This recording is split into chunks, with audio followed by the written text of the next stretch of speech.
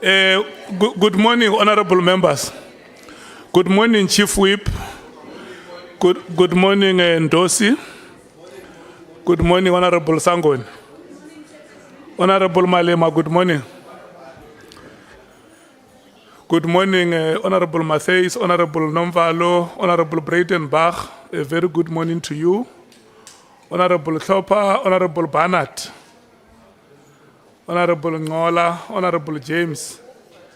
Good morning, Advocate Zigala. Good morning, SC. Mattheys wants to ask you a question. I don't know how you are going to respond when you are away. No, Ndosi is requesting to go out for just a minute.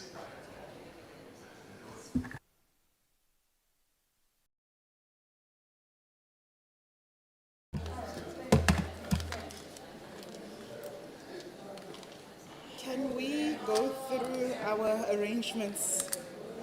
So, honorable members, just to remind you, we are going to start with the economic freedom fighters. The time allocated is 1 hour 20 minutes. And the next speaker will be Honorable Sauls. His time is 1 hour. And then we will break and come back at 11:30. When we come back at 11:30, 1 hour to Honorable Sangoni, 1 hour to Honorable Breitenbach. And then break at 1:30. I hope those time allocations are understood by members, and we must adhere to that. Thank you.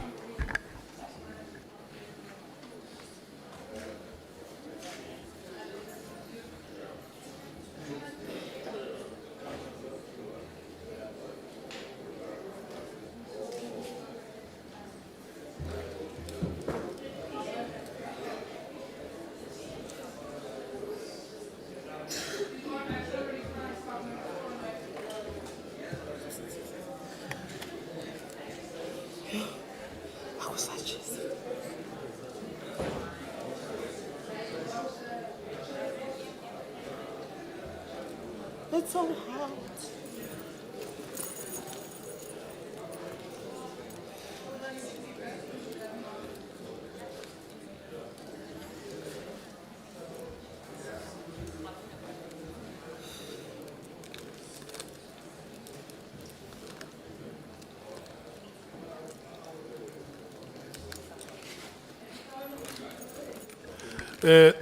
Thank you, Ndosi. Welcome. Honorable Mattheys. Let me just confirm that it's 3 minutes past 9.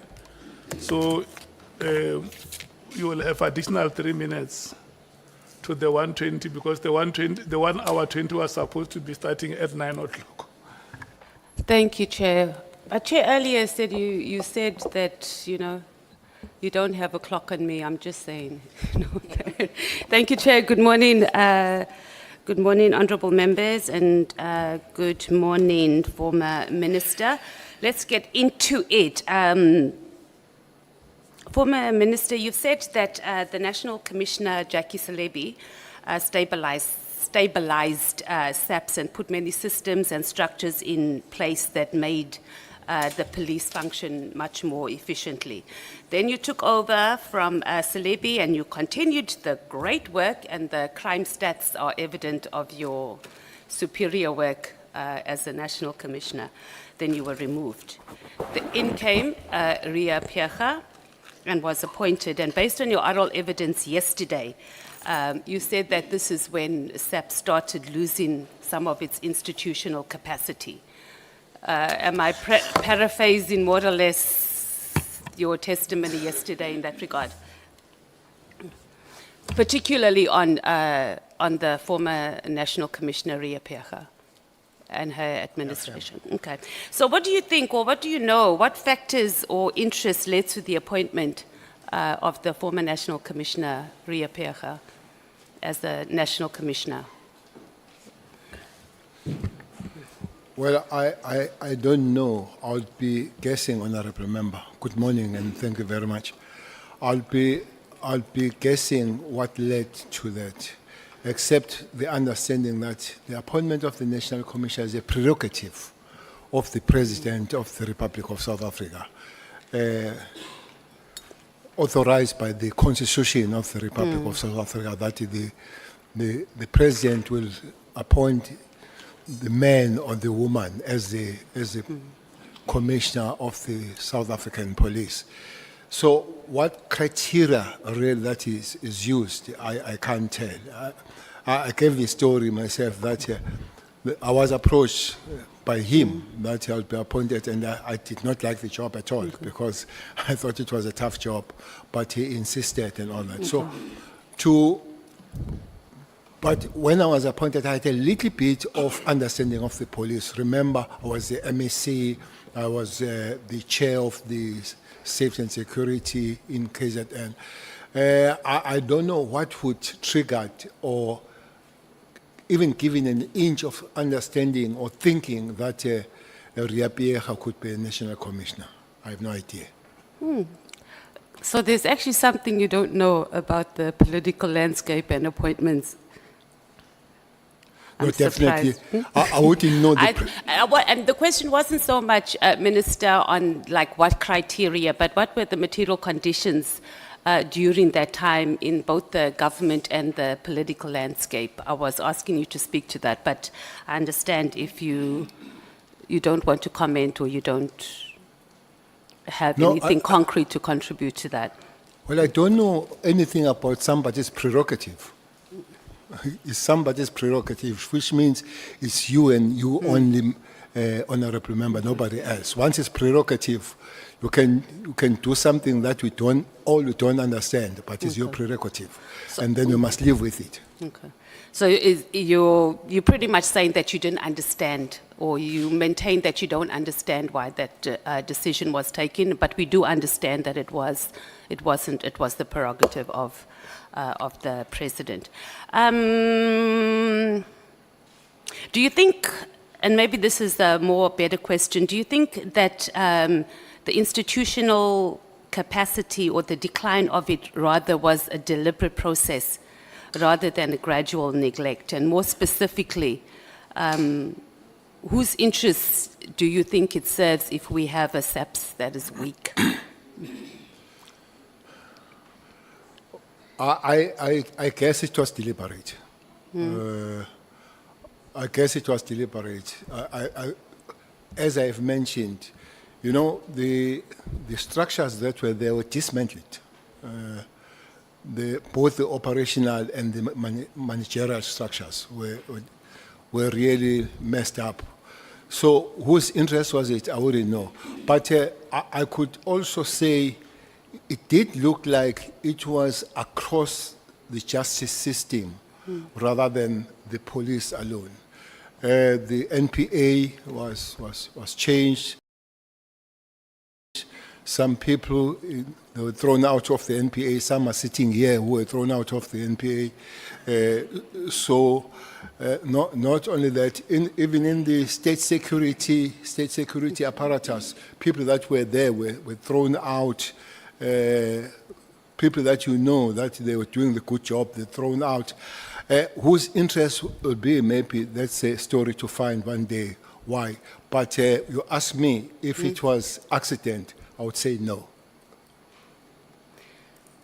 Okay, and you don't have an opinion on why this would be? And I understand it would be your opinion, but you haven't done any digging, and you are a senior member in, both a political party, and you've been serving in government for a very, very long time. So when you see this, I'm sure you would have had some discussions or applied your mind.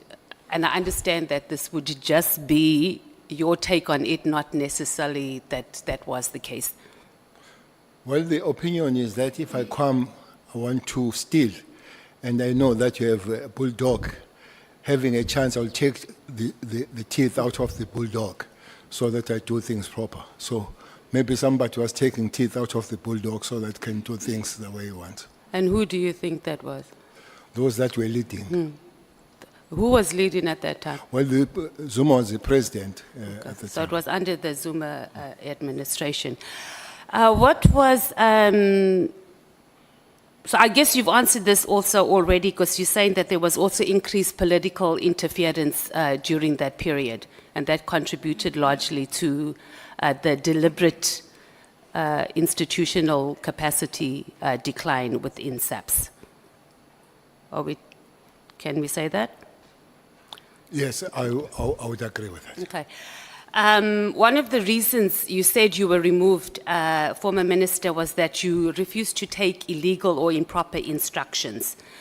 So I want to talk a little bit about the Marikana massacre, because it happened during that period. So if you were still the national commissioner during that period when the Marikana workers were protesting for a living wage, and then we had the ANC Deputy President Cyril Ramaphosa that was all over, meeting ministers and calling for pointed action.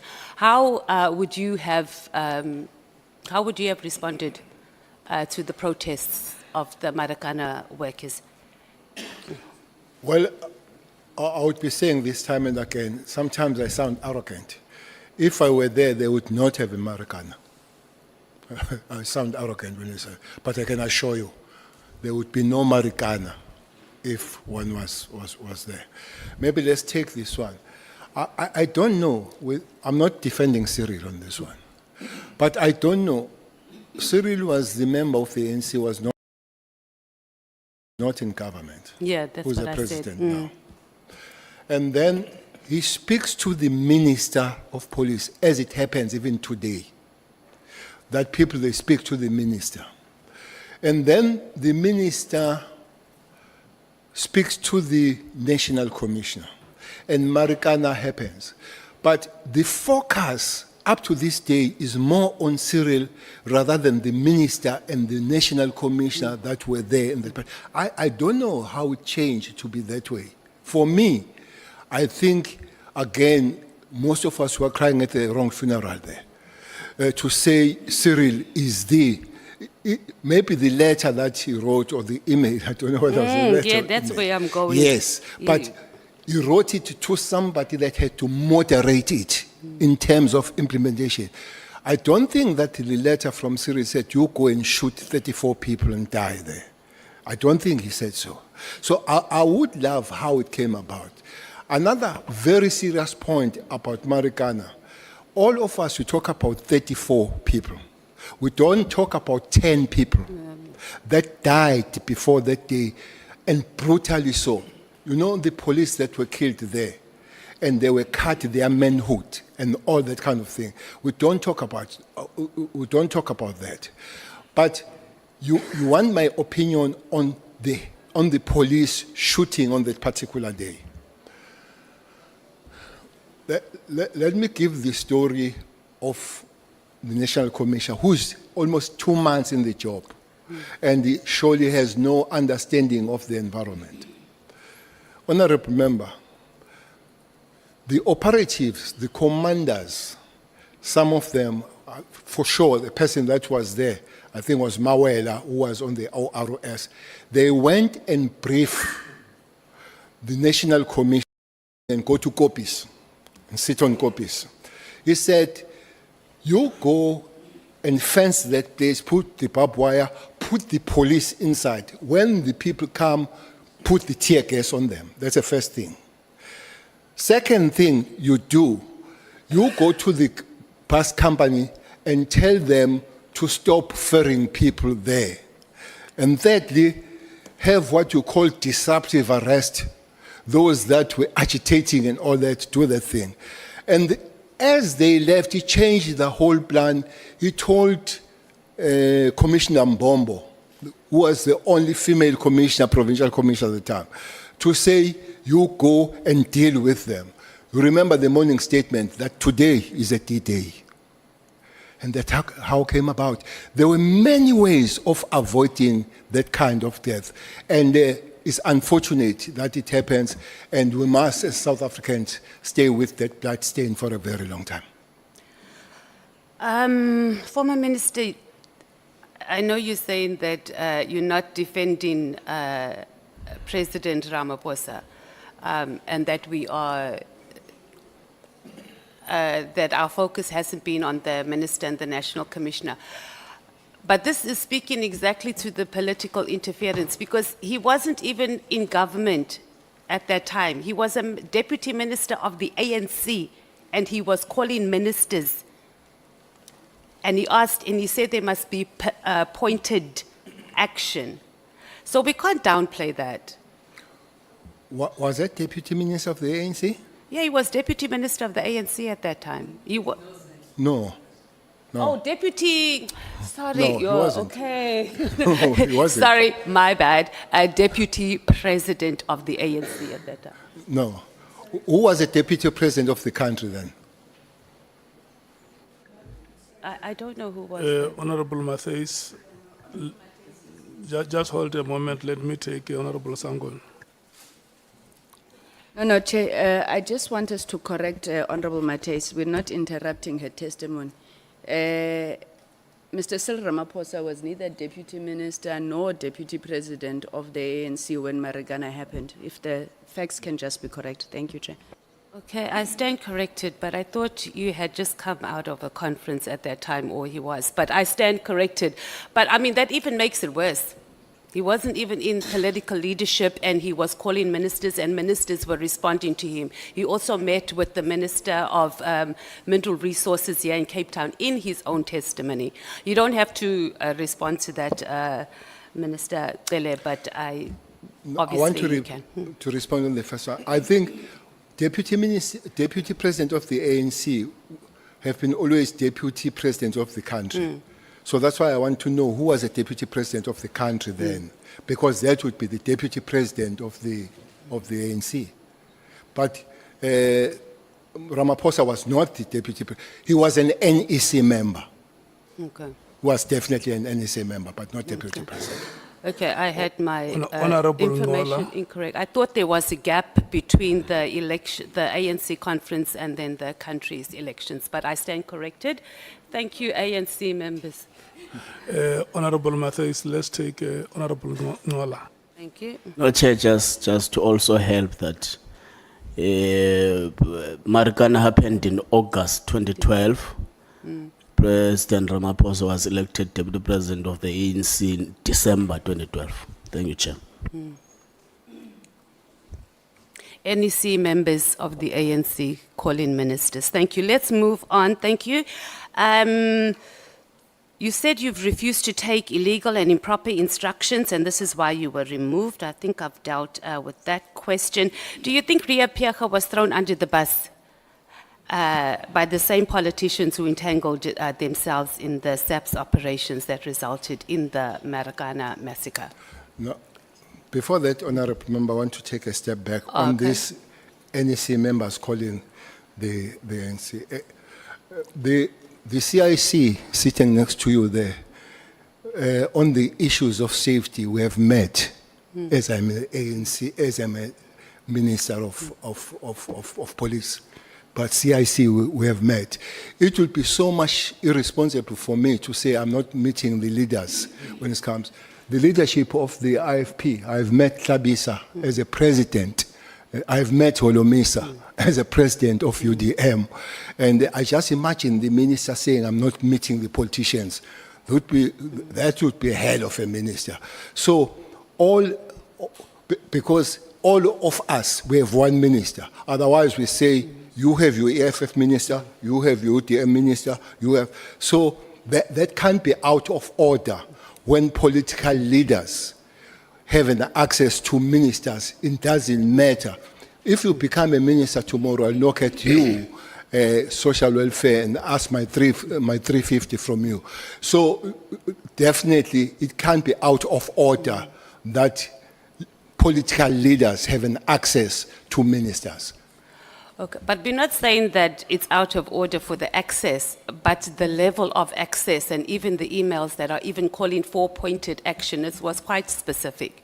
But I think we can move on from I there. agree on that, we can move on. Minister, that was excessive involvement, was almost like a directive. Let's talk about whether you think Ria Pheega was thrown under the bus by these same politicians who entangled themselves in the operations, the Marikana SAPS operations. About the operation or about the whole appointment?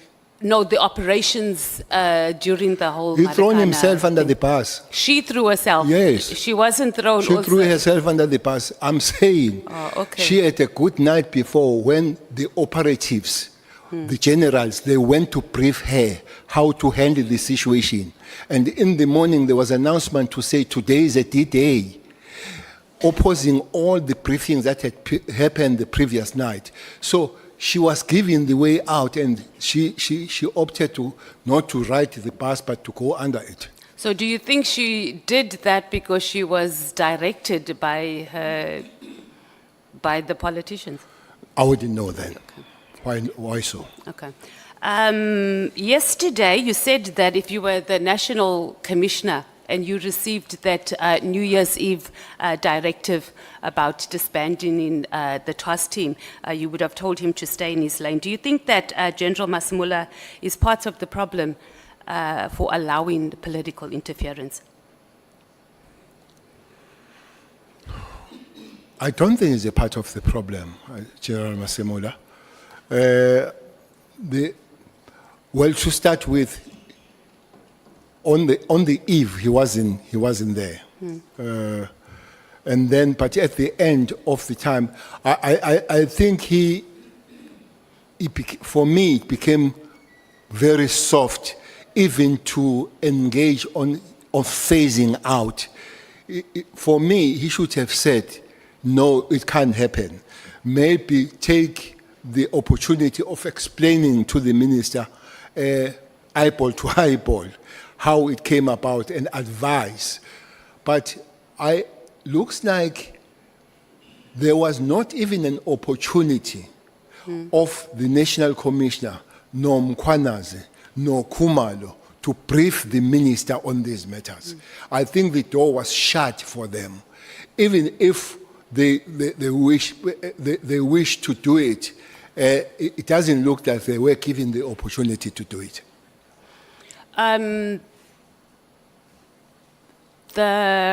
So do you think that this is a characteristic, or that he just responded softly, and as the president had, my CIC had said, he was more agreeable, or is that speaks to his character, and is that the type of character that we need as a national commissioner, who can't say to the politicians, yay, stay in your lane? I think he's one person that I've worked with for a very long time. When I was a commissioner, when I was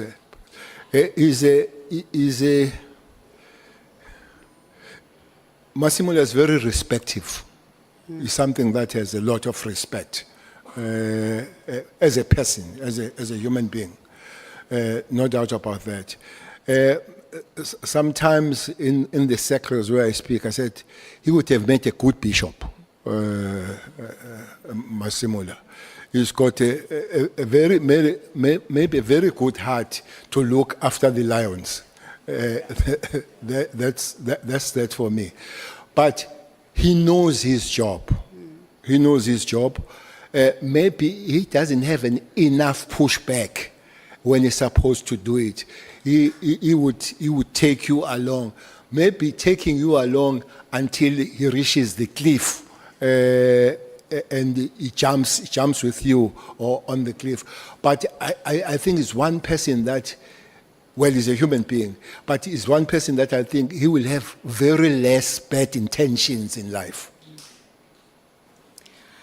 And then, just to close on this section, former minister, from your experience, what would be a more progressive appointment process and accountability for a national commissioner, one that doesn't rely that heavily on two politicians to keep their positions. And this is on the back of the fact that we've only had one national commissioner since 1994 that served a full term. So that might be a problem. So just your take, since you've been in the space for a long time, and it's also something that as a committee we need to give recommendations and guidance on the You process. say one, you mean favors. I beg your pardon? If you say one that finishes term, you mean, Yeah, you from mean favors. yeah. Served his term. You know, I always wonder which side of fivers did people see as a best commissioner. Shoba Shobane died after fivers, under fivers. They died after him. The mass killings of Richmond happened under fivers. I remember that at one time, him and me sabambananga mawashing in Richmond, because I could see that police were not doing what they're supposed to do.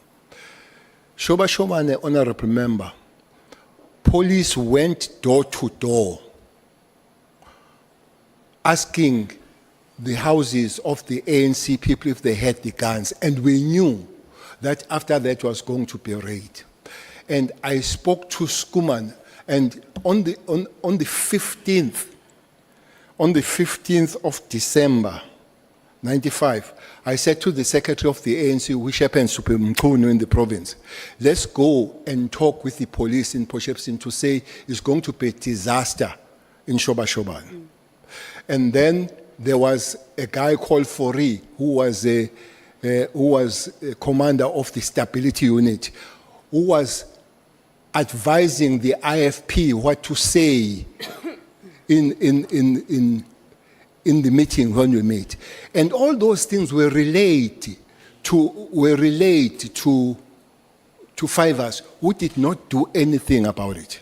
Those are the facts. This is what my understanding when people say is the best one. This one is things said I don't have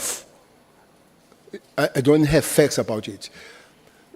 You'll know now that Fivers is one of the people that have one of the best private security company.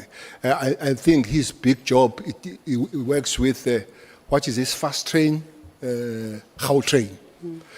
I'm told that people most of them that work there are South African Police Service members that were sent to be trained for specialization overseas and then were extracted out of the organization to come and work for the private security. That's information I have. I have not verified it. So, for me, that he finished, it doesn't mean that he did the best job. But you haven't answered the question about what do you think, or what process should we have that our national commissioner, that is one of the most powerful positions in the country actually, is not reliant, them staying in that position is not reliant on two politicians essentially. Okay. The first thing is to deal with the constitution. Yeah, On that matter. that's what we're asking. You start from there. Otherwise, no matter what you wish, you are not going to do anything. The second one, I think I did explain yesterday how Masimula was appointed. Yeah, that there was that panel, yeah. Not very rigid, but it was a panel of people that know the environment. Obviously, honorable member, with the constitution fixed, all DGs are appointed that way of panels and taken to the cabinet and all that. I think that because the National Commission is a DG, I think it will follow the patterns of the appointment of all DGs. Okay.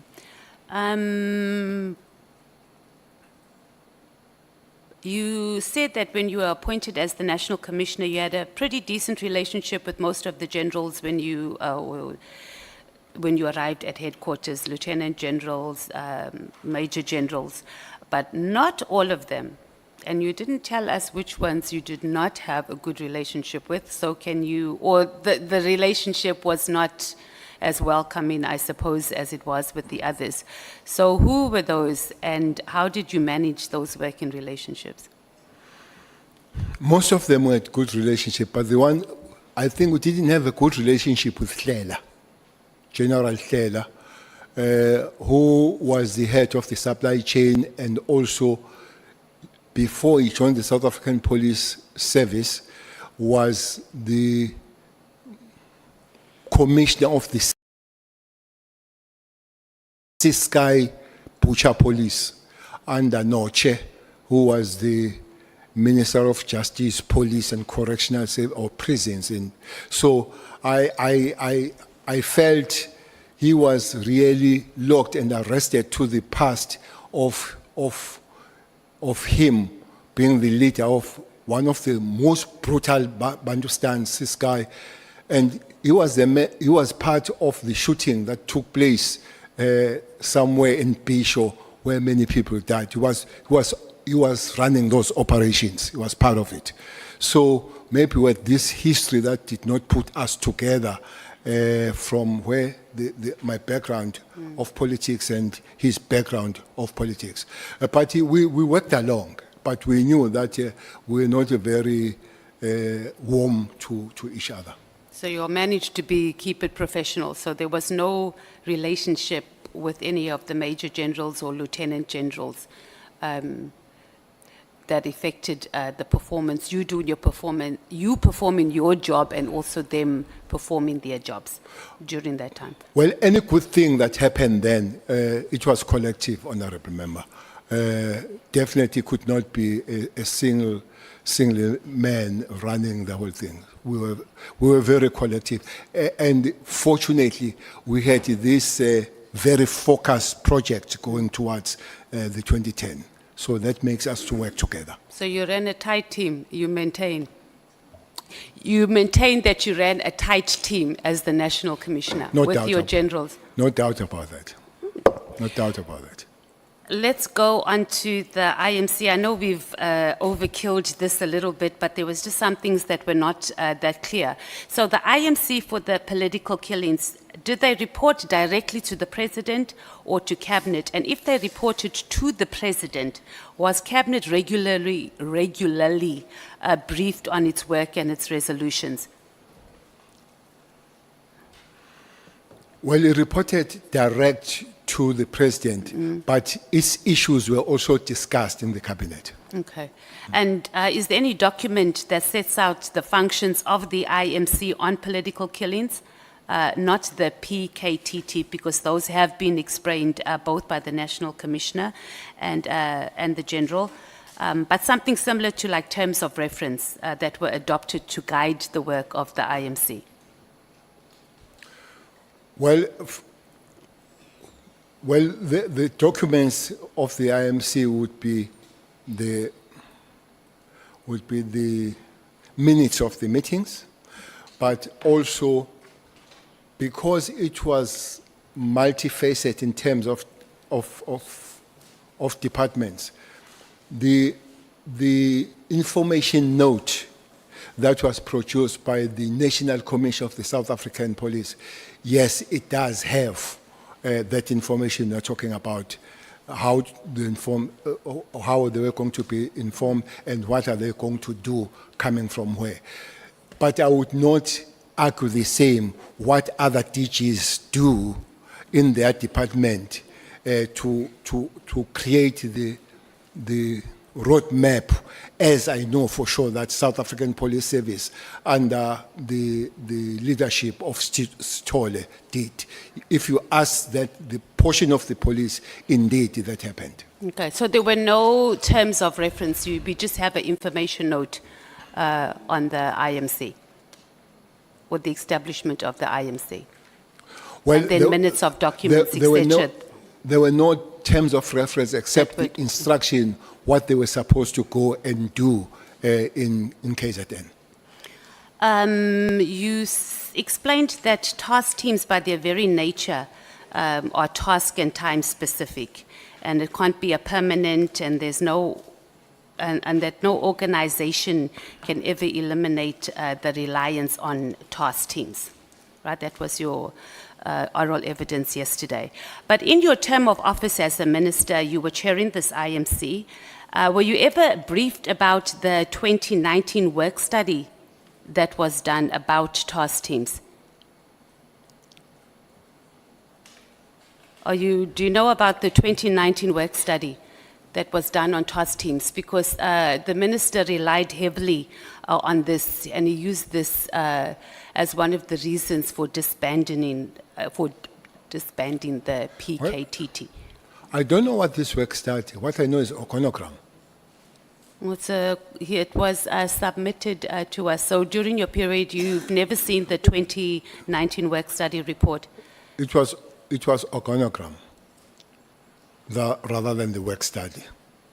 Okay. Well, I guess if we have that in the, okay, we can follow up on that. So you don't know about the work, you understand the onogram, not this work study report. And okay, let's say that if we are talking about the onogram, why wasn't that implemented? Because this is what the minister is saying, that he used it and he relied heavily on that outside of Auntie Mary's letters of complaints, etc. So the work study report, he went on quite significantly about it. So what was your understanding about? But you're saying it's not a work study report, you're saying it's an onogram. So that might have fallen part, Minister, of the work study report. Maybe one problem you raised initially, Honorable Member, of the lifespan of national commissioners in the South African police. They are responsible for development of the organogram. And then they concur or they show it to the minister and all that. For the very fact that they stay this short, as they develop it, you find that he or she goes without finishing it. But there'll be always one where they continue to implement as they are there. But maybe, as you say, after 5 years, no national commission has finished the term. So all of them will leave the half-cooked work going forward. Even myself, I remember that one was showed by Stolle, but Masimula came and you reorganize it. Remember what the Constitution says. Theirs is to organize, to command, and all that kind of thing. So they have the right to put it as the way they do. I guess this thing of commissioners not staying too long is one of the problems that makes the police not to fly smoothly, not to be consistent and do what they're supposed to do. So they come and go too soon before they finish their work. I think that is one of the problems, that it was not signed, and signed 2025, yes, but it doesn't mean that there was no working document before that. The previous one that would be signed, they'd be working on it. So the work study having been done or commissioned in 2019, having it implemented in the end of December 2024, do you think that was sound?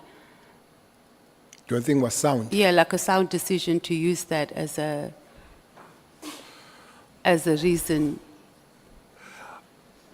Well, December 2024, how long was the minister in the office then? 6 months? Almost 6 months. I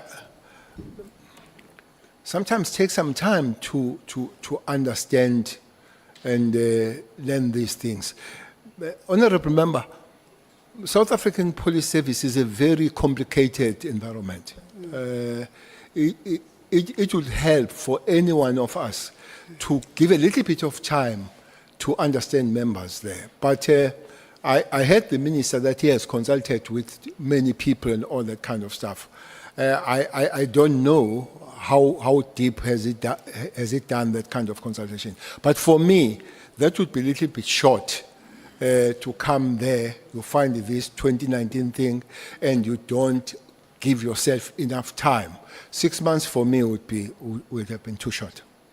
The Minister Mkhwanazi also testified that parts of the handover when you left office as the Minister of Police, that the handover did not include a briefing on the PKTT. Is that true? Did you have a handover? Or did We you did just have go, it. oh, and I prepared quite a thick document for handover. We sat down 2 hours, we discussed. 2 hours Yeah, only? yeah. Actually, I was given an hour in the office. And then I was given an hour. And there was no engagement after that 1 hour, 2 hours in this 2 case? hours. The engagement that could have happened is when I've left it to you and said, Minister, my phone away because there are many other things that we might have to share. Unfortunately, that phone never came. And I guess even the question of this PKTT would have better discussed if that phone did come. But I can't remember, Honourable Member, the issues that we discussed that were in the document. In those 2 Honorable hours? Matthys, let's take Honorable Novalo. I thought you were stopping me. Thank you, Chair. Yeah, thank you, Chair. No, Chair, on the question that Honorable Matthys has asked a short while ago about the letter, the study that was signed after the letter was issued, I'm just interested on the clarity of the Minister on the procedural aspect. That, Minister, is it correct, General, is it correct to sign or to issue a directive on the basis of a letter which we have not signed as yet? Because the justification by the Minister is that the reason why we disbanded this on the 31st of December is because we signed a study, or the Commissioner signed a study with a new organogram in May 2025. So the new organogram was signed after the letter was issued. Now, was it procedurally correct? I'm just interested on that part. Thank you. The study was signed in May, and the 31st letter Yes, was disbanded. was going to be accommodated on the study that does not exist. Yes. Okay. It doesn't give logic because the study was not existing. So why do you sign the letter to fit on the structure that is not existing? So I don't think it was correct. Thank you so much. You may proceed, Honorable Matthys. Just on clarity, when you met Nhlanhla in December at the very posh Beverly Hills hotel in Umhlanga, did he tell you also, I just didn't get proper clarity on that, did he tell you that the PKTT was going to be disbanded? No. Okay. So the first time you heard about it was with the rest of us, the New Year's Eve, well, when it was circulated in the media on the 2nd of January? Yes. Okay. You also indicated yesterday, and maybe I should also just get clarity on this, that you saw messages on his phone, Kat's phone, from the minister. Am I correct? Yes, those messages that were either from Kat coming, they were sent to my phone. So I read them in my phone coming from Kat to say this is what he has received from the minister. Okay, I thought yesterday you were saying that you saw evidence on Kat's phone that the minister and him were engaging. That's not so. No, it was on Kat's phone, but it was sent to my phone. And then how did you verify that those messages were indeed from Minister Mkhwanazi? Well, I was told that were from Minister Mkhwanazi by a Kat, but verification it was not okay. done. Did you engage your comrade? Because you refer to him as your comrade. I mean, you're both long-serving members, senior members for that in the ANC. Because you meet this person, Minister, for the first time, and he's telling you these things about the minister and financing his campaign, did you engage your comrade about that? Because who else could he be telling? And Minister Mkhwanazi, whether you like it or not, is your comrade. You don't know Kat. Well, I don't regard him as a comrade. He is a comrade. You don't what? Sorry, I didn't get that. You said I regard him as a comrade. You said no, I that- don't regard him as a comrade. He is a comrade. Okay. I did say, honorable member, that I did try to engage him to talk about things, including mayor and all that, somewhere in January, where I was not offered the opportunity to discuss the matters. And then what was your intention? Because you said you wanted information from Kat many times and very animated at that minister.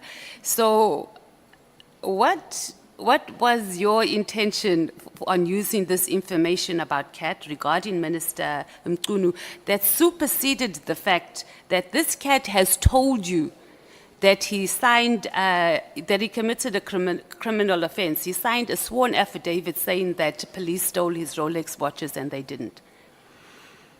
Well, the information started from there, but it was interesting that I was part of the discussions as they were talking about the project. So I wanted to hear what more was said about me going forward, working on the project that he was asked to fund. And as I've said, honorable member, that I would not have said no to information, especially when it involves me. I said, one of the discussions says, we'll work well so long we don't work with Cele and Zuma, but sometimes the document that was very old, it was sent as it was going to be used as a basis of arresting me and all that. So with such information, I would not have stayed far to understand what's going on, what is discussed about me. So your intention on accessing this information was pretty much to protect yourself and also, to an extent, General Khumalo. And understand what is happening and what is said about me, yes. And what would you have done, or what were you planning to do? Was it just a way on how you were going to maneuver or navigate? Well, it would have been good to speak to the minister as my comrade about it. That has not happened, as I've made the fact that I did try, but I didn't win that battle. But also, it would be good to know what is planned about me, so that whatever way to defend myself is looked at, and any action to defend myself is taken. You engaged Minister Ramaphosa at the ANC January 8th rally. Did you know whether Minister Mkhwanazi had discussed the disbandment with him when you when you spoke to the president? I don't know if they discussed, with the exception of what I heard from Minister Mkhwanazi. I think he did say, after writing the letter, he briefed the president. I think that's a statement, that he briefed the president after I've written. For me, that's a correct one, that he briefed the president after has written the letter. To me, that can't be a consultation, which really would have been very wrong for him to do, to go and brief the president instead of consulting the president. But if they did speak before it happened, I don't know. Okay. The only information I have is this one. Oh, okay. And then what you did not tell us, what was the president's reaction? I think that's very important. Did he just smile and nod? When I spoke to the president to facilitate the meeting Yeah. of either three of us or with him, he said he will look at it. That's it. He wasn't surprised. He just said he was going to look at it, and then did he come back to you? Was that facilitated? Well, honorable member, you are a top official of the EFF. So we are speaking at this stage when the rally is about to start. Okay. Really, even yourself as a DSG, Yeah, the TSG. If I come that time, you might even say, come back the other time. So we're at the stage, everybody's singing and all. I see a small opportunity. I rush and said, please, can we happen this? And I go, I said, okay, I'll look at it. And that was that. And it didn't happen. It could be even, by the way, not again speaking on his behalf, it could even flash out of his head, looking at the situation and the place where he was set. And then you didn't follow up with him since he had indicated to No. you, yeah, you'll look into it, you just left it? No. All right.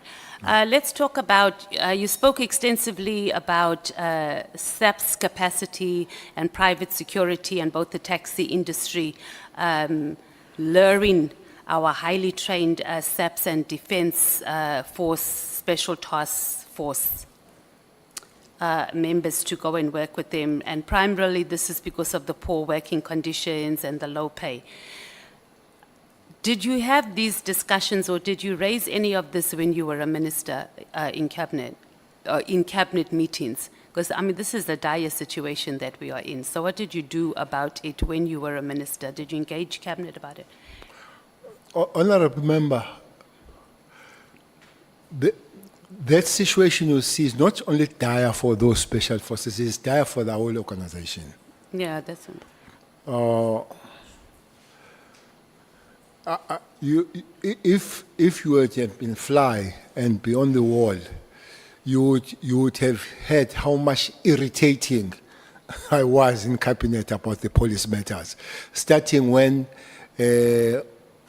Honorable Tito Mboweni was there, may his soul rest in peace, when he was a Minister of Finance. I even ventured on something funny when I said to him, can you allow the police not to pay, from certain level, not to pay the tax? Because their salary is terrible. Their salary is terrible, and their work is hard, the police. And then he said, what do we do with nurses? What do we do with teachers? I said, I'm not the minister of nurses. I'm not the minister of teachers. I'm a minister of police. If those ministers, they see it fit, they will come to the minister. And Tito says, that won't happen. And it didn't happen. I said, okay, can we work on the numbers of the police? Honorable Member, again, in 2010, there were 50 million South Africans and 195,000 police in the Republic of South Africa. The target was to make 200 the next 2 years. And then when we came back, there were 187 with 62 million. Besides the specialized forces, the numbers themselves have dwindled. So we have to push very hard to work on those numbers. So those discussions were almost on the overall of the organization rather than specific. But when it comes to national commissioner, it would be specific, dealing with the units, including the specialized units. So essentially, this is another fundamental failure of government of retaining our highly trained police and leaving them to the taxi industry and to private security. In other words, since you have engaged them as an irritant actually in cabinet and nothing has been changed. Maybe we'll use different English. For me, it's a serious shortcoming that this actually needs to be fixed. We can't have such a situation of these members leaving. By the way, I spoke about the special task force and the special task force of the army. I did not talk about the NIU, which is part of that. But few weeks ago, I met in one meeting. I met the members of the CATS, and I asked, where is so and so is their commander? I'm told he has just gone to join the. So CATS, honorable member, their training is equal to the special task force. Is one of the top kind of an elite, the CATS that are in the South African police. So it's continuing.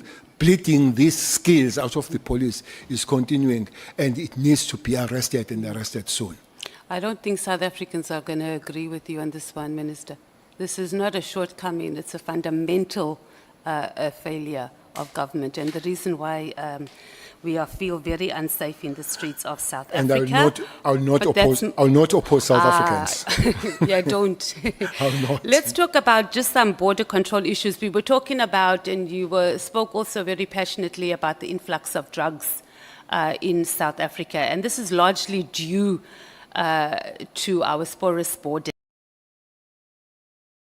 We don't have enough scanners.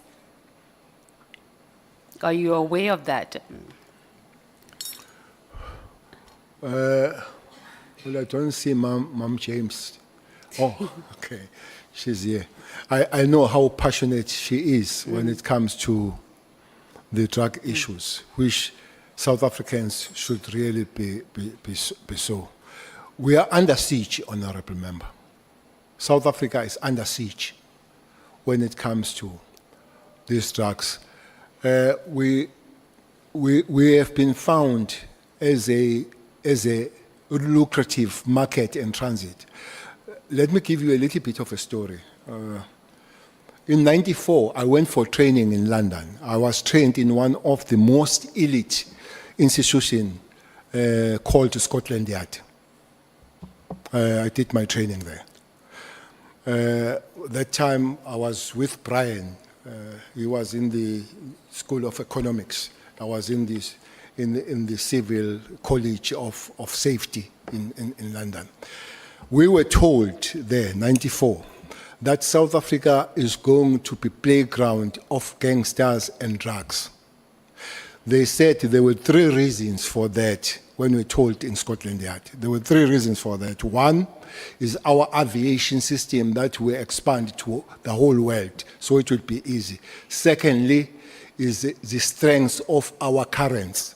They don't mind to use our money. And thirdly, is a banking system that it was easy to move the money and all that. And it has happened exactly that way. That we are a new playground of drugs, both transit and both consumption.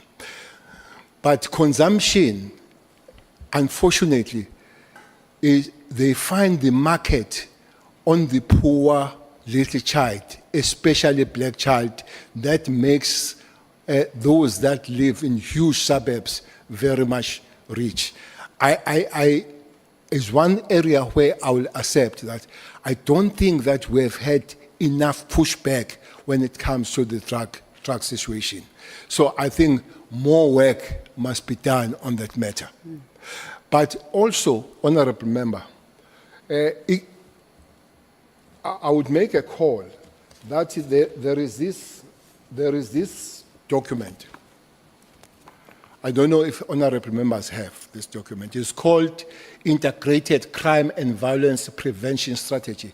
Honorable Member James knows it. This document, the subheading says, a whole of government and whole of society approach to fight crime. I think it was signed by the cabinet in 2022, developed by the Department of Police. So it would be good to work on it because the drug issue starts with home. It starts with the society. It's the very society that kills our kids, selling them the drugs and all that. It would be good that all of us will work on that matter. But it's one area where I think even our court system are not very hard when it comes to dealing with the drug issues. There is this sad story of Umlife that is going around, of the judge and all that. I think, giving you my opinion, the way we are under siege, as the government, as the security apparatus, as the society, we're not doing well to protect ourselves, especially our kids, from this scourge. The question was specifically asking about scanners at our borders. Do we have enough? Scanners. that can scan drugs and human trafficking, etc.? Because No, you also served, there's a... No, we don't. Yeah. No, we don't have. So when you served as the National Commissioner and also as a minister on the, I think it's the Border Management Inter-Ministerial It's IMC? PMA. Yeah. And that's headed by the Minister of Home Affairs from what I understand. So were there discussions and was there a push that we get more scanners? Because surely this can't be a budget thing because it starts there at the borders. So what were the discussions? Why is Treasury not releasing money to get more scanners, from It wa- your understanding? It was raised, not once, for many times, to find those scanners. But as you say, that treasurer will look at that, and the security cluster coming to it. It will help if we can get more scanners. But I can assure you, that would not stop the trucks coming. We'll have to have the extra method, but it will reduce it as it Drastically, yeah. comes. Drastically, I'm not sure, because one Why? big problem about this thing is the human nature, Honourable Member. It's a human nature. As you are sitting here, everybody asks the question about the Auditor General. Everybody asks the Auditor General, PCKI, and all that. You come here, you see the scope and all that. Drug lords and criminals have no Auditor General. They don't have Auditor General. They don't have a budget. They don't have a scope. So the budget of criminality always beats the budget of government. That's why it's important that security cluster is taken as one of the departments to make the country stable. And it is not so at the present moment. Noted, Minister. So Treasury, I think, also just gets the, and I think even members of Parliament and government, we get this thing mixed up because it's Parliament that approves budget. And it's not necessarily Treasury. So I think that's something we as the ad hoc committee must note in our findings, that it can't always be Treasury that dictates what must happen. We are the lawmakers, and when things needs to happen, we need to give instructions and they need to follow through, because their general attitude is that they are the deciding factor on money. But that's just by the way. Let's talk a little bit about, we spoke about, and you spoke quite extensively about the political killings and political party accountability.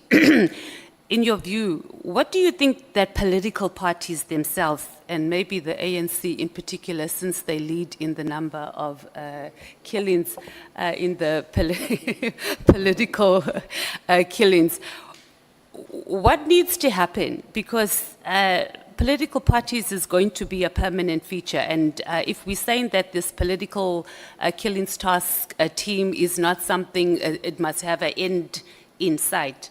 But political parties are not having an end in sight. Speak to us about what political parties can do in that regard, and then, okay, let's respond to that, and then I'll move to the next question.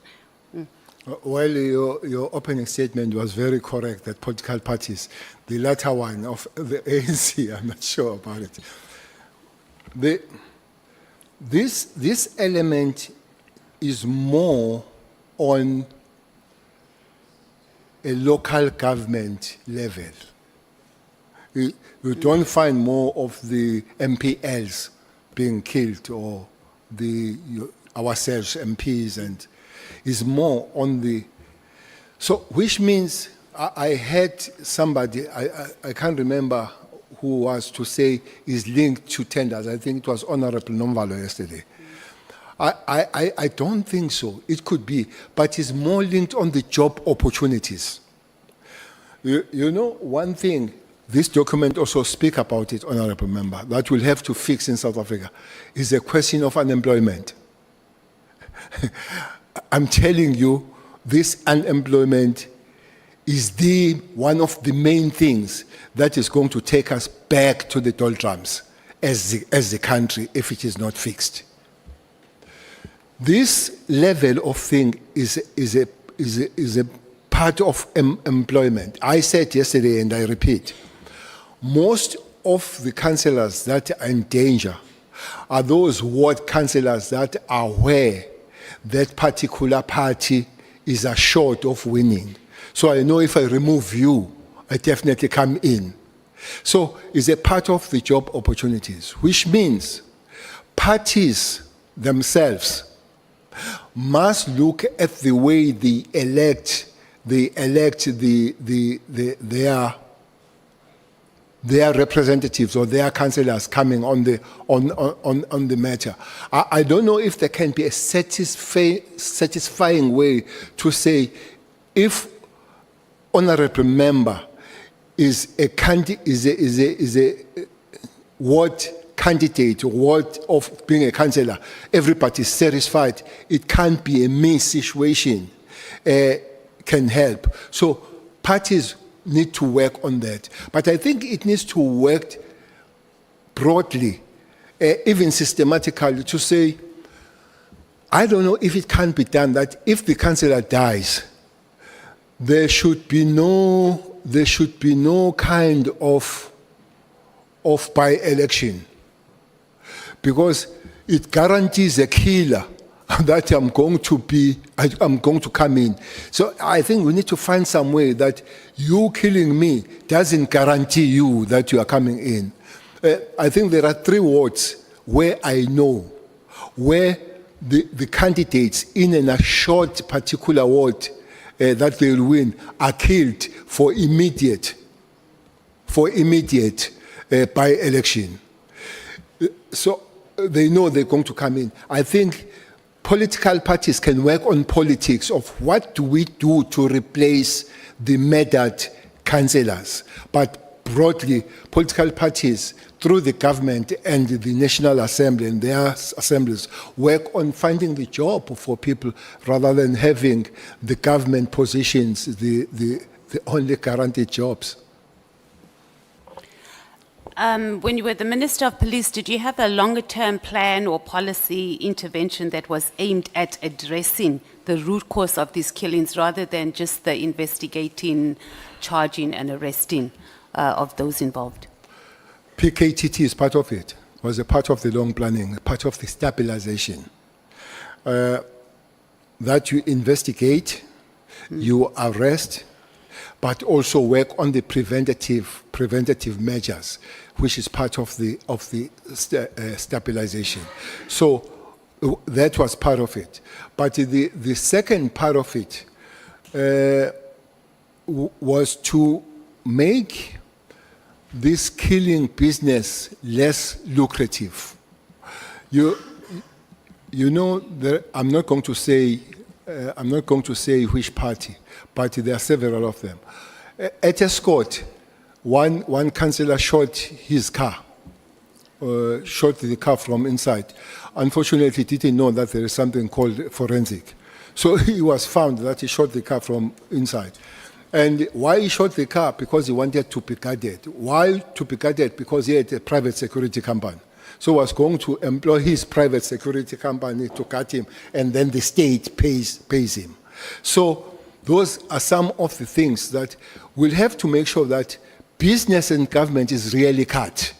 But most of the time, especially at the low level, is not cut.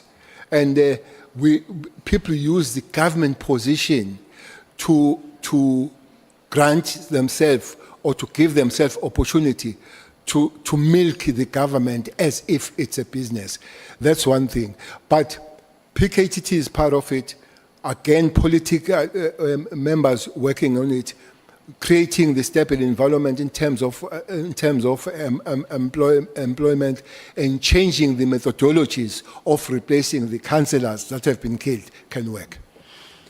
On to tenders and procurement allegations, Minister. So yesterday, again, this was also your very animated input or testimony to the committee, is that you do not get involved in tender processes. Was it particularly because we were asking the question about CAT's tender, or is it just your overall engagement as when you were a minister? on the process. You stayed away from the processes altogether. I don't smell it. I don't smell the tenders. You've never smelled it. No. And then there was a protected disclosure by, I'm sure you're aware of it, by a Lieutenant General who served as a Deputy National Commissioner.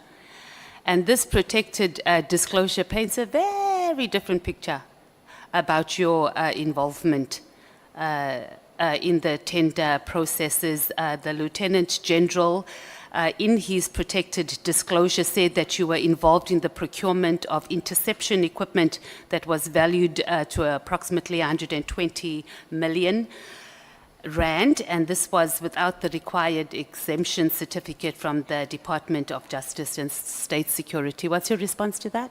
That would be Vuma. That member of the would be General Vuma.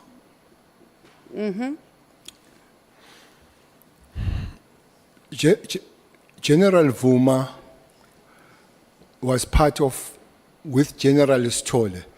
I'm sure you know that they were found guilty by the court of law, having purchased the grabber that was 7 million with 47 million.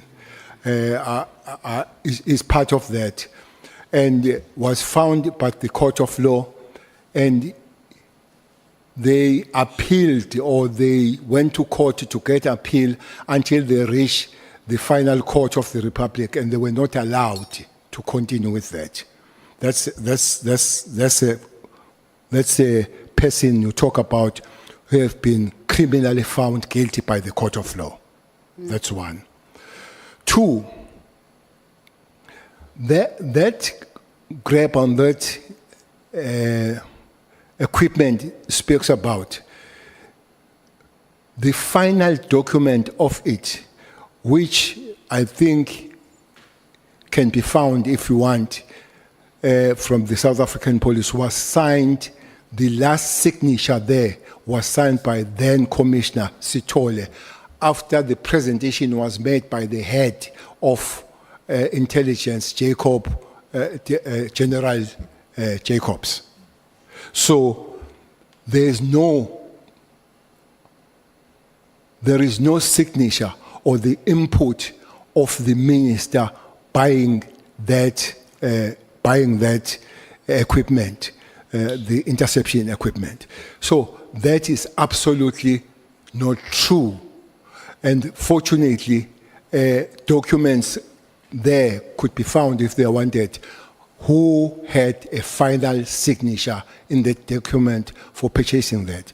The only problem with that process, Honorable Member, is that the law I spoke about yesterday was not followed.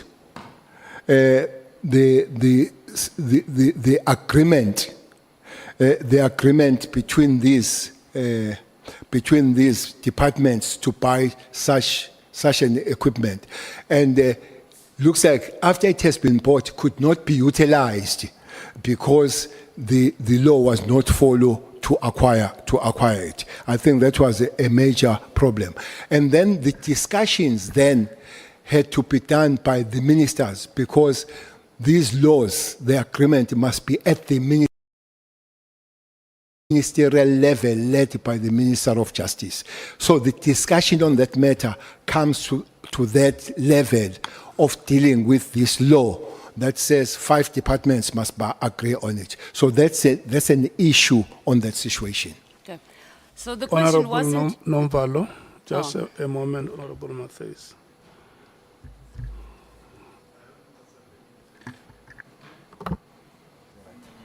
Yeah. No, thank you, Chair. I'm sorry for coming after the fact. My hand has been up, unfortunately. You were not seeing it. The General has said that part of a responsibility of the PKTT was to prevent these political killings. Now, in a historical context, General, in KZN in particular, the political killings were happening between the ANC comrades and IFP comrades. Now, is that still the case? Is it not now happening, or was it not happening during that period of the PKTT because of internal dynamics of one party, wherein you find councillors or possible potential councillors fighting for being councillors? Was it that not the situation? And if it was, what preventative measure you can put in place as a PKTT? Let's say you advise the PKTT to say, this is a problem. This is the root cause of this problem. Dynamics, party dynamics are contributing to this gouge, and to prevent it, these are the measures that you can put in place. I'm not sure if my question was clear. I will allow him to answer the first part, and the second part he can only answer if he has recommendations, so that we don't spend, we don't become prejudicial to the member. Her time is running out at 23 minutes past 10. 23 minutes past 10, your time is running out. So I'm answering that one. Answer the first part of the question. Indeed, it was so initial, Honorable Member, but it has evolved now. There are many political parties now that are there. You remember, for instance, I'm sure you'll be lucky enough to see the list of the people that have died as councillors. Almost all organizations are there. Some, it will be inter, that they are killed by this organization, killed by this organization, but also there'll be intra. But the question you ask, what happened then?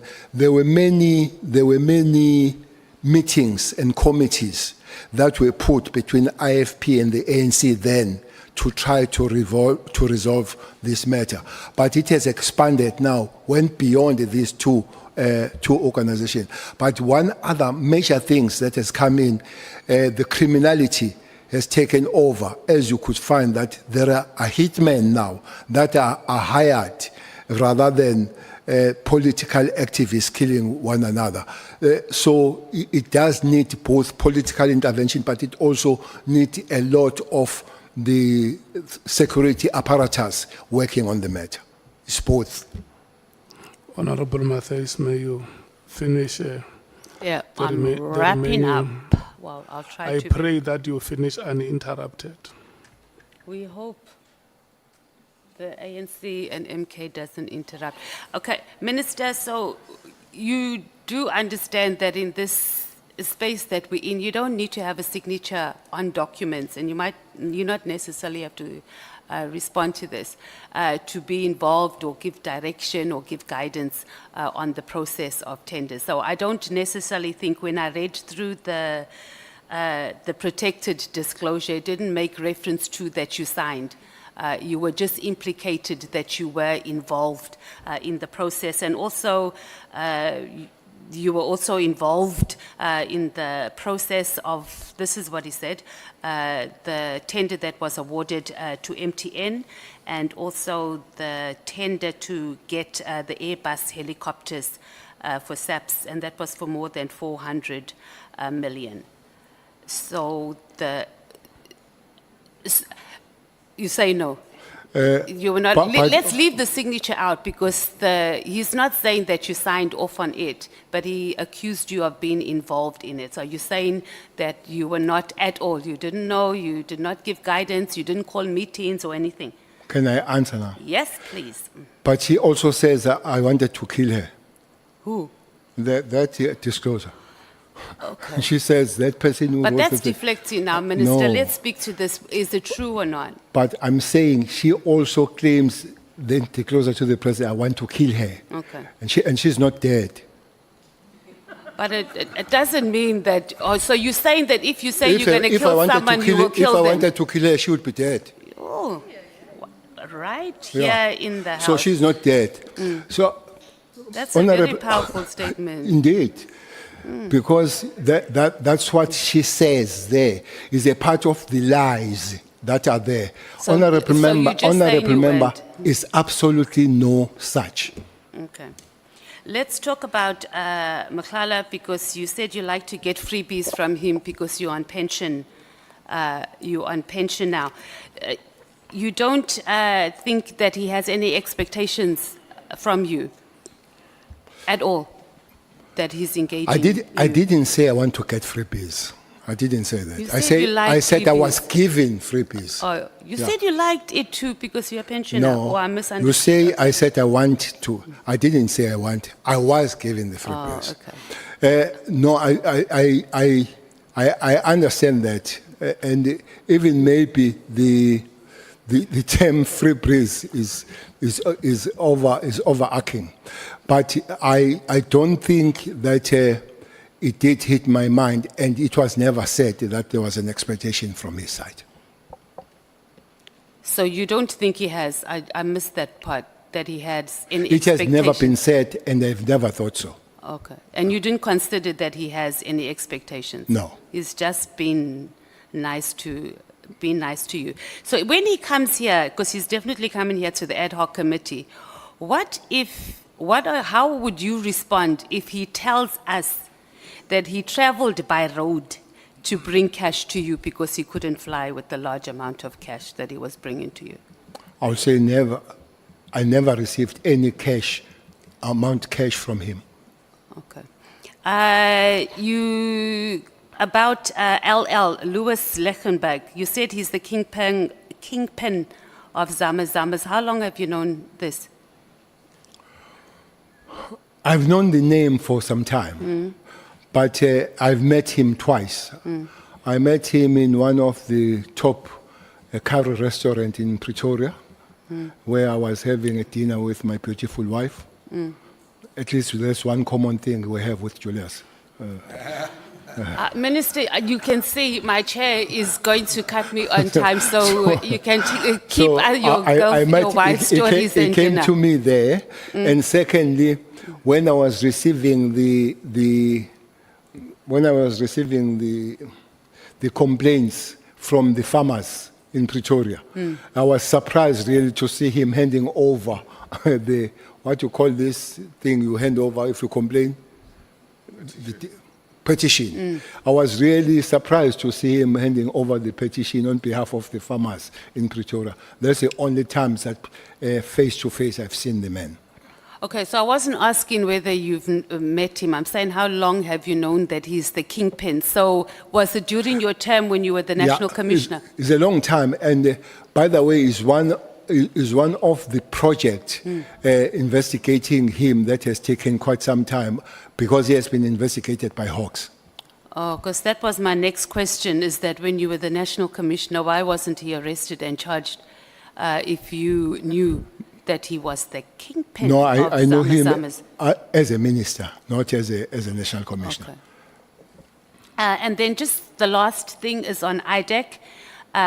This feels like it's a turf war. It's pretty much similar to what we had when we had, not the Hawks, what was it? Scorpions. Because you said that they do not answer to anybody, that they just do their own thing. But that's not true, because IDEC falls under the Minister of Justice, and they report. No. So there is exercise, because the Constitution says that a cabinet member responsible for the administration of justice must exercise final responsibility over the prosecuting authority. So where do you see the gap? Are you saying that? I see the gap on the police. They have a minister, but they have a watchdog, IPIT. Hawks have a minister, but they have a watchdog, the judge. Senior counsel and they have a minister of justice, but they have bodies that they look at. So I'm talking about the monitoring body, not the executing authority. I'm still asking, when there is a problem about the police, people, they knock at the door of the IPIT. They don't knock at the minister. When they have a problem with the Hawks, they knock at the door of the judge. Where do they knock when they have a problem with IDEC? Noted. Thank you, Okay. former minister. Thank you so much, Honorable Matthews, Honorable Sols. Thank you. Your time ends at 23 minutes past 11. Thank you, Chair. Honorable Minister, as a retired general, former minister, and for your sacrifice in the struggle, I want to say thank you for your service Thanks. and for your sacrifice. Thanks. I have no bias. I will ask you questions based on your submitted evidence and also the testimonies that we've heard thus far. General, when I questioned Minister Mkhunu, I used Socratic irony to test the truth in his testimony, whether he actually applied his mind before he made the decision to disband the PKTT. After putting the facts of his evidence to him that shows all the reasons that could possibly support the conclusion in his letter that the PKTT no longer added value to the police service in South Africa as a whole, he defended the PKTT on every single fact I put to him. This now showed that based on his testimony, it is not the work study or the budgetary issues that actually caused him to conclude that the PKTT must be disbanded immediately. So the question is, what truly motivated him? What's left is the allegation of General Mkhwanazi that the reason is because the minister is protecting drug cartels. Well, thus far, there has not been substantial evidence provided to prove that allegation, especially since the main witness, General Mkhwanazi, testified that he can't say that the decision is unlawful. He can't say that for a fact. He also testified that he can't say that Minister Mkhunu and General Sibia is actually corrupt. Therefore, we must still probe more witnesses to try and get to whether or not his allegations are true. But General, on the day, I was convinced that there is a third possibility. For now, I can only call that possibility the minister's conviction. There's something deeper that he's not telling us. There's something that he knows. I don't know yet what exactly it is. The best I could do was to tell him to stand by his conviction, even if it goes against public opinion or risks his position. I told him to put South Africans first. But today, hopefully, your testimony will assist me to get one step closer to the truth. General, you were the Minister of Police when Nathaniel Julius, a Down syndrome little boy, was brutally shot and killed by police. After 4 years, there's still no justice for Lokis. General, is the reason for this because there's corruption in the police and the judiciary?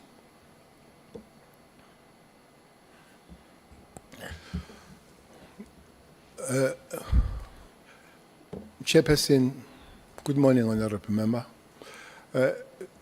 Chairperson, I was asked if Mkhwanazi is the first one who made the allegations against the system, not just the police.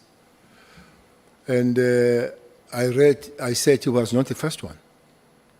Actually, the first that I know was a judge, Judge Tulare, and I read the judgment of how high does it this one goes when he says even the decorum of the courts and the judicial officers cannot be saved on the 28 and mobster gangs, I'm sure, and others and all that. So it does look like, okay, and the latest discussion, I'm sure you have seen it, of the judge and the bribe of the Mulife bail. So these things are there, people talk about them. Maybe somebody needs just to come with it and say, here it is. So I would not sit here and deny that corruption on the chain does not exist. But I would not come to you and say, here it is, as a system.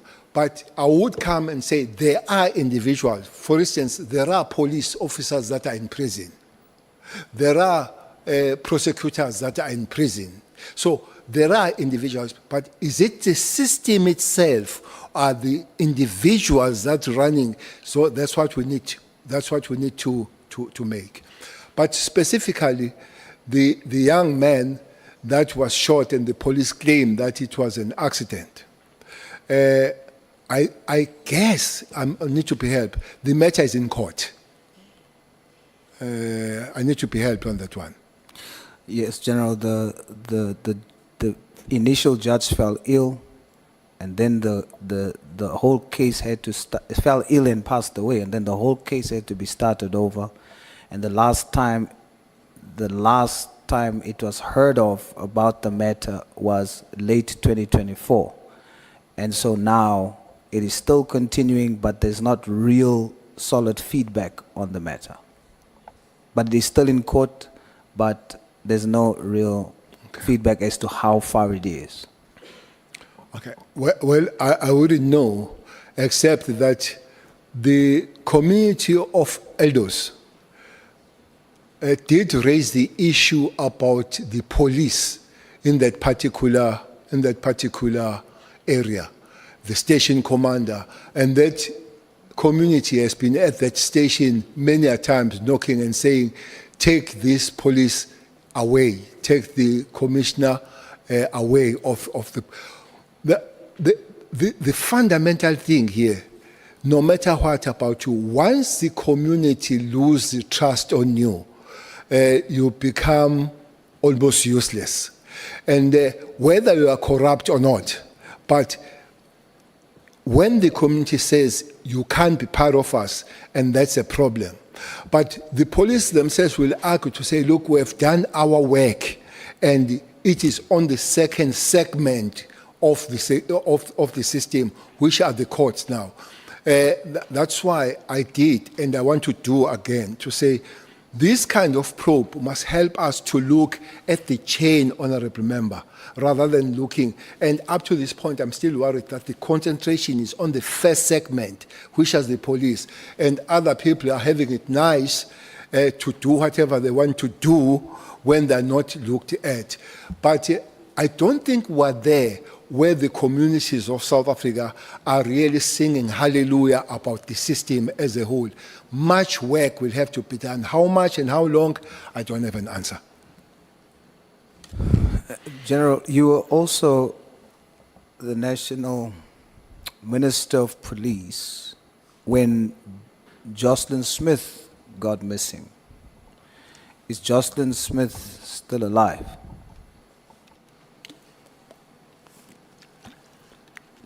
The last question is? Is Jocelyn Smith still alive?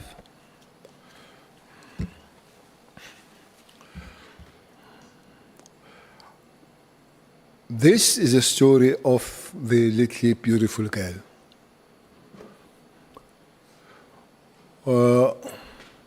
The story comes, and one goes to that place. It's somewhere in West Coast. What is that place? Saldanha. One goes there to cry with the parents and find out what is it.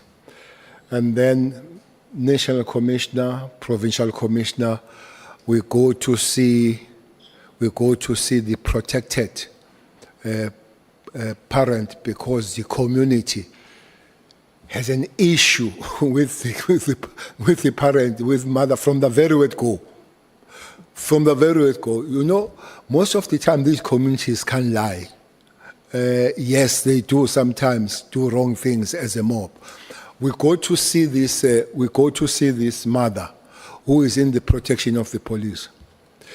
The first thing she asks is if the boyfriend is safe.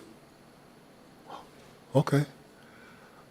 You know, you've lost a child, but the first question you ask is that one. The second request you make is that if the boyfriend can come and join you so that you can be safe. Not absolutely nothing about the child, nothing. And then when you ask, this boyfriend is not the father of the child. And then you say, there is something wrong. I said, National Commissioner, what kind of a mother that will lose a 6-year-old and ask about the boyfriend first? I said, in a very light way, we'll have to find the story. What is it here? When we went to see the father, after that we went to see the father now. And the father said, my story is that the mother knows what happens. This is the father now saying so. We went to see the grandmother, and the grandmother said knows. And then I think that was the angle from the police that followed. But I must also commend the community of that area. I've never seen such a formidable, united community around the matter. That community pushed everybody for something to happen. Then this theory of investigation, it was say the child has been kidnapped. It was about Inyanga. I'm sure you know what Inyanga is. It was about Inyanga, Muti, and all that kind of thing. So the theory of Muti, then the child should not be living once it's for that. A person was found to say so Inyanga, selling, and all that kind of thing. I don't know where police find the information. But there was a special team, honorable member, that was sent in Heathrow to search a boat, to search a ship. I think it took about 2 days searching that ship because somebody said she was put in that particular ship, but that ship was found in London or in Europe, whatever port where it was. And the child was not found. When one went there, community raised the issue again that police were a little bit like lackadaisic approach in dealing with the matter. I said, when this community is so much active and so much involved, police can take a reverse gear on it, go to it. And indeed, there were many police searching and all. It's where we were together with your leader, working on the matter and all that. One thing that I can say, that is one matter that was worked by everybody, politicians, community, law enforcement, abefundisi, everybody really worked on it. But the question you are asking, after all this, and the mother found guilty, I don't know if Jocelyn is still alive. I wish she would. But even if she is alive where she is, I don't think her life will be a comfortable life. Because nobody could have taken her out of the parents to give her a better life than the parents, no matter what is the social status and standard of the parents. I don't want to say I don't have a hope, but I don't have information. After the judgment and the sentencing, police said they are continuing to search. I think that should continue until we find the final understanding what happened to Jocelyn. Thank you, General. I think I agree with you. We should continue to search and do our best. We still have hope. General, you testified that you gladly accepted to stay for free at Mr. Matlala's apartment. Please share with us, what was your experience like there?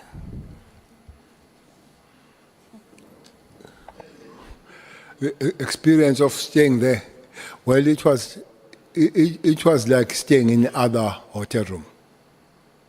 No special experience. It was just a hotel room as you would stay, because it forms the part of hotel there. So if it's not there, it's hired out as a room of the hotel. So it's just like sleeping in the hotel, like where I slept last night in the hotel.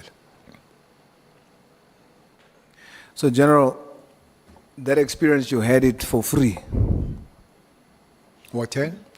That experience that's just like a normal hotel, you had it for free, no cent from you.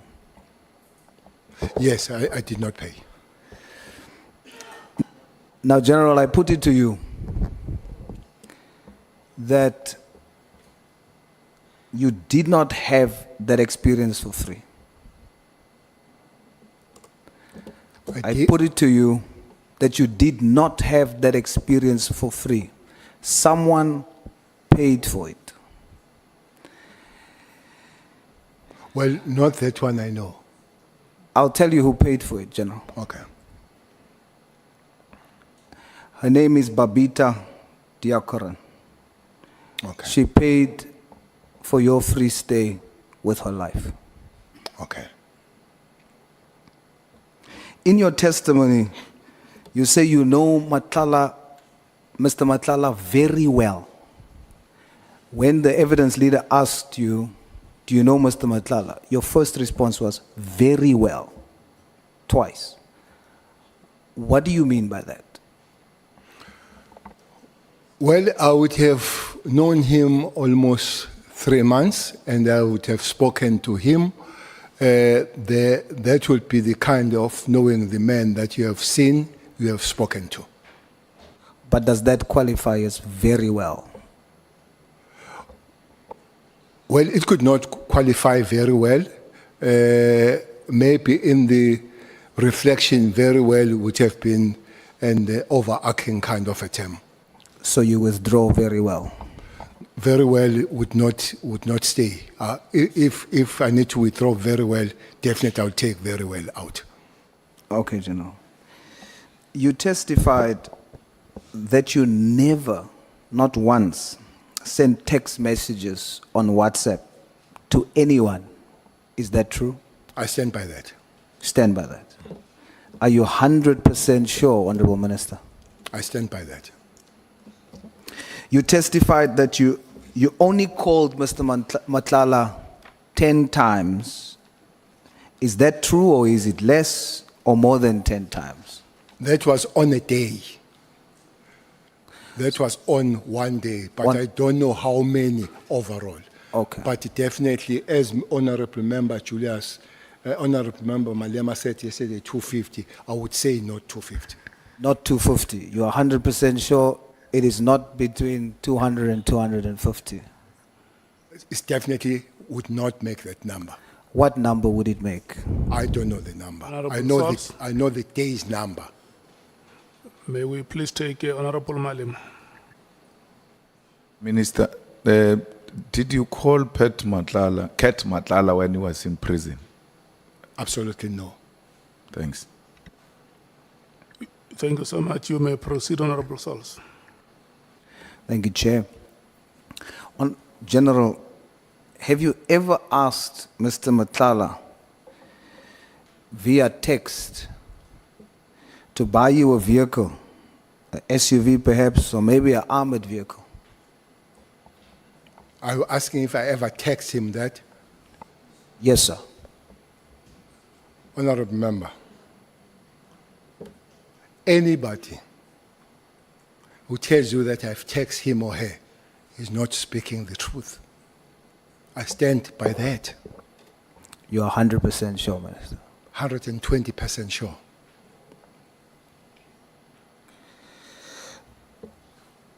General, who introduced you to Mr. Nhlanhla? It's Mabonga. Bongani. Sorry, Minister. It's Bongani. And how do you know Bongani? I know Bongani because he's a son of Spotla, who was a taxi operator at Nongoma. Was it the first time you met him? Matala or Bongani? Bongani. No, not Bongani, which was not the first time I've met him. So let's use the words you withdraw just to try and gauge how you knew him. Do you know Mabonga very well? Bongani, I was not meeting him for the first time. I know his father very well rather than I know Bongani as a son, but I know him as a son of Sputla. Do you know the level of knowing him? Do you know that he is or was a notorious shooter? He shot people.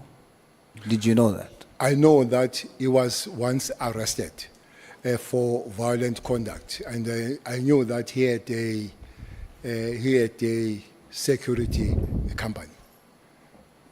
But did you know But that? I didn't know that was notorious of shooting people. Do you know about the incident at Temple nightclub in Sandton where he just shot in the club? Did you know about that? The incident of shooting I know is when he was shot in a restaurant in Sandton.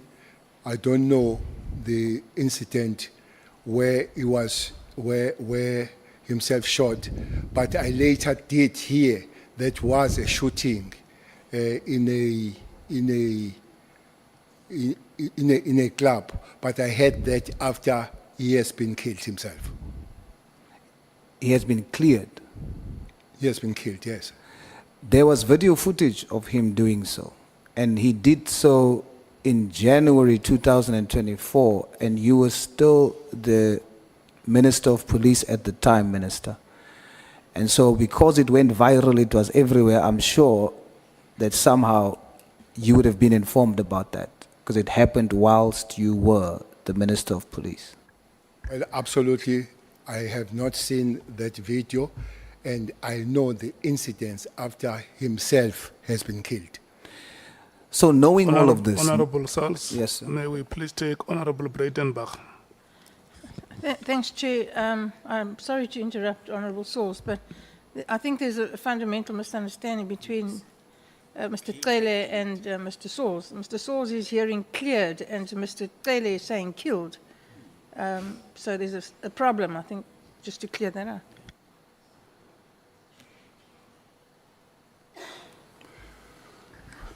Did you understand the point, Honorable Sals?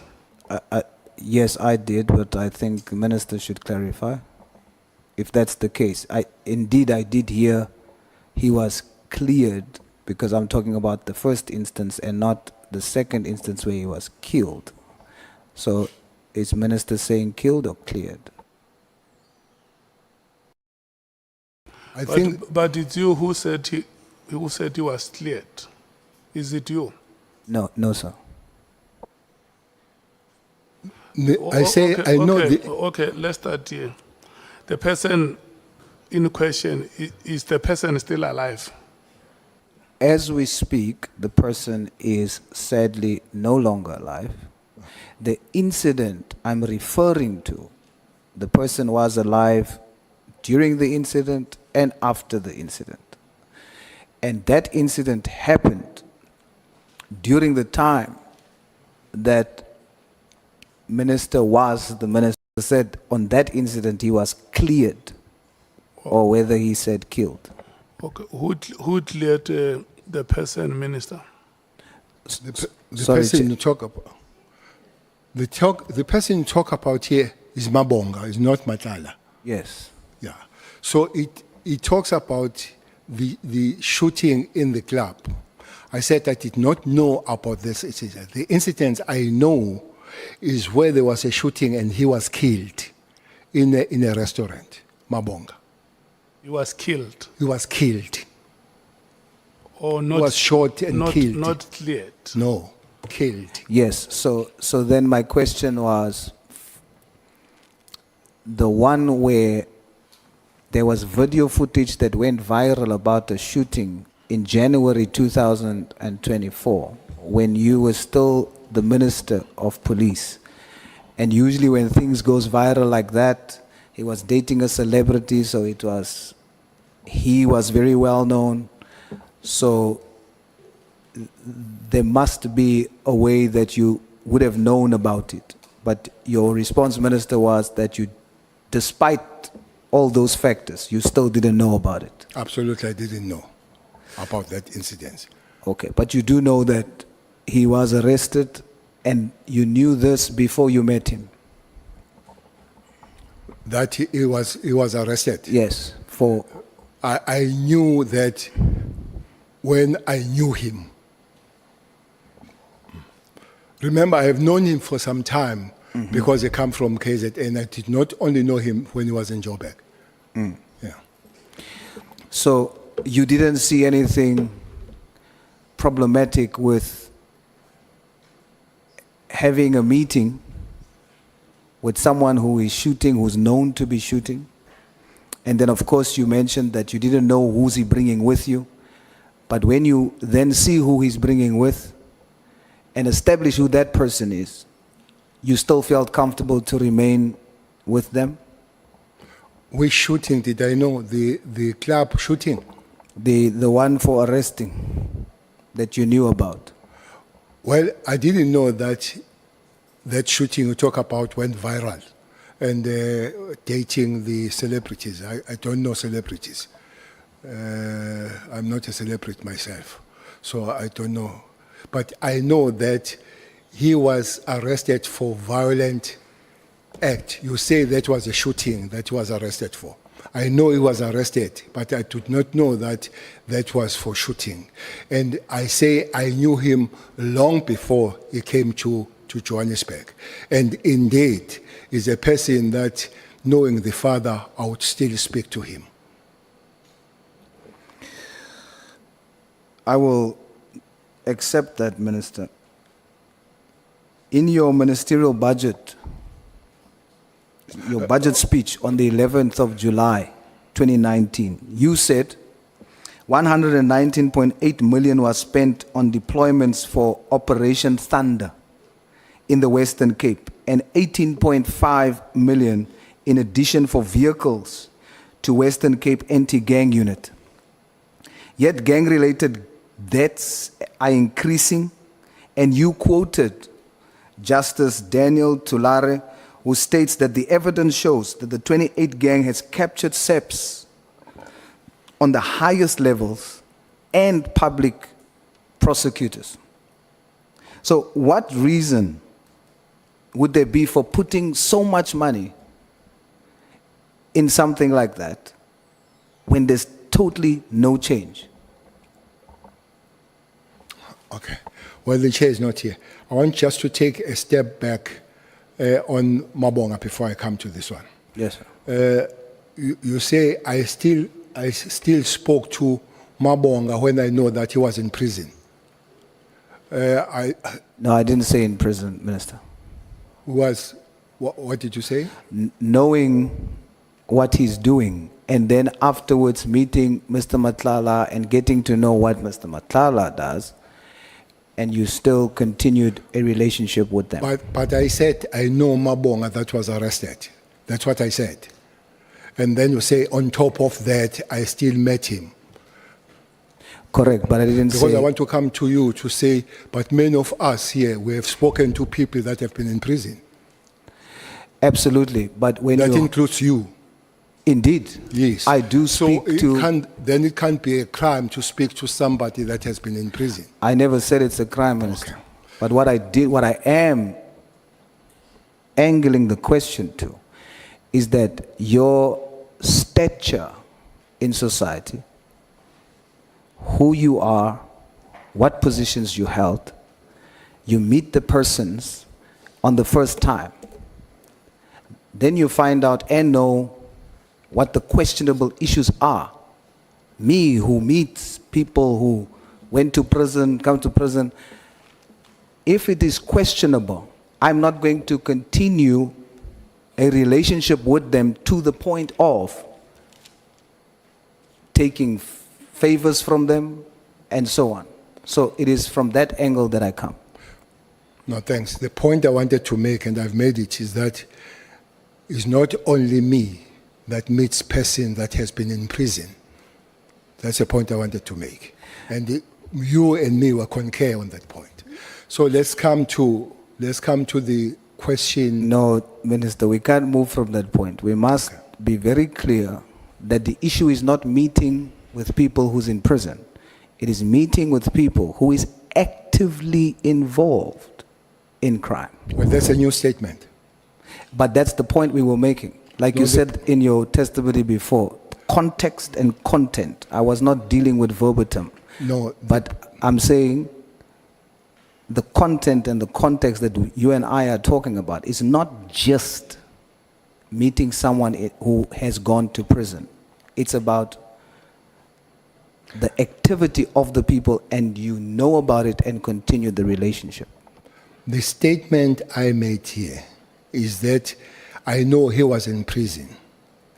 And the question is that you still meet that person. I say many of us here, we have met people that have been in prison. Okay, you still continue to have a relationship with the said persons. Well, it's no more now. Matlala is still. Matala was not in prison. I don't know Matala in prison. We are talking about Mabonga. Why do you mix them? No, as you continue, you say you then get to discover more about Mr. Matlala. And if Mabonga was still alive, you would still have had the relationship with him. Who are we talking about? Both. Oh, And we have been speaking about both. no. We have spoken about Matala. My first- So of late, we have been speaking about Mabonga. All the explanation of him killed, shooting and all, it has been Mabonga. So if he's still, your last question, if he's still alive, I would be still speaking to him. I don't know. Can you remember me asking you, how did you meet Mr. Matlala? Yes. So we were speaking about Mr. Matlala right from the start, and then the connection, which is Mr. Mabonga. No. It was separated. We did finish about Mr. Matlala and then we came to Mabonga. But we spoke about both. Well, so you say. That's fine. Minister, Can I go back to the question you asked of the... please.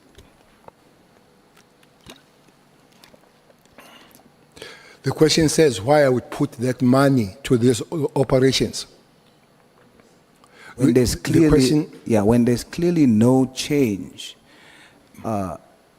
in terms of gangsterism, and you quoted a judge saying what's currently happening, that gangs has infiltrated the judiciary and SEPs. So that means over 100 million invested has not changed the situation in the Western Cape. Why would you continuously justify putting so much money in that particular program? I guess that money is even far more now, Honorable Member. I don't know if that question says, and it means, don't put money at all there and let them kill one another. Because the question said, why do you continue to put the money? Honorable Member, there is no way that we can continue to put the money and have an effort to stop that thing. I just imagine when the minister or the national commissioner goes to the community and said, look, I've put 100 million here. You continue to kill one another. I'm putting no million, kill yourself. It can't happen. We keep putting the efforts on the matter and finding the ways they can work, including putting the resources in that particular thing. And I don't think the day will come when we say because there is crime, people kill one another, we stop having an effort of stopping that. I am definitely not suggesting not putting money in to stop people from dying. I am saying when you assess that where you've put so much money is not assisting, the situation is just getting worse, consider taking that same money and putting it into something that will actually stop the killings across the country. Let me make an example. if you would take over 130 million, Minister, you testified that to train, fully train, one member in the special task force will cost an estimated 1.1 million.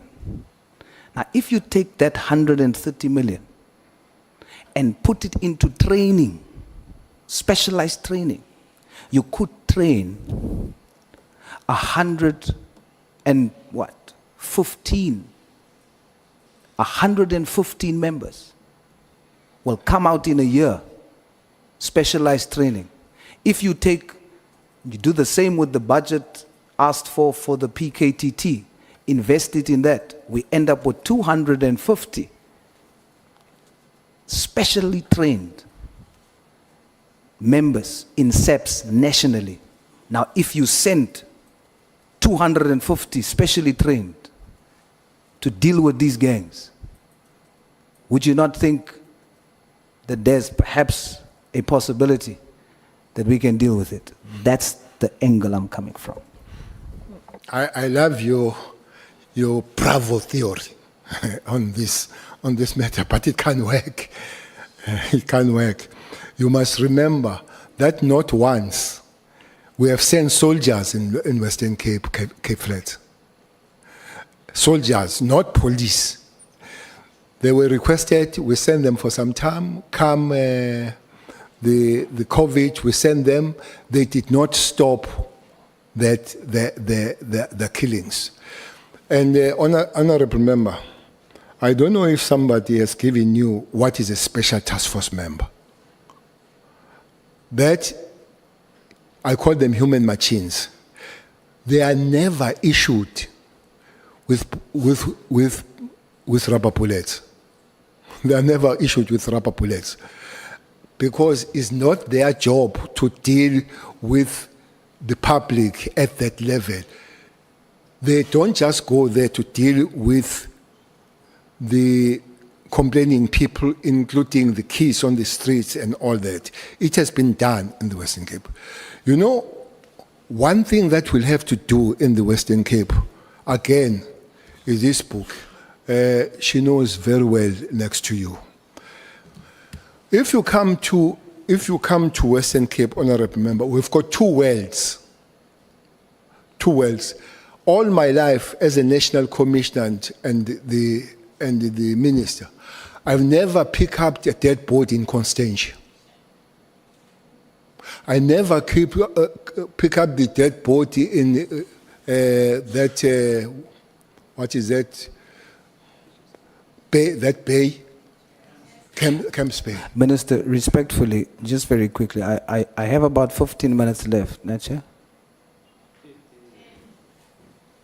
I just want to check. Sorry, Minister. Okay. So, Minister, because I have 20 minutes, respectfully, if we can keep the responses concise, okay, I'll appreciate that. But I would love to simply say... No, by all means, I'm just saying let both of us work together. Simply say, this book also speaks about the environmental design. I'm sure you have been in the Cape Flats. I'm sure you have been in Khayelitsha. That place does not accommodate a respect of a human being. When to be in Western Cape, some areas when you go to Delft, when you go to the place called COVID-19, I'm sure you have been at the place called COVID-19. So those things will have to be fixed so that people, they live as people and they feel as people. It's the only city where the toilets were made the handbags.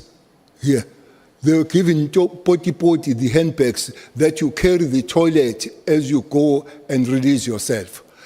So the kind of the life of blacks and coloureds in Western Cape is completely different from you and me we experience when you go to Constantia as we go to Camps Bay. And that's why maybe don't pick up the dead bodies there, because their life is a life of human being rather than going to Hanover Park or Delft. Minister, yesterday you testified and you said, when you were talking about losing 56 members to the taxi industry, you said, I spoke to Nhlanhla earlier. Did you mean you spoke to General Mkhwanazi earlier yesterday, or did you mean earlier some other day? Earlier leading to the understanding of losing of the members of Special Task Force. So it was a previous day? 3 years. No, previous. When was it? Did you say 3 years? Previous. Yes, previous. I think this thing of talking about bringing them back home is a thing within a year back. In a year back. Okay. You testified that you are scared, that thing scared you when you saw 23 special operatives that Matlala has hired, and you saw 56, or you heard about 56 that we've lost to. You said that thing scared you. Now, if a former national minister, a national commissioner, and minister of police is scared, we need to know why, because that must be very important. So, just concisely, why did it scare you, Minister?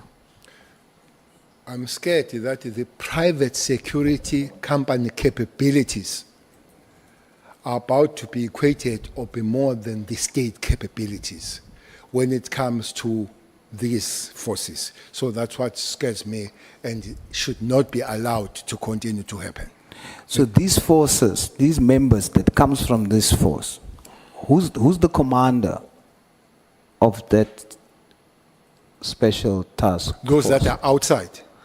Those that are inside, those that are outside where they come from. They come from the Special Task Force. Who's the commander? I think the commander of the Special Task Force now will be Major General Zulu. Who was before? It was Major General Khumalo. Before, it was Mkhwanazi.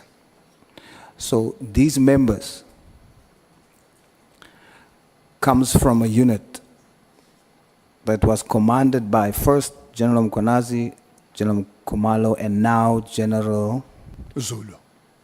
Sorry, Minister? Zulu. Yesterday, in your testimony, you said Commander or JZ Msholozi is my commander. Why did you say that? Because he commanded me. So you still consider him now as your commander? He's not commanding me now. So why He did used to you be. why did you say that in the present tense? He's still my commander. He's not. He used to be my commander. I'm just Well, I'm not an English speaker, maybe I made the English problem. But he used to command me, but he doesn't command me now. okay. Is that a military stance?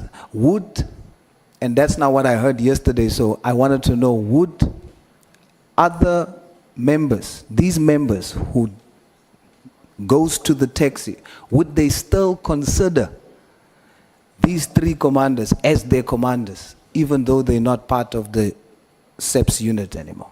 Well, you can't consider a person who does not command you to be your commander. You're only my commander when you command me. And then you are my previous commander. All right, so you say that you would support, or you support the inquest into Mr. Muzitembe's daughter's death. Why do you do so, Minister? No, I didn't say I support the inquest. What did you say, Minister? I said the information I had is that the police had a solid case, but the only thing, the prosecution refused to enroll the case. And I said, I even went to the president and I said to the president, President, your Minister of Police might do something funny to go and support the private prosecution, because the prosecutor refuses, but also refuses to give certificates so that private prosecution had happened. And I said that case now is having the inquest. That is my information. And the person that is doing the inquest is asking the question, why was this not enrolled? Because it's an obvious case. So, but I did not say, what I said I would support was a private prosecution. For the inquest, or that involves or would result into an inquest. There is no private inquest. The private prosecution, that will be the result. Honorable member, private prosecution comes this way. If South African prosecutors say they can't prosecute, they don't see the case, they must issue the certificate for you and me to go and get the private prosecution. And then there is amount of money that we must pay for private prosecution. That's the money that was paid by Lulu for Umsholo's. That 500,000. So you pay that money. After paying that money, then there is a private prosecution continues. But if you don't have certificate, you can't go for private prosecution. I'm saying, I said, President, I would support private prosecution. The only thing that is not happening is to get a certificate from the prosecutor that could not enroll. So in exchange must give the certificate, of which also was refusing. So we're just stuck in the middle. I understand that, Minister, but I was referring to the end goal. That's one step towards that goal. But let's move on. Who arrested the hitman on AKA? Who arrested? The hitman. It's a team that was put together. Which by- team? Is it the PKTT? No, No? no. Yet he was killed in a 5-kilometer radius away from the head office. And they were arrested close to 1 year later. The head office does not arrest. Even if he was killed in the head office, would not have been arrested by head office. But the team was put together, and then the team did the good job. Yet there was a team there, specialized team, in a 5-kilometer radius that can go all the way to a different province. They could not deal with that there, right there and then. Where was it? Which team was that? The PKTT is there. Where does it sit? They are there Where? in KZN. So what I'm saying, Headquarters? where Mkhwanazi's office is, No. Get your facts straight. what is the facts, Minister? The facts, they've got their headquarters in Pinetown. Is it in KZN? Yes, but in Pinetown, not headquarters of the police. But is it in Headquarters of the police KZN? is in the CPT. Is it in KZN? KZN is not a capital. The point I'm making, and this is the fact, that it happened in the province where the PKTT is supposed to zoom into. A hit happens. A different team nationally needs to be put together to go and deal with that murder, a high-profile murder that is just kilometers away from where they are based. But in other matters, they are ready to go to a different province. That's the point I'm making. Your imaginary fact, that's not a fact. You say it's a fact, it's imaginary fact. Okay, help me, Minister. Let's test if I'm It's an imagining. imaginary fact. You started by saying there were 5 kilometers in the head office. You should have asked the question where they're based. They are not based 5 kilometers. They are not in the head office, where Vermas, where the head office of the Are South they African based in police. KZN? KZN is not a headquarters, it's a province. Yes, I know. And that's where the PKT focuses. I'm asked, where did the murder happen? In KZN. Chairperson, can I get healthy questions? Honorable Souls, let me take Honorable Nomval.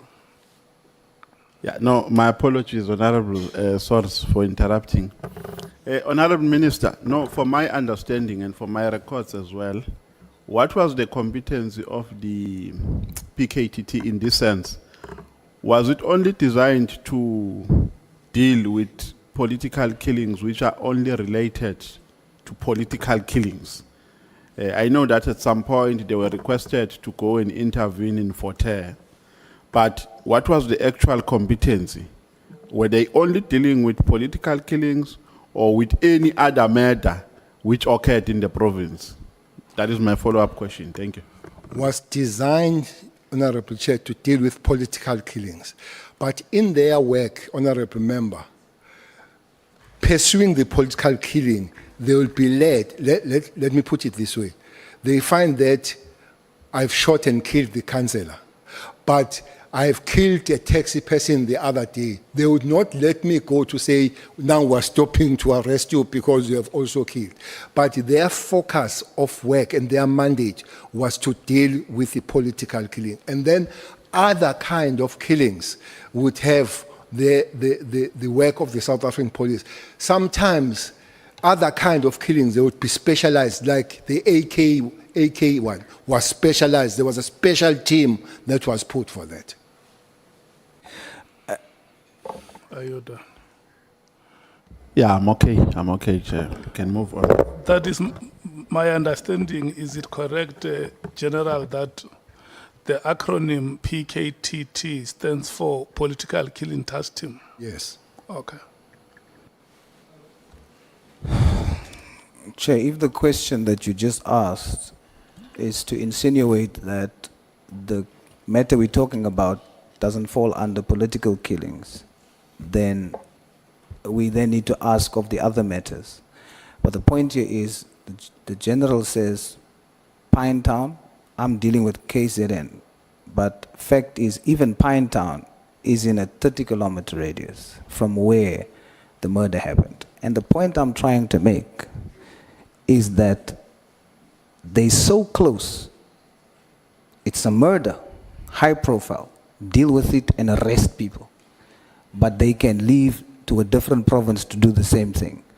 But we can move away from that, General. I have, I think, about 5 minutes left, so let me jump a few questions. The members of the Special Task Force, you mentioned that taxi bosses would have employed them. Are you able to tell us which taxi bosses? No, I don't know which taxi bosses. I know that it's taxi industry that employs them. In a sworn affidavit, a statement by investigating officer Kumarasan Pillay, the state prosecutor Elvis Gweka, told Durban Magistrate Court that Bright Circle, a company owned by, I hope I say this correctly, Khaba, allegedly paid 800,000 to the bank account of Mziwetemba Harvey Mgobani, one of the suspects, on the day after AKA and Motowane was murdered. Do you know about this? Yes, I've heard that. So there's a connection between this big taxi owner and the murder of AKA. Did they say the taxi industry or a particular name? I also didn't say taxi industry. What did you say? Repeat that. Mr. Mr. Msizenbu. They must help you. Chair must pause for the rehearsal. Kaba. Is it Kaba or Kaba? No. You know, when we welcomed you here yesterday, you remember I gave an apology on behalf of my members that if you come across one addressing you as Cele, you must just accept because it may take us time if we try to click the tongues. The pronunciation you have made, Honorable Souls, is the best you can try. Let's proceed. So the person that then finally, the team that was put together, and you were there, Honorable Minister, who was the commissioner or the deputy commissioner in charge of putting that team together to make that arrest? The team was made by provincial commissioner. It was not the national team, you said national. As young soil. Young soil. The team that arrested AKA was a provincial team put by the provincial commissioner. Okay. The Special Task Force of 59, the Special Forces of 23, I'm told in military terms, and you can help me there, Minister, is like a platoon. We've already heard by your testimony that these private security, they have helicopters, they've got armored cars, they've got bulletproof, they've got weapons. I'm going to ask you a very honest question, Minister. If for some reason this group of people has to go in a fight with our SEPs today, who will win? State will win. The state will win. You said yesterday you were so scared because if you think about 59 against 20 from SEPs, it will never work. Why were you fearful? They are not special task force in the police now. They are not 20. You said if you had to send them, Yeah. would they win? Because I think the point you wanted to make was that you fear No, that they are getting stronger than the SEPs team. That's the point you wanted to drive home the whole time yesterday, that you are worried. and I added that it needs to be stopped. You are worried. And I added that it needs to be stopped. I'm worried and it needs to be stopped. Hence, I said I made the efforts with the National Commissioner to take them back home, which is the process that is happening. Minister, thank you very much for your time. I want to say that every single one of you, whom we respect greatly, must take responsibility that the state of affairs in SEPS today, all of you have contributed to it. And it's all of your responsibility to fix it for South Africa. Criminals have spotted this weakness amongst you. That weakness is division, to the point where they put and place yourselves against each other. They saw that weakness. They become informants to each of you about each other. You're no longer there, but I think as a senior, as a veteran, push harder to break this division, because criminals are taking advantage of that, and it's making our security vulnerable, and communities are suffering, our children are getting missing, our communities are turning into war zones. We need to fix this.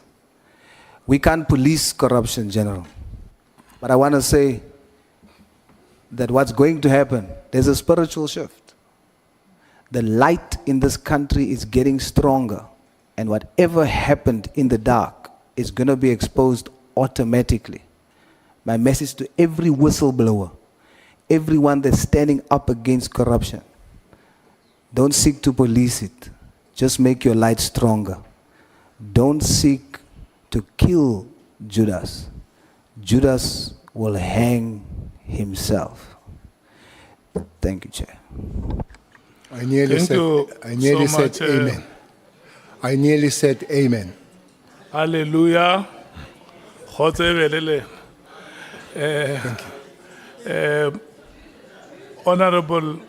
Honorable members, we're taking a comfort break. We are coming back at 11:30. The next speaker is Honorable Sangoy. Thank you. Thanks, Chair. We wanted to check why is Julius going to hang himself? Who does? Judas Iscariot. Hello. Who's next now? Who's asking questions?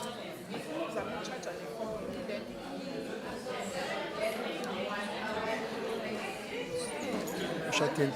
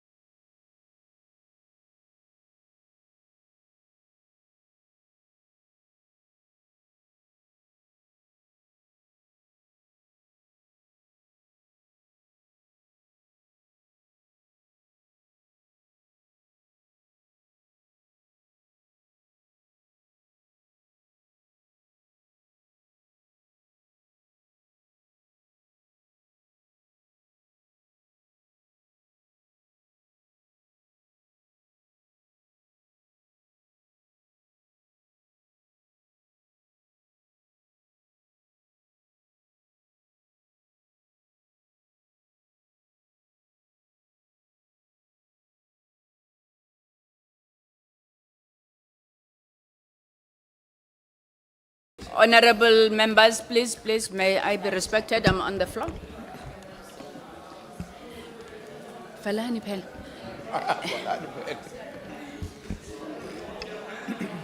Hlengiwe, can you close the door, please? Thank you. Thank you very much, Chairperson. Good morning, General Cele. Morning, Honorable Member. You know, General, I think if we were being fair to yourself and ourselves and everybody who has been following these proceedings, we should actually say that there are no further questions. I do think personally that your testimony has been frank, very accountable. You took accountability for a lot of things. Obviously, there will be some amongst us, and I think South Africans who are watching, who will think that you should have made different decisions, value judgments, perhaps even raise some ethical dilemmas. But I do want to thank you and commend you for the frankness with which you have conducted yourselves in these proceedings. Maybe just a few things from me, General, and I really won't be long. I don't want to leave with an incorrect misperception, especially around the infiltration of criminal syndicates within the SAPS.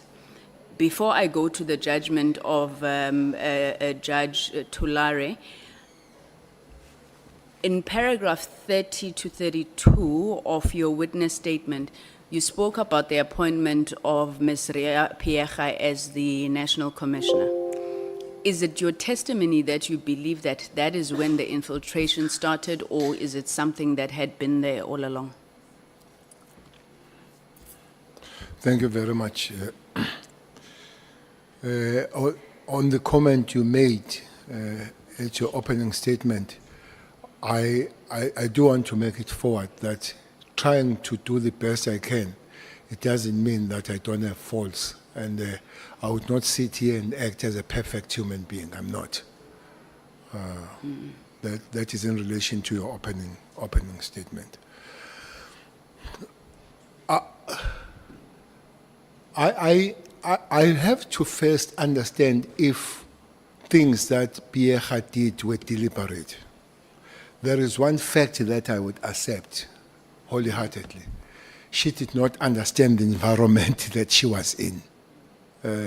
Is a tough, difficult, energy-sapping environment, very manipulative and so unscrupulous environment to be in.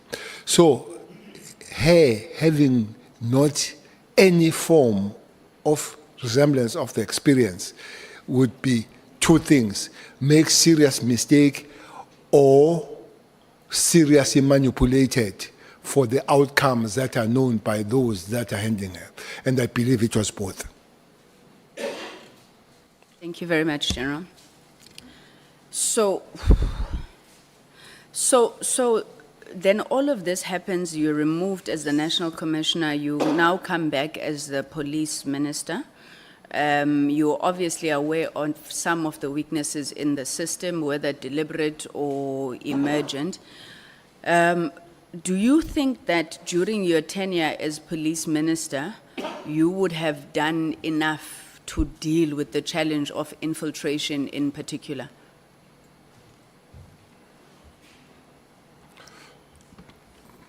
Yes, it's always good to think from the positive side that I could have done better. In the reflection, you say yourself, I could have done this or that. Indeed, the answer would be yes, much better could have been done.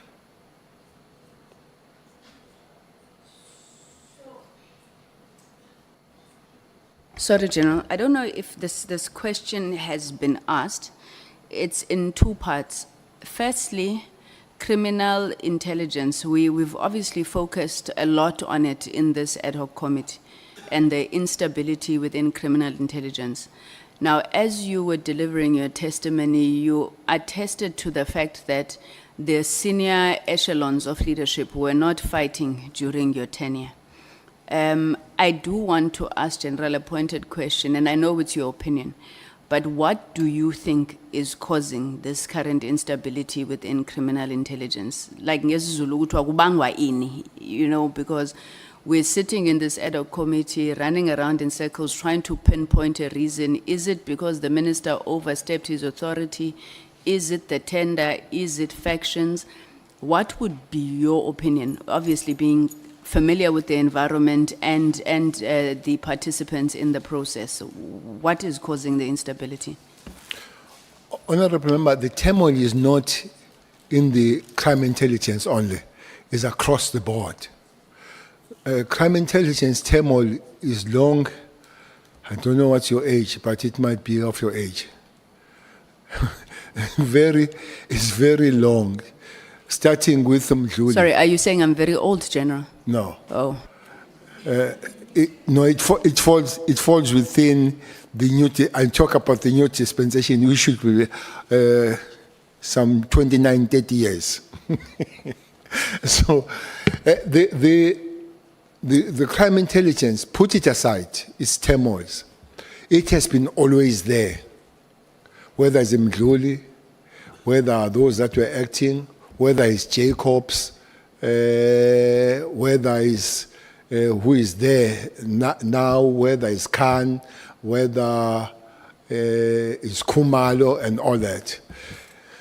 But this one of across the board, where you see something that you just shrink to look at, when the Deputy National Commissioner takes commissioner to the court, usually commissioner would write the statement defending the Deputy National Commissioner. But the National Commissioner here writes the statement, the affidavit, against the Deputy National Commissioner. It's a hell. It's a serious turmoil. How it came about, Honorable Member, I would be presumptuous. But I think somewhere, somehow, center did not hold for this thing to happen. And it's unfortunate that it has, South Africans, at a certain given point, they had a trust and respect of the police. 2010, it was a good thing. 2011 was a good thing to pay South African police. But it has dwindled. At one time, went to 21% and all. I don't know if the survey can be done now, what percentage can be there. But it's there to see to it. That is bad. My answer, without pointing anywhere, center did or does not hold. That's why we're here.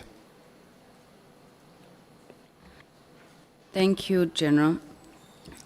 So, one of the other things that we've been grappling with is the issue of authority and the power of ministers. In your view, General, what is the role of the minister, and what power does the minister have beyond directives? We are in a quagmire, for lack of a better word, trying to figure out where this political administrative interface starts and ends. There have been views that says if a minister cannot direct a DG to do something, it becomes absurd, because what then becomes the role of that minister? Is it only just executive oversight, but then, you know, ministers are blamed when things don't get done? So can you tell me, in your own understanding, the role and the power of a minister? Maybe even, is it just directives? And what can the nature of those directives be? Honorable Member, I hope I'm correct here. Those that are dealing with Constitution will help me. It looks like, if not is one of the departments that are in the Constitution. Police.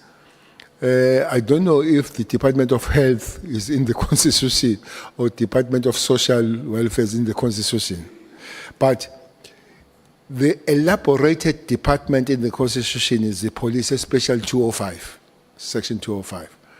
Therefore, is a very small area of maneuvering of whoever works there, whether a minister or we are a national commissioner, because both of those are prescribed in the Constitution. If you go through the Constitution, that you will be 205, 206, 207, even in the legislation, the big role of policing falls on the shoulders of the national commissioner rather than the minister. The only problem is that people that must go back to the community to give the reports are the ministers rather than the national commissioners. So, developing the policy, no matter what you develop on the policy, do you want to happen, but you can't be unconstitutional, because Constitution is very clear what the police must do. I did say yesterday that I was even very skeptical when Mkhwanazi was debating the matters of devolution of power, which is politics, pure politics. It's got nothing to do with operations, I think. When you look, the Constitution says the job of the police is to uphold and enforce the law. There is nowhere that says and change the law. So it's not their job. So as it stands, honorable member, the National Commissioner plays the bigger role in policing in South Africa, protected by both the Constitution and the legislation. And it's very easy to find yourself encroaching if you're a minister. That is why that I would encourage and advise anybody that comes to both of these other national commissioners, please spend most time discussing and talking. Don't wake up the next morning and tell one another that you do this or I'll do this. Please have a very open working relationship. Don't be friends, but respect one another and be open. Have very serious open lines so that you don't encroach and cross the line unwittingly. Okay, thank you. Thank you very much, Minister. So you said that in your role as police minister and even beyond, now that you are a very proud retiree, there's value in you retaining contact even with people that are considered criminals, because they do tend to be useful in some way or the other, especially when it comes to sharing information. So how do you protect yourself, General, from being compromised in such situations?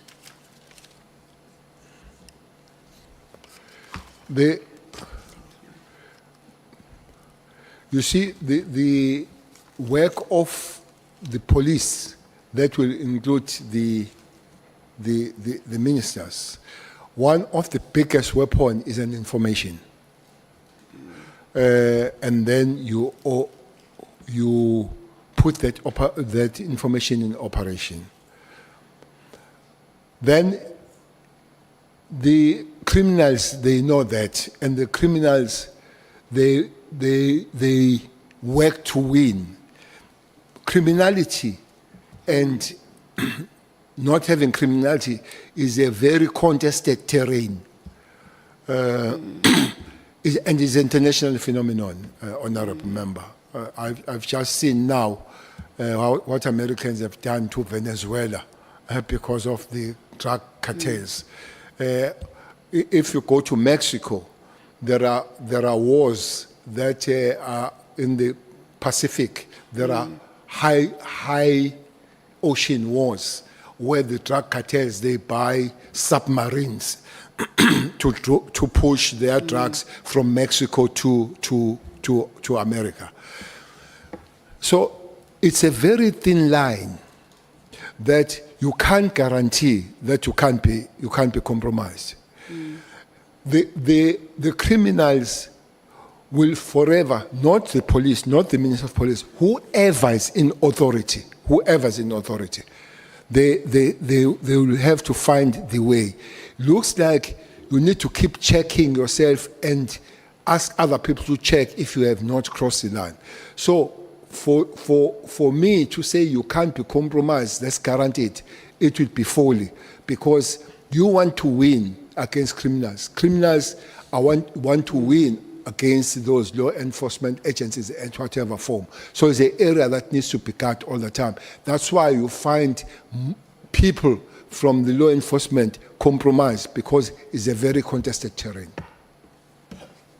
Okay, in that very contested terrain, General, and you know, based on some of these relationships that you've had, were you ever a handler then, General? Did you handle any people, or it was just you getting information?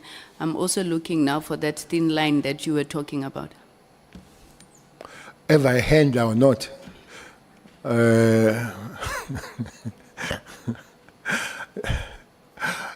I've never been a handler. Okay, it's fine. I won't push you. I won't push you. General, so you said in paragraph 31 of your testimony that all the people who worked with you, or most of the people who worked with you, were removed when General Pierre took over as National Commissioner. You then proceeded to make examples of Lieutenant General Mkhwanazi, General Masemula, and others. So do you consider Lieutenant General and General Masemula as your people? Well, the statement, your people, I'm not a king. I know you are. I know you are in kingdom. So where the king said, these are my people. So no, these are the people that I knew at the initial stage. I found them there, and I worked very well with them. And they were dispersed as I go, and I've come back, though in the different stage, and I've worked with them. So if I say they are my people, I'll be undermining them, but it's a group of people that we have worked well together. Is it fair to say you were obviously displeased when they were removed, and when you came back, you would obviously want to at least protect them, if not ensure that the same doesn't happen again? Not only that, it disrupted the organization. Honorable member, you maybe one time, because the work of the law enforcement agencies, including the police, you see it with outcomes, and our outcomes is a question of how people feel in the crime stats. I'm saying that team did a wonderful job, and you could see when the team was taken off, you could see that the crime took on like a what is that thing? Is a Concorde. There was that Concorde, aeroplane Concorde, yeah. So it took off like Concorde, and it has never reversed. So the lot of disruption had to be corrected as we come back, and it takes, because it took a lot of time disrupting it, it had to take a lot of time correcting it, going forward. So it's not just feeling sorry for the individuals, but it's the whole organization that was messed up. But more than anything, the impact it did to the nation, and the impact it did to the safety of the people, women, children, and all other people. That disruption made a lot of damage to the safety of South Africans. Thanks, General. And I'm going to come back just before, because I'm very close to ending, Honorable Mates. I'm going to come back to what you did, but I need you to help me understand something here, General. I know you don't have a copy of this, so I'm going to read it for you.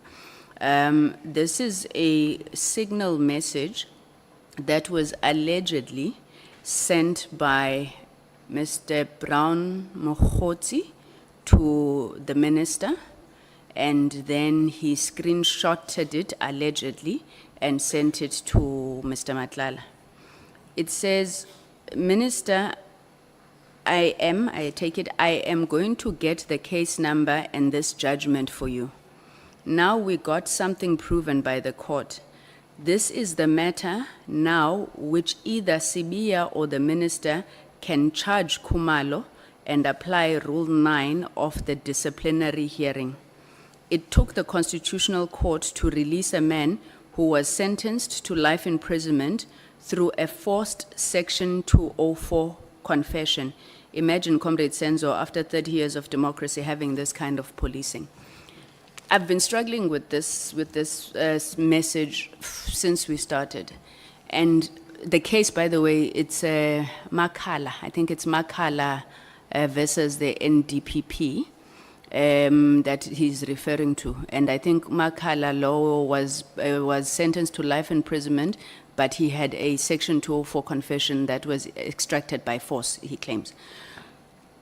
When you listen to this, would this have anything to do with that false affidavit of Mr.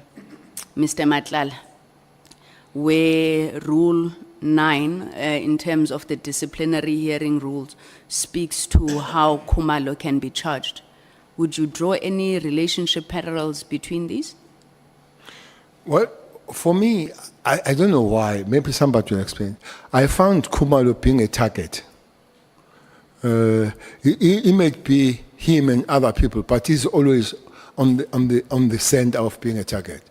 And I find Sibia always a person that is ready to shoot at Khumalo. Sibia would have his allies. Either it would be Mkhwanazi, Matlala, and the minister. And Khumalo will have his allies. Either Masemula, Mkhwanazi, and the former Cele. minister. So, clearly, how that came about, by the way, Khumalo is a new person in the crime intelligence. He's not very old in the crime. But it looks like that's what throws a lot of problem for him. And the suspicion is that he's effective. That's a suspicion, that he's effective. That's why he must be political or through whatever to him, so that you remove him. He had dealt with some dinosaurs there. Honorable Kolapanat will know there are some dinosaurs there in that department. One of them is that guy from Tegwin, your homeboy, Mutli. So he has dealt with those people. Though the courts always don't help much. But coming to this, clearly something had to be done to Khumalo. Who's sending the thing is Brown, is Honorable Brown Mkhwanazi, to say Minister and Sibia must deal with Khumalo and Mkhwanazi. No, they must deal with Khumalo, and then apply Rule 9 of the disciplinary hearing. What I do not understand, why should they deal with Khumalo when the court has final decision? For me, whatever they did, whether the affidavit correct or wrong, but the decision to send the man to life is the court. So why to deal with the police when the court has taken decision? So even so, for me, maybe it's somebody that does not know how the system works, or somebody that is driven by the hatred and has no logic of it. And the latter statement, I'll believe. Once a person is in court, you need to deal with the court. You can't deal with the police, because the court is an arbitrator between. The court should have found that the police have done wrong. If they don't find that, so next one to go is the court itself. So it's a court issue. So they must find the judge and find the magistrate, find the prosecutor, and let Khumalo go. Thank you very much, General. General, then second to last question, I want to ask you about the role of advisors to the Minister of Police in particular in this case. Minister Mkhwanazi had said that he had gotten his letter, or at least his advisor had looked at the letter, assured of its legality and appropriateness. How are these advisors appointed? How do you think they should be appointed? And then how is there any process to keep advisors in check in the ministries? I mean, to whom do they account beyond the principal? I'm asking this because you remember during the Zondo Commission, Judge Zondo obviously had some very scathing remarks about the role of advisors. What is your view about role of advisors in the police service ministry in particular?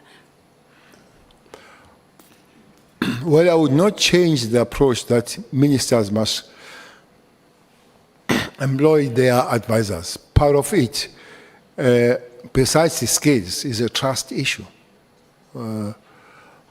I don't think I can employ Mkhwanazi as my advisor.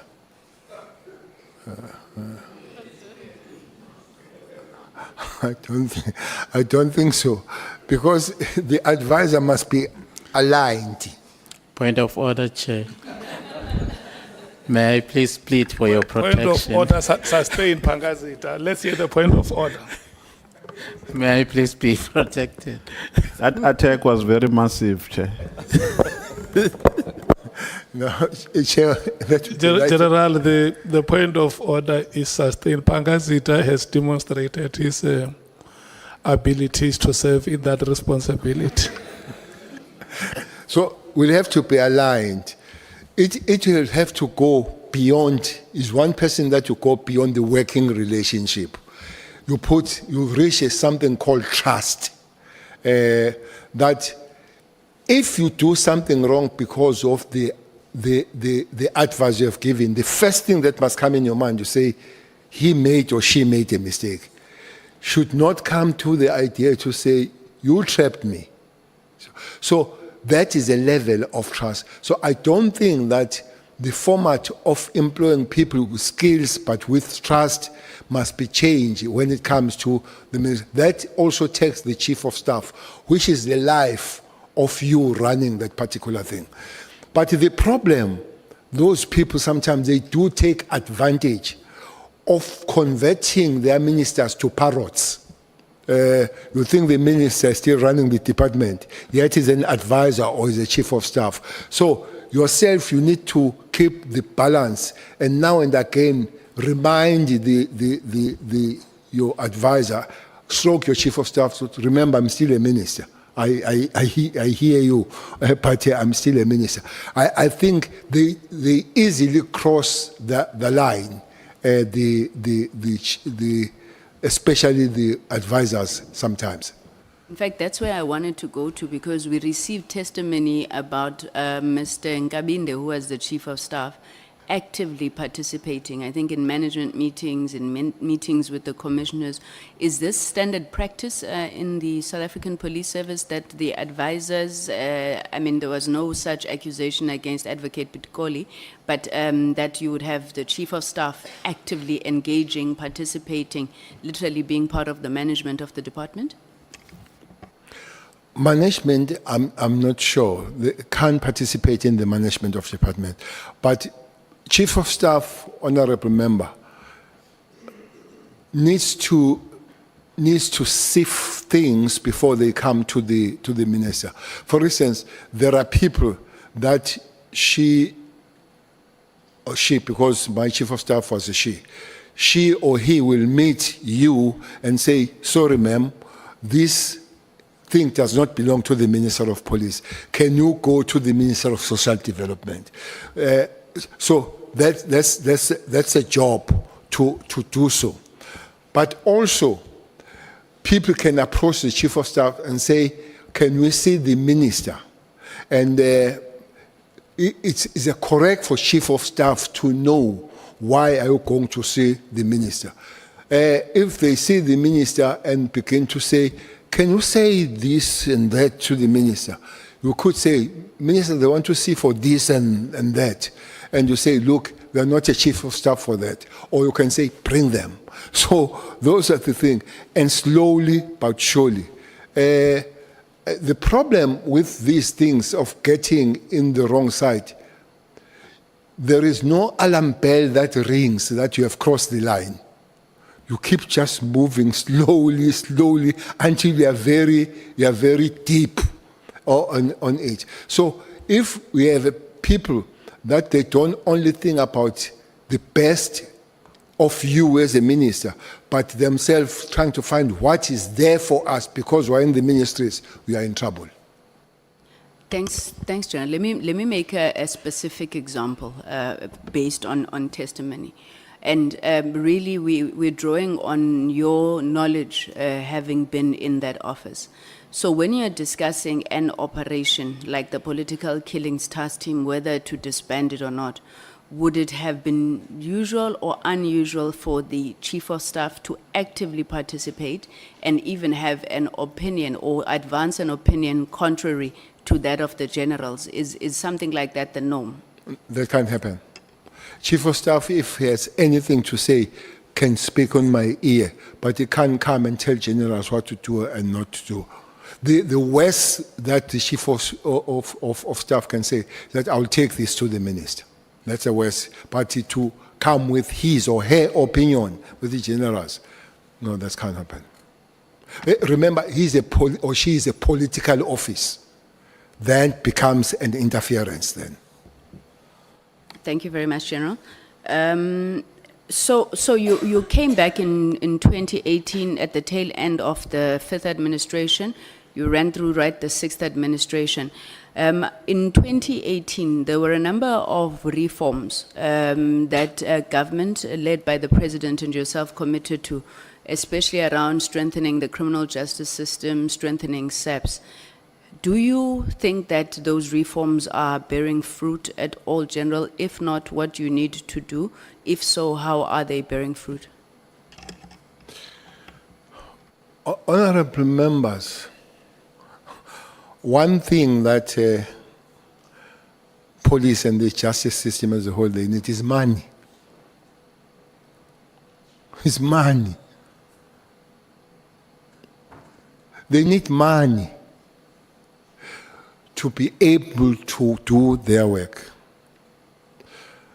You know, I've been going to every or many countries in terms of policing. If you go to China, every member of community in China walks to police station. They walk. So that's how police stations are situated. Everybody walks in the police station. Nobody takes public transport to go to police station. In South Africa, sometimes you take 2 taxis. 2 taxis to go to police station.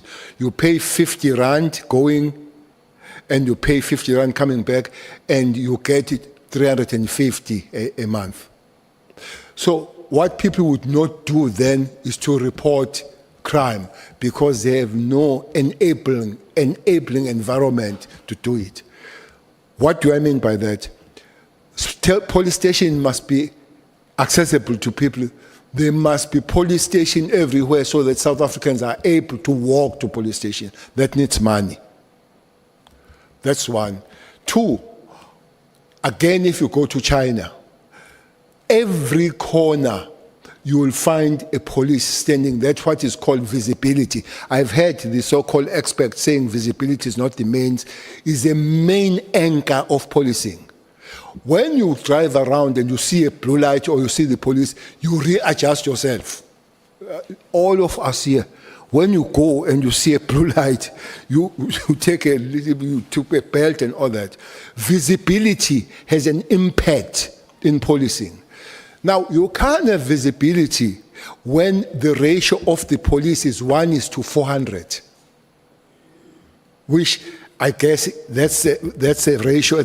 The normal UN ratio should be 1:200. South Africa is doubled.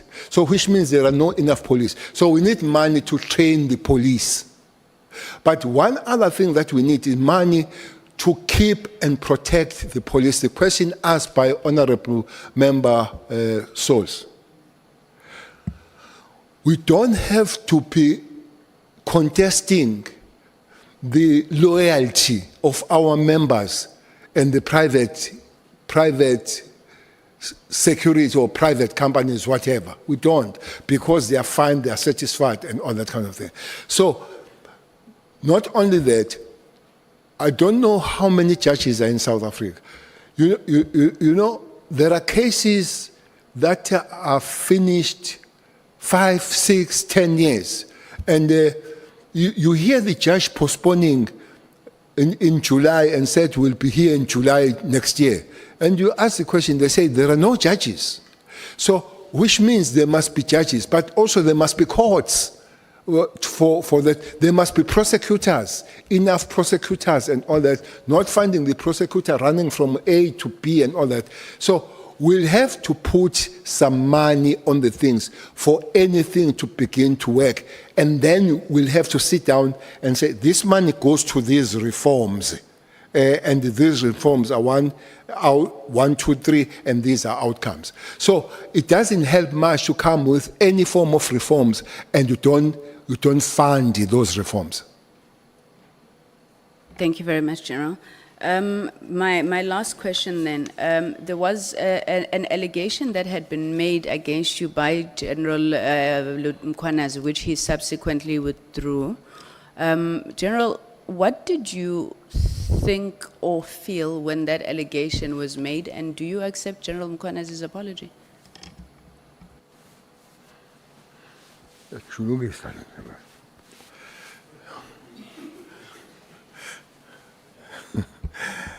Chairperson,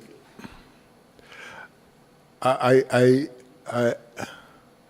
was told yesterday evening that everybody wants to be Kumalo because they say former Minister Cele, he loves Kumalo and defends him. Honorable member, one police officer I like is Mkhwanazi. Not because he's Mkhwanazi, not because he's beautiful or what, no. Because he knows his work. But Mkhwanazi is a human being like me and you. He's got his faults. I think one problem that has happened about Mkhwanazi is the South African society that have sang him hallelujah. And as a human being, you would love to float in the clouds of popularity. And out of that, you begin to make mistakes. I've said to you, some of the things, Mkhwanazi is a tough nut as a human being because that's how we train. I've sat down with him. Mkhwanazi had said to me, I'm sorry, Minister. I don't think that many people can find that from Mkhwanazi. But that does not make him a holy person. And I believe that the mistakes he made are genuine mistakes. What do you want me to say about him, to do to him, I would not. I believe. I have not seen him. I am planning to see him. But as I'm sitting here, I believe that he made a genuine mistake. And then if you make a mistake, and I believe it's a mistake, yes, you need to be pardoned. But I have not arrived there. But I have arrived in the understanding that he made a genuine mistake. I hope it's not philosophical. No, it's not. It's not, Minister. It's just that I suppose operating in the environment that you do as police, there's added responsibility, on some of these things which are then made public. But thank you very much, Minister. Thanks. I have no further questions, Chairperson, and I'm 20 minutes early. Thank you. Thank you. Honorable Sangon. Thank you so much. Honorable members, the Chief Whip and Honorable Breitenbach have agreed to swap their positions. So we are going to take Honorable Breitenbach. And Honorable Breitenbach, your time starts now and ends at 1 o'clock.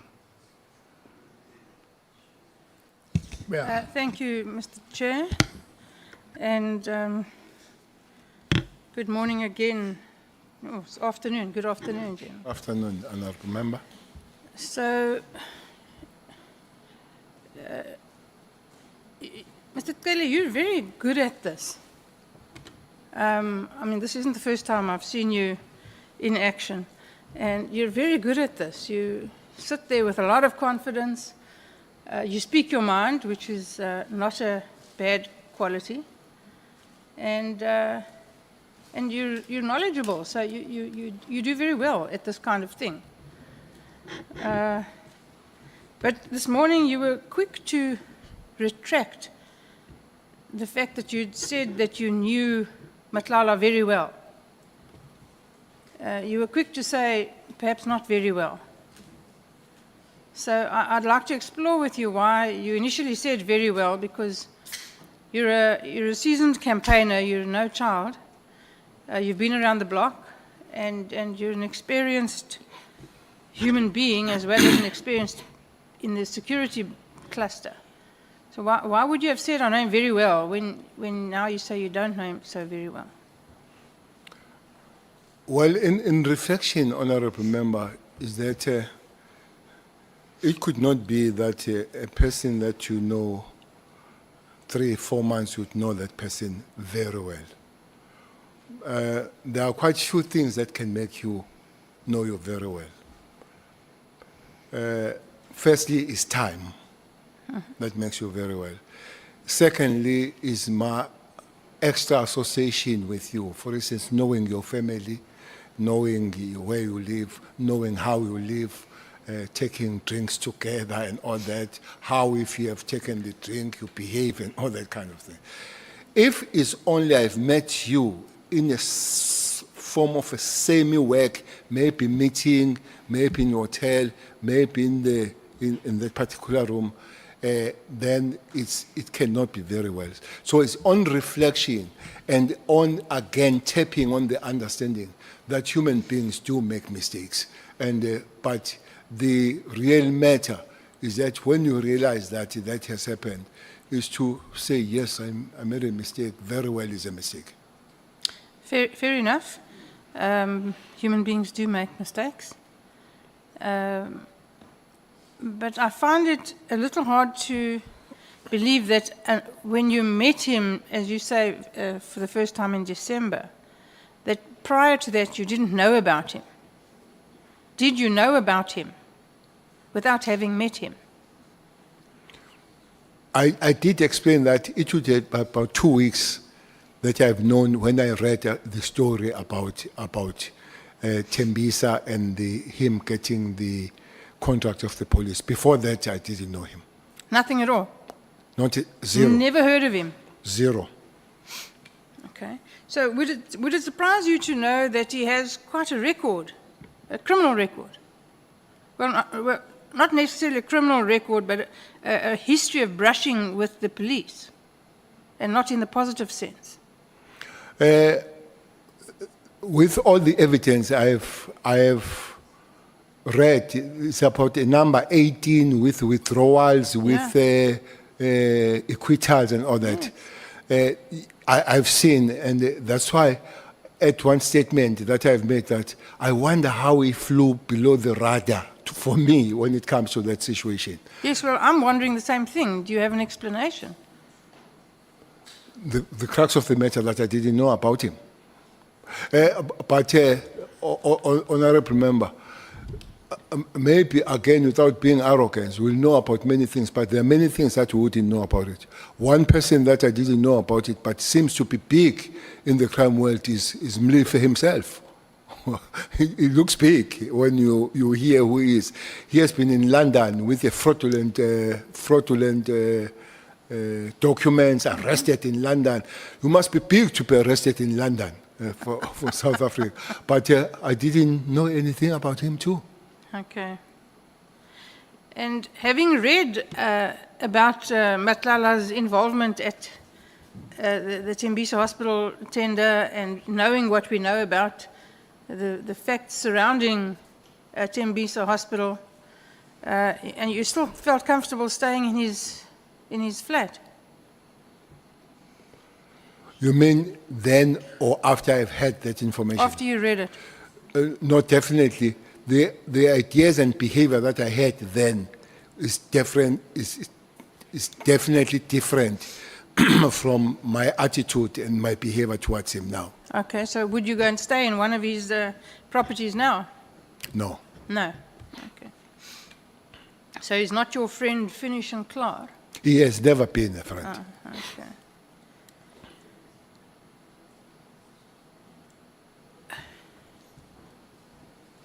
Now, you said at the beginning of your evidence that Richard Mdluli was suspended by you. Why did you suspend him? I can't remember whether it was charged or was being investigated for the case of murder somewhere, was it West or East Rand? Kempton Park. Yeah. Upper But Ramagibe. there was an issue about him. I think he was charged by then, and then you could not then have a head of crime intelligence charged and still running the crime intelligence. He had to be suspended. Okay. Miraculously, those charges were withdrawn. Honorable member,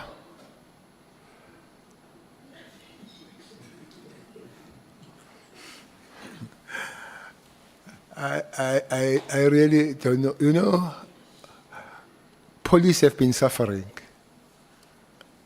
Police have been suffering because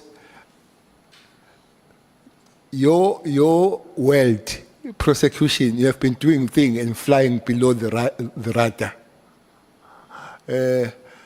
I think the latest suspension, if in your world, in Gauteng, is a big one. Yes. Is a big one. Oh, yes, certainly. And Rather late than is a never. and it's not new. And it's not new. The information that is suspended about and all the kind of stuff. So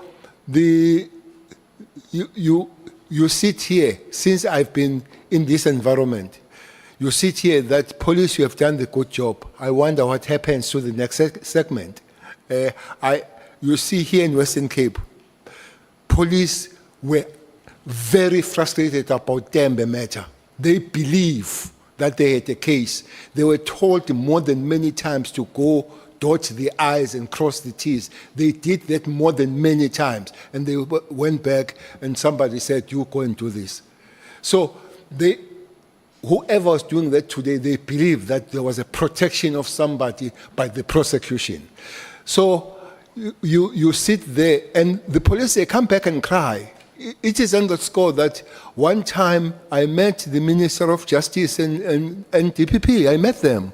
And I said, that's what police are saying. One thing they say they arrest people, special cash house people.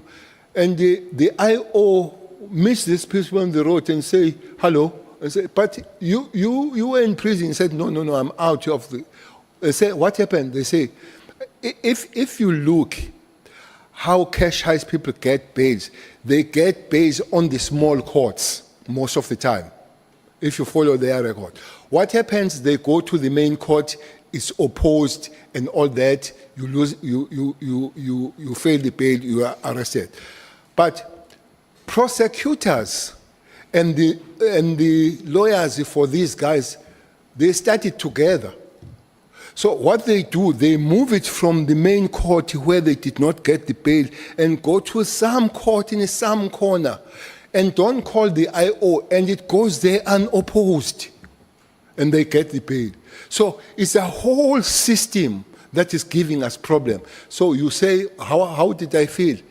Sometimes you feel numb because you know it might happen. Yes, I don't deny that the whole system is broken. Mr. Cele, I agree with you that there are problems in all the departments, the police, the NPA, justice, correctional services, that we really do need to overhaul them all from the bottom up. And as you say, it's going to take a lot of money and a lot of will. But really the matter was then withdrawn against him by some miracle. It was later sent for an inquest. And send you home. I forget where it was. And we all know that an inquest is a very watered down version of a matter. And then when it came back with a recommendation that it be prosecuted, somehow again, miraculously, the murder charge disappeared. And he was convicted of eventually, I think, kidnapping and assault. Now, you and I both know that if you can prove assault, you can prove murder. If you assault someone and he dies, you can prove murder. Yes? But he got convicted of assault. And Opera Mkhibe is dead today with no justice. And the real story we know was murder. Yeah. But let's leave that there. Do you think that it's a mere coincidence that more than 12, probably around 18 cases have been withdrawn against Mr. Nhlanhla over the years? Knowing him now, absolutely, I don't believe that is incident is coincidence. So there's something rotten with the system. Yeah, knowing who Nhlanhla himself is, and the power of money that he commands. Well, the power of money that he commands impressed you because you went to stay in his fancy flat for free. No, I was impressed by the accommodation. I didn't know at the time that he has so much money. Well, that kind of accommodation, you and I both know, doesn't come cheap. I agree. Do you regret having this relationship with Mr. Nhlanhla, or this acquaintanceship, or whatever you want to call it? I think somebody heard me yesterday, though I said that, why did I meet him? I'm sure life would have been much easier if I did not meet him. So you sit here, you reflect, and you say, it could have been better having not met him. Hindsight is the perfect sight, we know this. You're still peripherally involved with the police, as you should be. As you said, it would be irresponsible to not be. Lieutenant General Sabia has said that these allegations of General Mkhwanazi is a manifestation of a factional battle for power in the police. Do you agree? I don't agree with your first statement that I'm still involved. I try to run hard and far away as I can. Yes, but you can't. I try to run very far. Honorable Member, I did say, and I want to repeat, that is a taxing and sapping environment to work with the police there. So if you get any opportunity of being away from there, take it and run. But you kept brought back all the time. The police, I guess, like all other families, have people that have egos, and they've got egos, and they've got their thinking, but also ambitions. Ambitions, because I would not dismiss that the two positions might have some kind of a price, and what they've put us here, the incoming national commissioner and the incoming head of HOCs. I would not. And there is a name that keeps coming that I think Sbia did agree that he would love to be a head of HOCs. He did, yes. I think he agreed on that. Yeah. So, but Sbia would think that somebody else might be a competitor to it. And I have heard that they would suspect that Nhlanhla must be there. Maybe that's why himself has made a statement that he doesn't want to be. So once you have those ambitions, there will be clash of yourself working towards that. Honorable Member Methods was to ask the question that she didn't ask. What is the role of the commissar? One of the role of the commissar, the leader, is to keep peace within the organization. So if yourself, you are not sure whether you can keep peace, the soldiers and those that you are supposed to take care of them, they will go astray, as it has happened with the police. But anybody that denies that there are petty wars, quite bitter, going on the police, would not be living with us. But the only problem, those battles are dangerous, and they leave South Africans very, very vulnerable. I agree. Mkhwanazi was the acting National Commissioner before, Yes. and then he didn't get the job, but went to Bheki. He Is that didn't. correct? He didn't. Yeah. I'm sure that he would like that job now.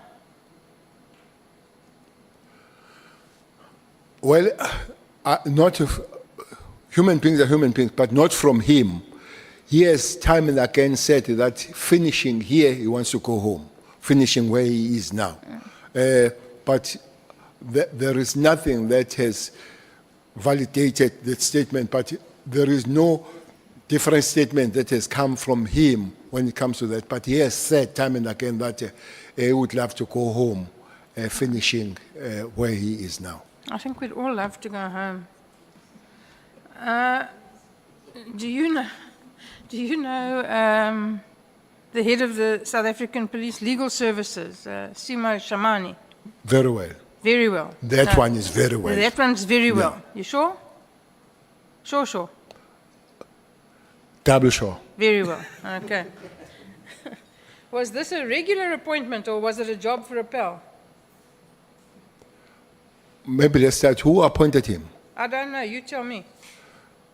Maybe I'll repeat, and I'll expect that by now, most of us will know that National Commissioner appoints. Okay. So do you think the appointment was a regular appointment or was it a job for a pal? Simo Shamani was certainly not the most experienced person in the group that was available for that job. I think he's an advocate. Yes, he is an There are advocate. many people here who are advocates too, and they've never practiced law, so it doesn't mean a thing. No, he did practice. He did practice. Before he joined the government, he had a practice as an advocate. So I think in terms of skills, he would qualify, and the education and all that. So what I could question and I do not know will be a process, him going there. But that is underqualified, I would not agree with it. Okay.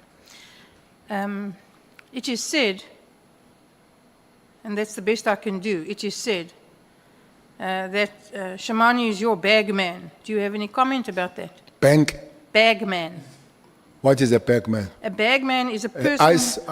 What they A call, bagman is a person who collects or delivers illicit payments, often for organized crime, corrupt officials, or political campaigns. that is going too far, whoever gave you that statement. But you can deny it. But I'm prefacing it to say whoever said so is very malicious, Okay. and that doesn't come close to whatever that person is saying. Okay, that's fine. You can just deny it. I'm happy with it. It's absolutely not there. Thank you. Thank you, Mr. Chair. I am done. Honourable Carla Barnard has one or two questions to ask, and I have to go. So I thank you for the accommodation, and especially I thank Ngathi ningajaha nonke. I thank Mr. Ntuli for accommodating me. Thank you, Mdu. Thank you so much, Honorable Breitenbach. What you must do, you must leave the meeting immediately, because in your presence, Kola Barnard is not a member of the committee.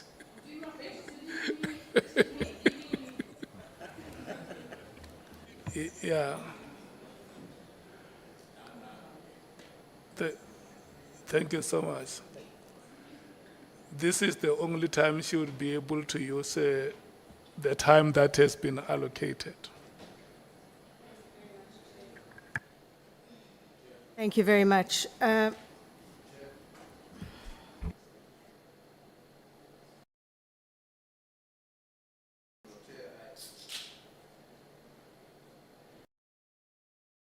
Yeah, Chair, my apology for interrupting Honorable Kwalapana, but I think you certainly owe us a clarification of the question that I'm going to pose. Because on previous occasions when we were discussing the issue of the participation of Honorable Kwala, the DA brought to the committee a legal opinion. And I thought that we were all of the same mind that let's rather have that matter also subjected to the Parliamentary Legal Division so that we get a legal opinion coming from Parliament as opposed to a political party. Now, I'm not aware whether we've received that, and my concern will be we should not take a decision and not follow up on its implementation. If I have missed that legal advice of Parliament on the matter, I would be quite comfortable that we proceed. But if it has not been provided, I think that it would be inappropriate for us to take decisions and proceed without having finalized those decisions to the extent that they should. So that's the clarity I need from you, Chair. Thanks. Honorable Skosana. Ngiyakuthokoza mgcini isihlalo. Ngicabanga ukuthi kwakhulunywa njalo ukuthi indaba le iza kuhlathululwa kuhle yaka honorable. Ngingazike ukuthi mhlambe ke sekutshentshile ngoba kwakhulunywa njalo khona Chair ukuthi indaba le iza kubuyelelwa. Ngamanye amagama ngithi ukuthi ngivuma no chief whip we largest party ukuthi ngicabanga ukuthi sakhuluma njalo nje ngiyakuthokoza. Okay. No, honorable members would remember that a legal opinion was presented in that meeting. And the decision of the meeting was that we will live with what we have until there is any other view to the contrary of what was presented to us. And we even said that if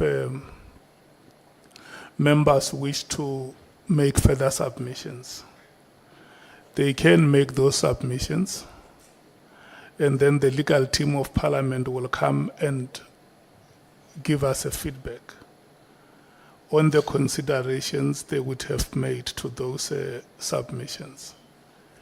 And so far, we have not got any feedback contrary to what has been presented. And I will want us to proceed. If there is the day we have a meeting, we can get a report from the legal team of Parliament. But so far, there has not been any official report on the feedback that has been presented before the committee. And I'm going to persuade you, Chief Whip, that for now we live with what we have.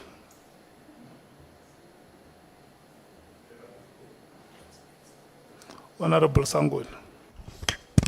Chief Whip, and again, please, we're not disrespecting the chair. It's on the legal opinion itself, and if we are incorrect, we can just be corrected. Our understanding was that the legal opinion that had been presented to us dealt with the matters that were referring to the apprehension of bias as it related to Honorable Shikeling and Honorable Skosan. And it was that legal opinion that we agreed that we will live with what we have, as you're currently saying, which is why Honorable Skosana has been participating. On the issue of Honorable Diane Kohler-Barnett, we received a legal opinion from the DA.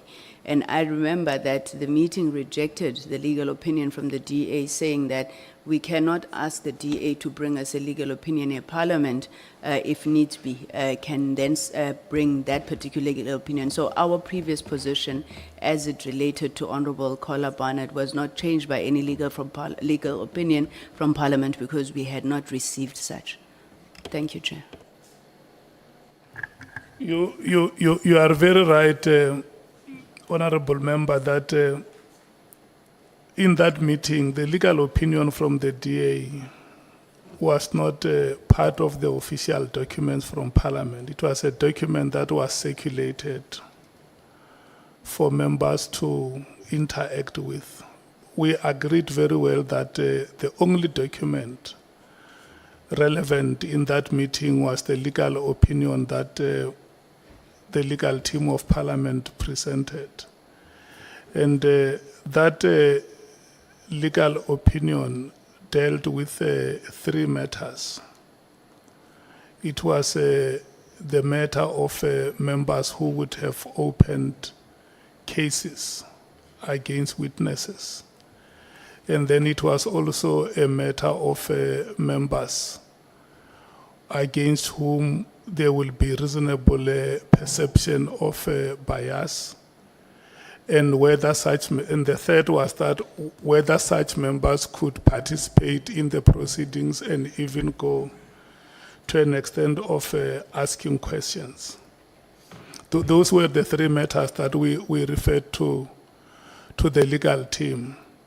And then in the responses that the legal team gave, or the report or the opinion that the legal team gave, it dealt with all those matters.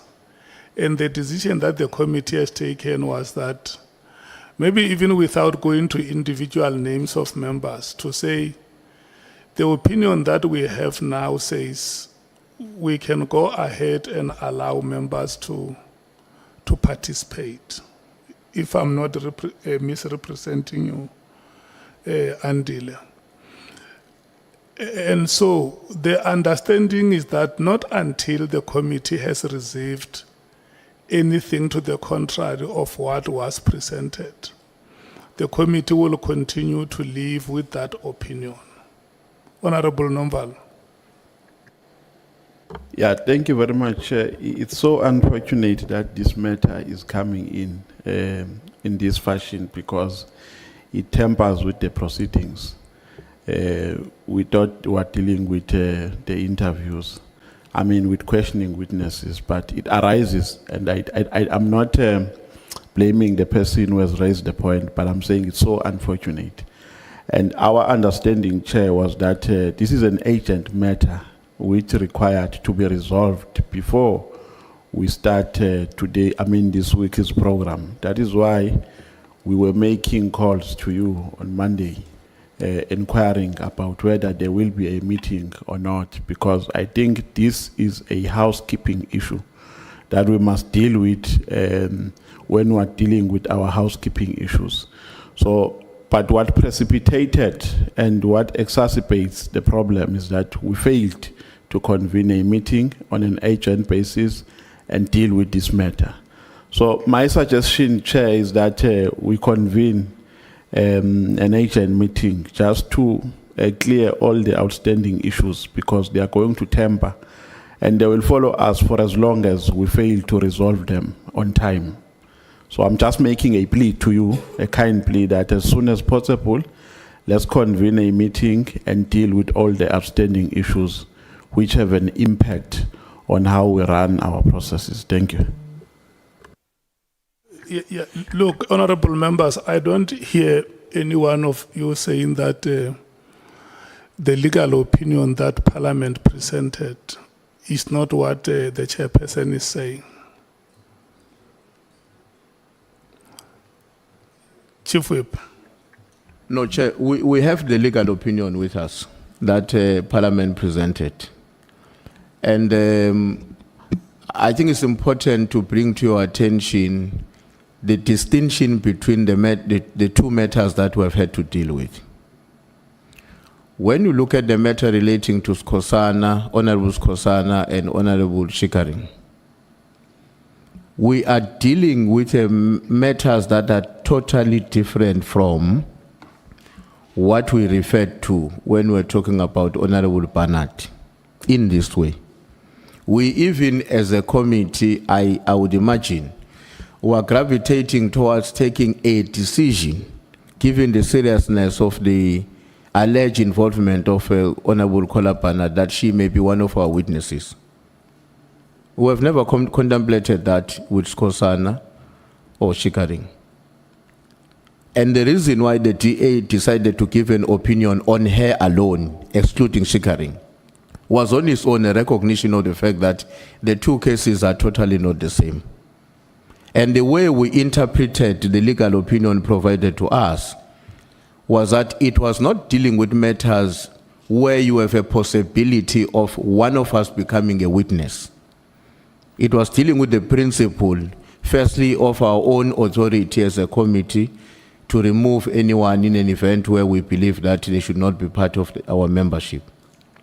But it did not deal with the issues relating to, can one of us who might be a witness tomorrow, likely, very likely to be a witness, given the seriousness of the allegations leveled against her, be also part of those who are questioning witnesses before us?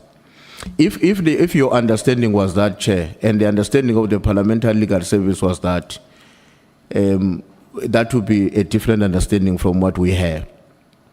And I think that is where I was saying, we don't disagree with how you are presenting the legal opinion, your understanding of it, but we are saying it did not address the issues relating to the nature of the allegations leveled against Honorable Mkhwanazi.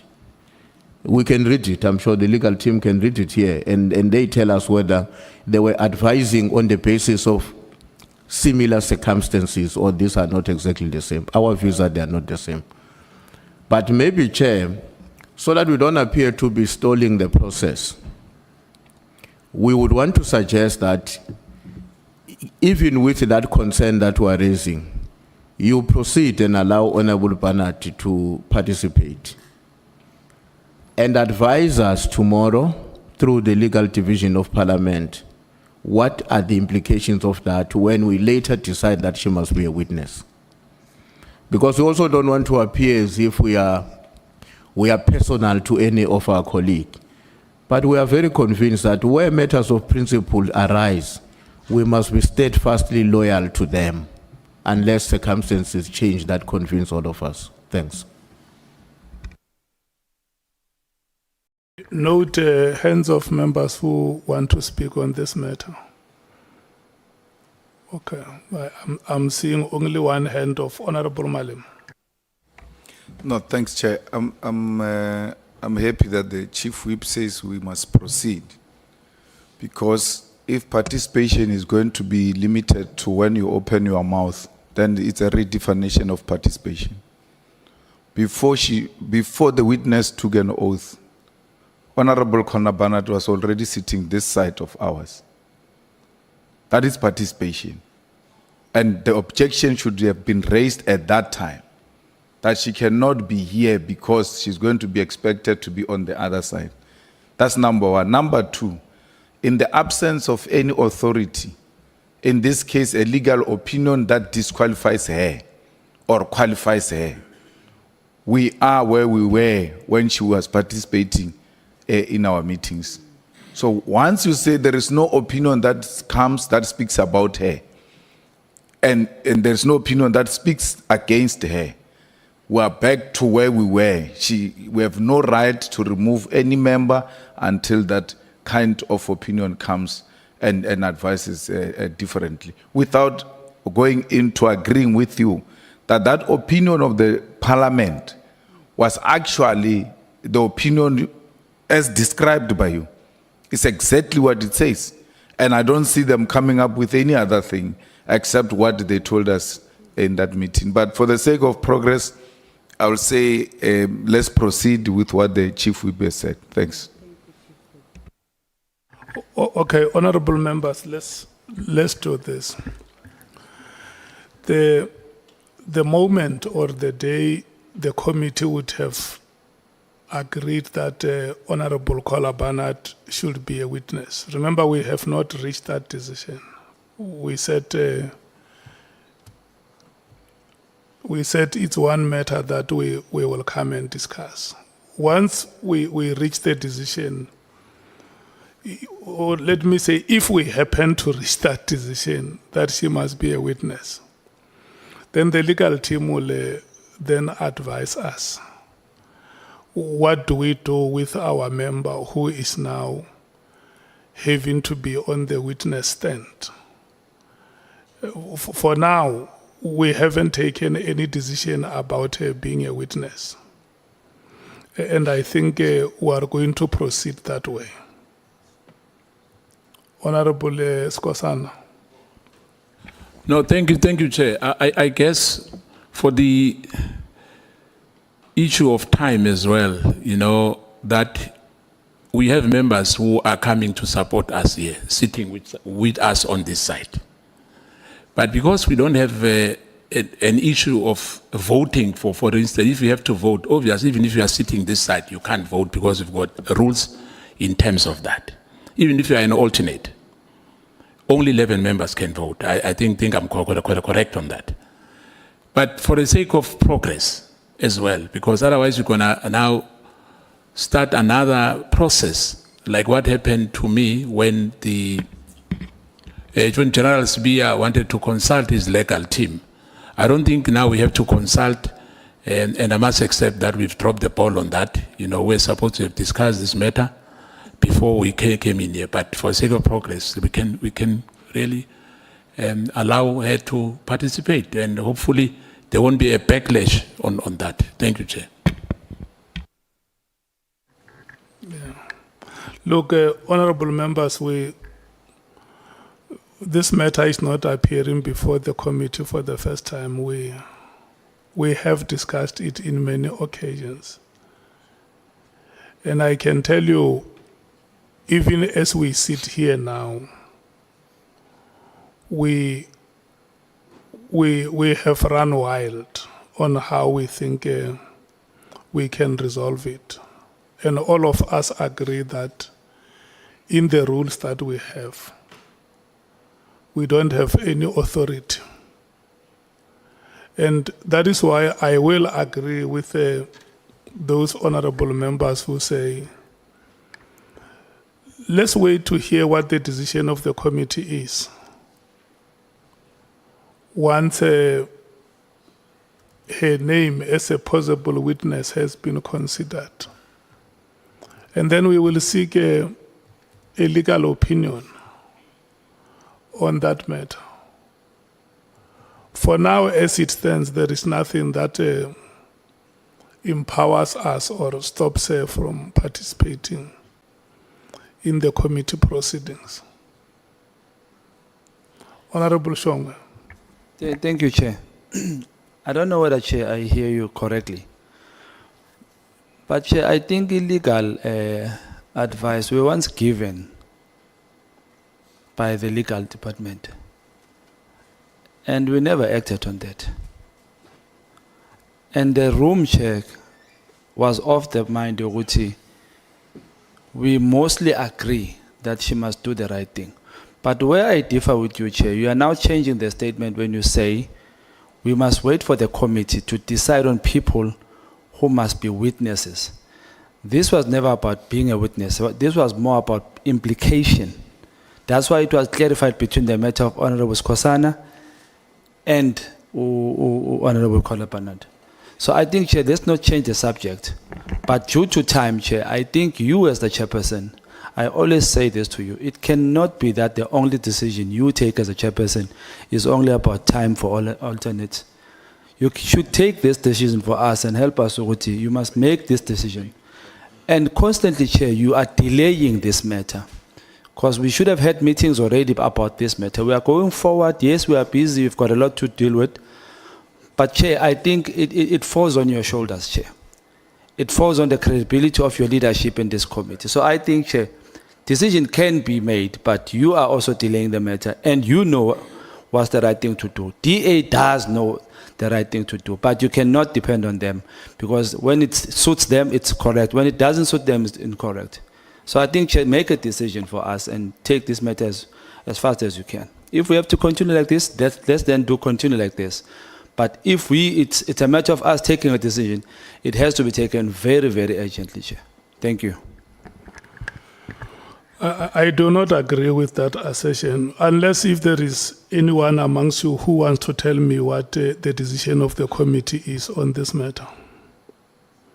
And I have reiterated this, that the chairperson of this ad hoc committee is not the committee. This committee is made up of members. When the chairperson speaks, the chairperson must speak the decision of the committee.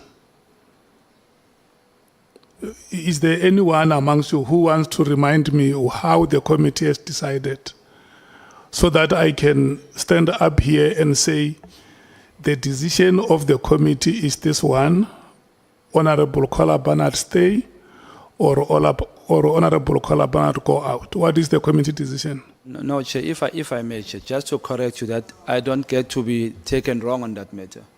I'm not saying, Chair, the committee made a decision.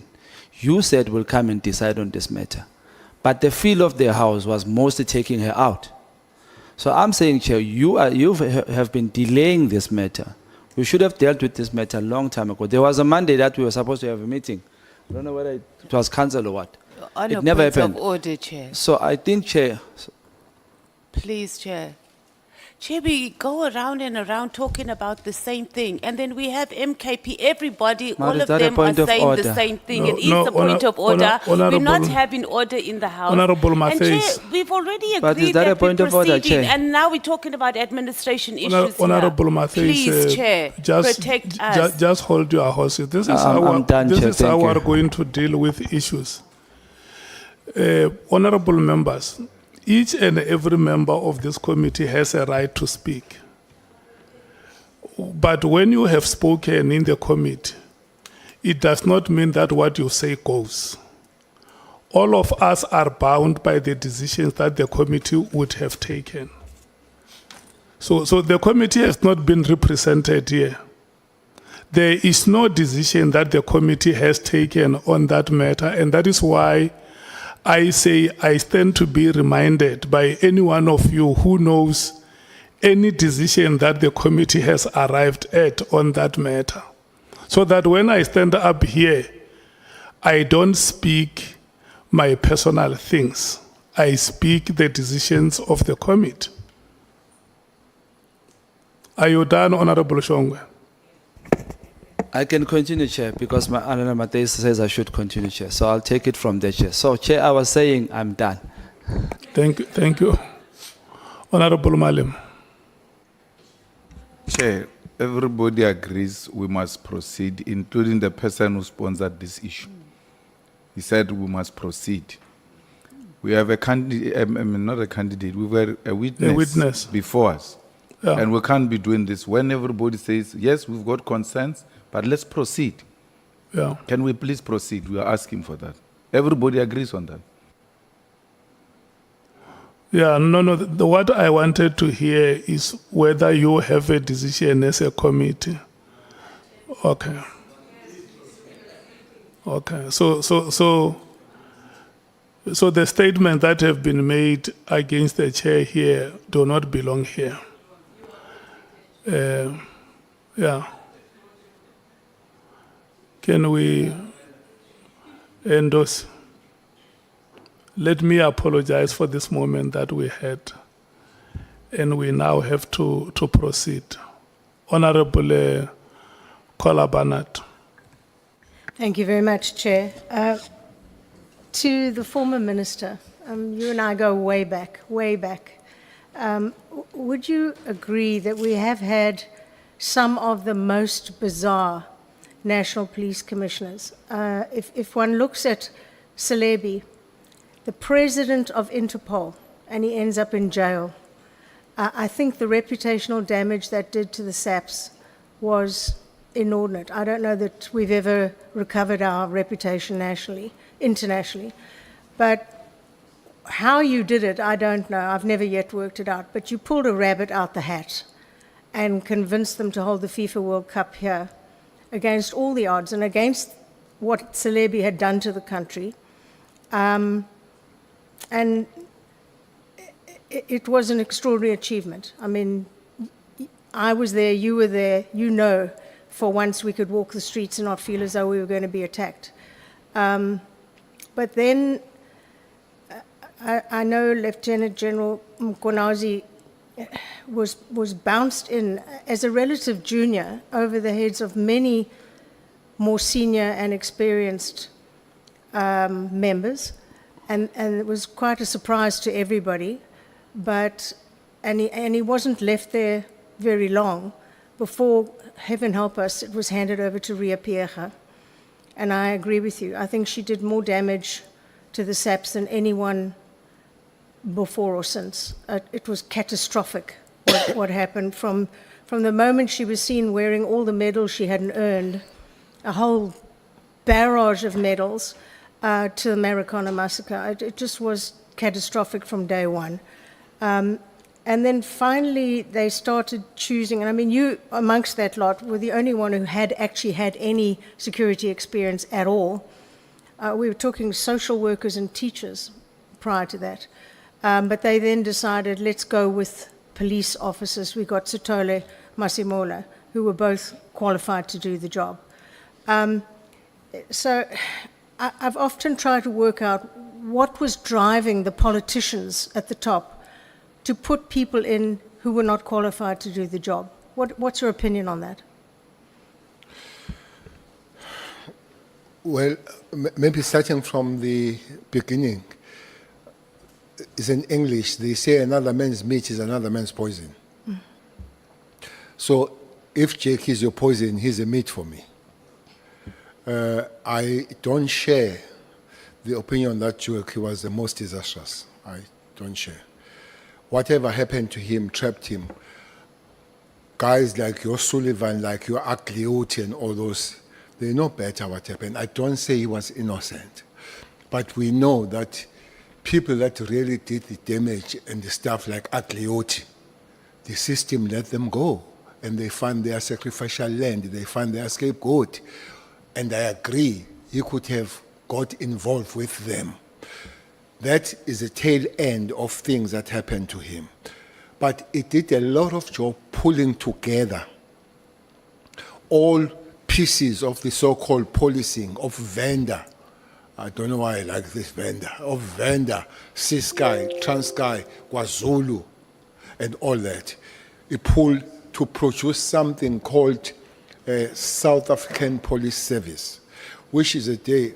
By the way, somebody did ask, what is my recommendation? I was reminded yesterday that, Honorable Chair, during our era, that day was celebrated of 27th January. I would urge that that day comes. The police would come to the stadium, dance, drink, and everything. And Ms. Kola Panat was one person who dismissed that day. So we can talk about it because I find it bizarre that all police officers are working on December. All of them are working. So you can't give a little bit of a holiday when you have come back looking after and all that. We can argue on that one. But it's not true again that all professional police make good commissioners. It's not. It's not. One person that was highly professional, he acted for some time, Patlane. He acted for some time. What happened? He's a professional police. The Stole is a police produced by Honorable Skosana, and he's one to stand there. It did not finish the term. So it doesn't follow why politicians want these people that can do the job. They do bring the people that they believe they can do the job, and those people they still do. I think somehow we still have to retreat and find out the way how people can finish, be supported, be helped, because what worse it does, it hurts the organization and it breaks down the organization as we see now, because nobody stays there to understand and take the organization through. But there is an issue, Honorable Member, about national commissioners rather than the national commissioners that were never police. Even those that were police, there are serious problems about it. You're absolutely right. I'd quite forgotten about Patlane, who I think is heading towards jail. He's been arrested, he and his crew, for looting at the crime lab. So you're right, absolutely right. I've just often wondered, when people have been put in who are particularly weak, whether it was deliberate or not, in order to allow certain things to slide within the system. Certainly under Ria Piecha, that seemed to be the case. So I think, I know you've touched on it today, but were you surprised? I thought you and Lieutenant General Mkhwanazi had a good relationship. Were you surprised when this allegation that he's now withdrawn sort of came out the left field at you? Surprised when it was made, or surprised When it was is made. surprised? When it was made. I was surprised. I was surprised because I knew that the thing doesn't come close to anything that has happened. For instance, as I've said, that one bottom line on this one is that I've never sent anybody, and you see something that you are so sure of it, and himself could have checked back. If he says I've sent the message to somebody, he could have checked back. But this person have never sent message from me since we knew each other in 2009. We have not. How would on a short space of time begin to do those things and all that? But this is a point I take, that human beings are fallible. Sure. And I'll live with that. That sometimes human beings are fallible or honorable member, and I'll accept that. Yeah, you've held both positions, and I think you're probably the only person who has been both the National Police Commissioner and the Minister. I know I was hard on you and on Ria Piecha and Pakhlane, all of them, but as a Minister then, were you surprised, and have you been surprised at some of the ministerial appointments that have been made? With Nathi Mthethwa, and we're talking somehow Richard Mluli being brought back by him time and again, and Marikana and Nkandla Gate. Nathi Nhlanhla with his fire pool nonsense. He didn't last very long. Fikile Mbalula only lasted 1 year. So where would you rate yourself in amongst that lot as your job as a minister that you achieved? That's the most difficult question. If I were a soccer player and I'm a striker, I would rate myself by scoring the goals. It would be easy. The first minister was Professor Mfumadi. The second one was Chwete. Third one was Ngagula.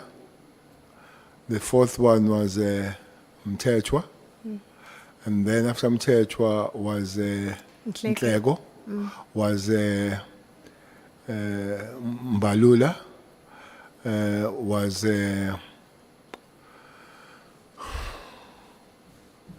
who is not there? Then was Cele. Not Cele. Chairperson, I don't know if I can really answer this question. I've read myself as a minister. I think the most time I enjoy here was when I was a national commissioner. Whoever I send there, if we get an opportunity and president say choose between being a commissioner or choose to be a commissioner, that is a roller coaster kind of the work, and you can easily measure crime stats, the response of the human beings, and all that. I will request to jump chair on rating myself and allow South Africans and the rest of the people to judge me on that. I'm sure they will. You have agreed that today the SAPS, there's a lot of factions fighting crime intelligence, all of them are in a catastrophic situation, compared perhaps to how it was when you were the National Police Commissioner. In your opinion, what could be done to pull it all together, to show our citizens that they need not fear the police, but that criminals must fear the police? Because today, currently, our citizens fear the police and the criminals laugh at them. How would you tackle that? How would you turn the tables and turn this back into a police service that we could actually be proud of? Honourable Member, you used the term catastrophic. I think in Zulu, Nhlekelele is something very, very serious. Not only that, and sad. I don't know how much pain I share as I sit there and I look Commissioner writing affidavit against the Deputy National Commissioner and all that Mkhwanazi coming on the platform, lambasting everybody. Immediately after that, Spear coming, Spear going home, the police are in his house. It's just, if I don't think if it were a move, I would finish it. Is a terrible thing. And I would be lying if I sit here and I say what should be done to fix the situation. I know it's a disastrous situation. It needs to be fixed together and all that. You know, I watched few days ago the discussion on how much South Africans have been scammed by the scammers, very professional scammers out there. But you say, okay, where do you go with these South Africans? There is no head of HOCs, there is no head of intelligence, there is no deputy National Commission of Detectives, and these are the things that these people who are scammed is a place that they should be running to. It doesn't exist. I hope and I wish that the president literally leads his government and the cabinet on finding the solution quick on this matter. Is a matter for government now. Yes. I hear that Judge Maya was talking about requesting Judge Letwaba to go and stay home because of 2.5 million accusation of bribe from Mlife. This is a judge now. I'm not talking about magistrate or prosecutor. Your chief of prosecution in Gauteng is home, is to be investigated. Aibo. So I think somebody somewhere must find a solution, and the solution must be quick. Otherwise, South Africans are going to run helter-skelter. I agree. Last question from me. Let's talk about Cato Manor for a moment. You know them all very well. The still surviving members, because some have died, of the Cato Manor crew. Well, we heard in the Zondo Commission that there was a meeting between the then minister and the then acting National Police Commissioner, and they took the decision to make the arrest as public and humiliating as they could, because they believed the Sunday Times story. Of course, history has shown that those people who lost their salaries, their jobs, their lives, and were branded with the M for murderers on their foreheads, basically, were all innocent. They were cleared by the courts. And I was saddened when the Lieutenant General told us he didn't really recall much about it, because it was his decision to go ahead and join in that political decision to close the unit and arrest everyone. And in fact, the courts have just started paying them out because they're all suing the SAPs for many, many millions. I believe you might have handled it differently had you been in charge. Your thoughts, please. Jefferson, I said yesterday, Lieutenant General Mkhwanazi is a good cop, but he has faults, and I said some of his faults are serious. That is one of the serious faults that he committed. I don't care who says what. I'll go anywhere. That's my belief, and what I see, I see, that's the way I see that what happens.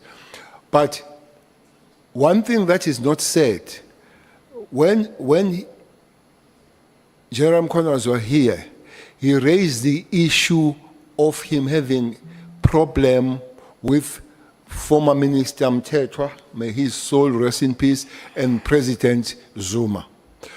He did not tell that initially there were parties with Minister Mthethwa, they caused this disaster together.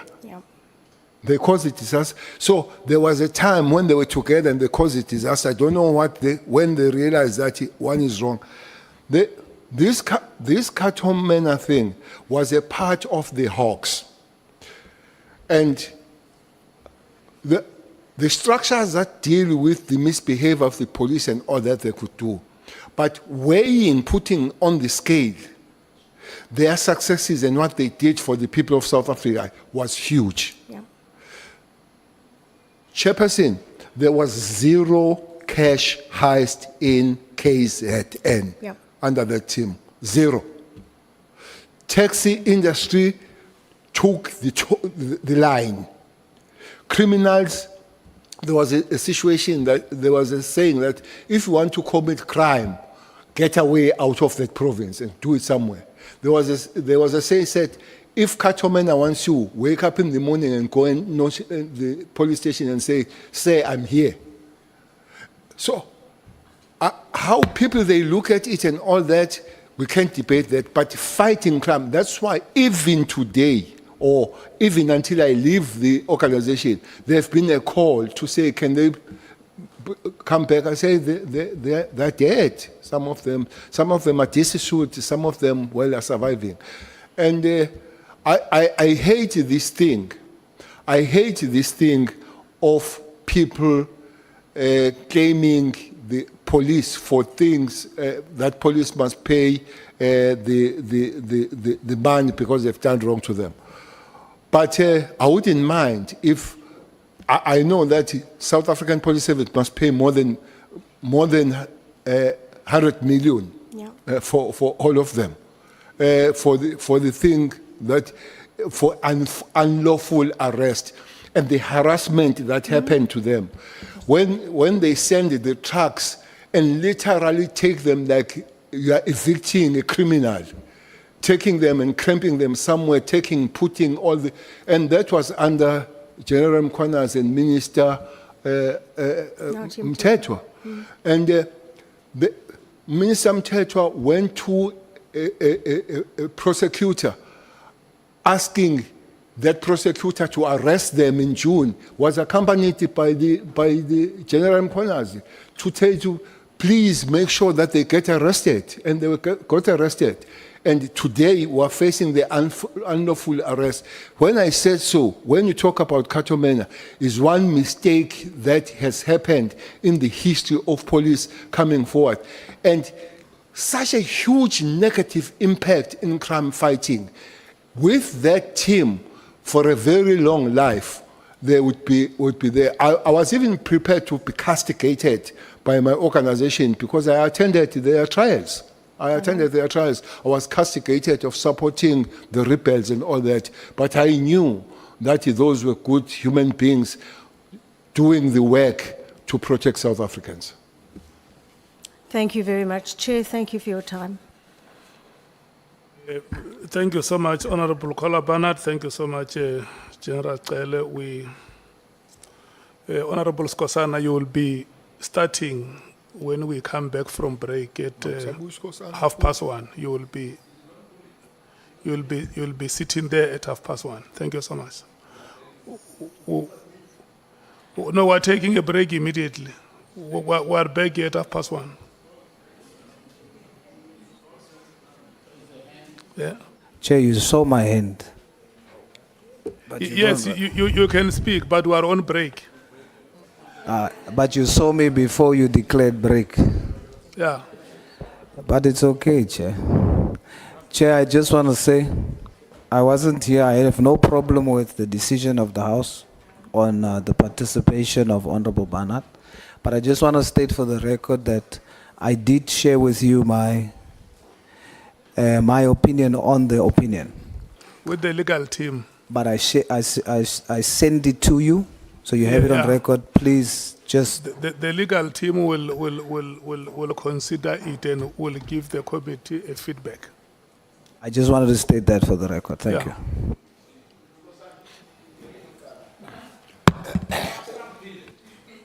Honorable members, SC break has been announced. We are coming back at 1:30. Yes, yes.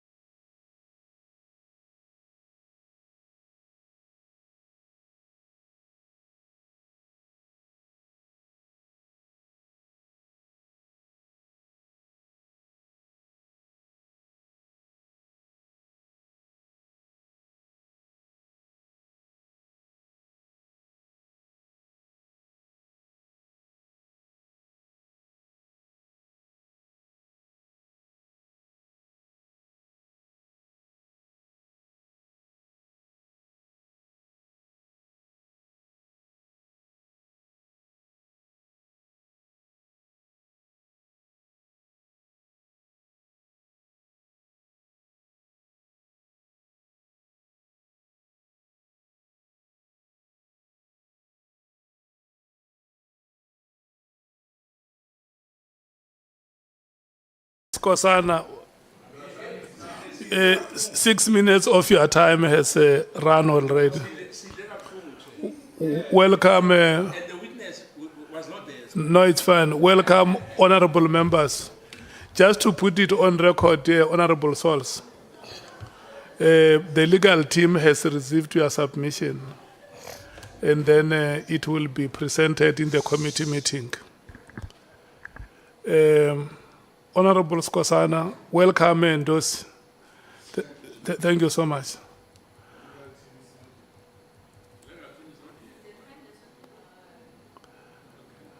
Yeah, but the legal team led evidence. It's your time to ask questions.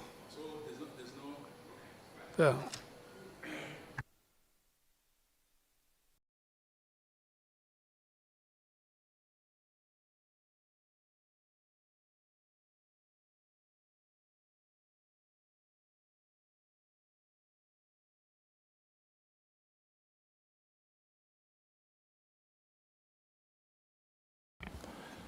Thank you, Chair.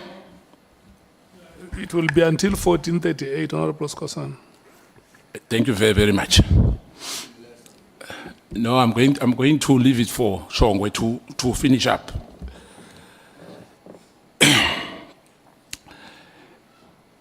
Good afternoon, General. Good afternoon, honorable member. Ngizokuthoma ngesikhethu in my first 20 minutes. In fact, ngesikhuwa, then ngizagcina ngesikhethu. Now,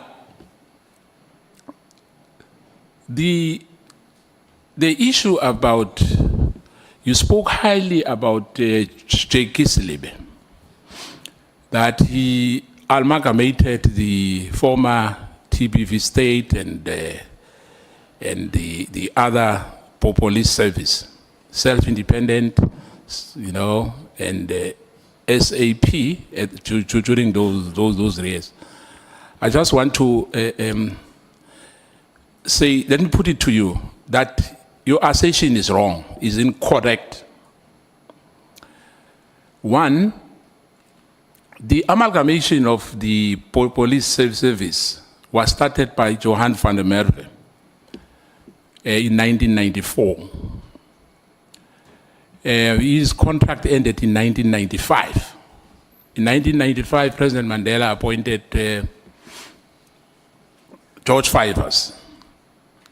Fortunately, I was among the staff of the safety and security in Mpumalanga. I was seconded from Department of Finance, and we were a supporting staff when these agencies were amalgamated. So George Fivers was the first person to be appointed to lead an amalgamated police service in this country. It's not Bheki Cele. Do you agree with me on that? Well, I don't agree with you on that. Fivers started, but in the middle of it and finishing it, it was Bheki Cele. But Fivers did start. No. Minister, I said Johan van der Merwe in 1994 started the process. There was Zwane from Gangwane, there was Brigadier Tubane from Gondebele, there was Selsfontein, who was the, but I just wanted to put the matter straight that George Fivers is the one who led the police, which was amalgamated in this country. It did not finish. A person that took it from the middle body and finished it was Bheki Cele. And I agree with you that Fivers was at the beginning of the matter.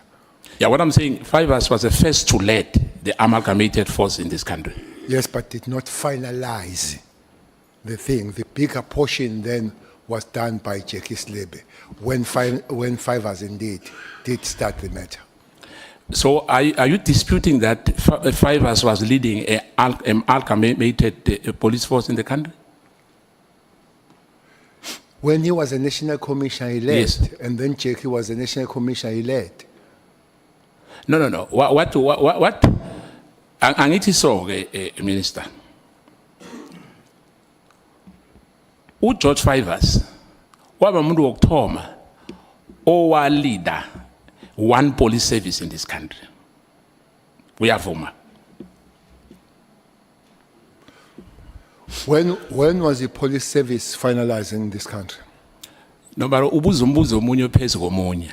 No, izokusiza. No, mina. George Fivers did not lead one police service in this country. Okay, let's put it on record. As a matter of fact, I'm saying that George Fivers was the first person to lead an amalgamated police service in this country, and you say I'm wrong. I agree that you are wrong. Okay, thank you. Remember, we are under oath. And number two, you speak highly or you speak bad about some of your colleagues you worked with. Did you say I speak bad? Yes. Okay. I'm saying, General, in this sense, you said that Ria Piecha was a disaster. He messed up the police service. Am I right? I stand by that statement. And you said that, may his soul rest in peace. Natim Tetwa as well. I did not say No. may her soul rest in peace. No. I'm talking about Nati. I've passed the issue of Ria Piecha. Okay. I'm talking about the minister now as well, that whatever he was doing, you have the doubt that he has carried his constitutional duty as he was supposed to. Am I right? You are wrong. Then you can correct me. I never spoke about Natim Tetwa in the Constitution. No. I'm not talking about, what I'm saying that he failed to do, let me put it straight. You said he failed to do his job. I never said so. What did you say? I never said he failed to do his job. I said he had mistakes, and I've mentioned things that he would have done wrong. One of those things is the Katomena. And the only thing that I talk about him is Katomena. I never spoke about It's any fine. other thing. So we are not very correct. So your misfortune as well, or your mistakes. Do you have any mistake which you perhaps, when you were still a national commissioner, or when you're still a national, when you are a minister and a national commissioner, do you have regrets? No. No regrets? No. Were you perfect? No. Let me come to this as well. Did you ever appointed someone in the, I think they said Sita, said he was carrying bags, I've forgotten the surname, what's the surname, if you remember? There was a matter which was raised to say there was somebody who was carrying your bags. Simon, come on, advocate, come on. Yes. Did you ever appointed him As well. as a judicial commissioner? I've explained it time and again. And you said you were in that environment, you would know, especially that there is no minister that appoints any level of police in the South African police. Are you saying that under oath? Don't threaten me about No, oath. I'm not threatening you. I just want to find out, because we have done that, Minister. When I'm asking that under oath. Yes, I'm asking that under oath, yes. Remember, I'm a member of Parliament. I've Yes. been in Parliament far long before than you. I know better Parliament than you. But if you say I'm under oath, it means you don't accept that I am under oath and I'm protected. Simo was appointed by the Minister of Police as a special advisor to the minister, but was appointed by the National Commissioner as a legal person heading legal in the South African Police. Minister, let me put this thing to you once again. My question is simple. Have you ever appointed a divisional commissioner, you as a minister? I've answered that no. You've never done that? No. And let me put it to you, and I guess the scribes are writing this down. You've done so. That has never been done. No, it's fine. Anyway, remember, we still have to, I'll bring proof of that, Minister, Okay. that you've done that. Bring it. Now, And if you don't bring it, no, I'll bring it. I'll bring it. Anyway, I'm protected. Don't, you said you've got 40 years or so here. Chair, But I'm not threatening you, but I'm telling you that you have appointed a divisional commissioner yourself, not a national commissioner, as a minister. You said the minister doesn't do that, but we have done that. But let's start now again. Let me put it to you again, Minister. can I respond before you put? You can. Honorable member, I hope the problem here is that people, they say things, and when they're supposed to prove it, and they don't happen, they don't come back to say those things here. I would want that protection. If you say I've done it, you're going to bring the evidence. I would want to know what happens if that evidence does not come. We are not going to hide behind the situation that says you are protected. So we're not going to be we're not going to be painted. It's a law, and unfortunately, I'm protected. You can't do anything about it. Am I allowed to answer when I'm asked? Yes. Am I allowed to answer when I'm asked? Let's do like this, honorable members. The people of South Africa are watching us, and they want to see the best out of us. I just want to request both of you to tone down. And what we must do, Honorable Skosana, let's ask the witness questions and the witness response. Not because we want to dismiss the question that the witness has given. Because if a witness responds and say, I have not done this, and then you come back and say, but you have done it, you are now opening the matter for debate. Let's ask questions and not force the witness to give questions that we want them to give us as a belief. I thank you, Chair, and as well, let me be protected. When I ask a question, the witness should not as well question me. Because I ask a question, then he questions me again. I need your protection as well. Thank you, Chair. Agreed. General, when the honorable member asks you a question, may you please respond to the question. Both of you are protected by the chairperson equally. Nice to hear that.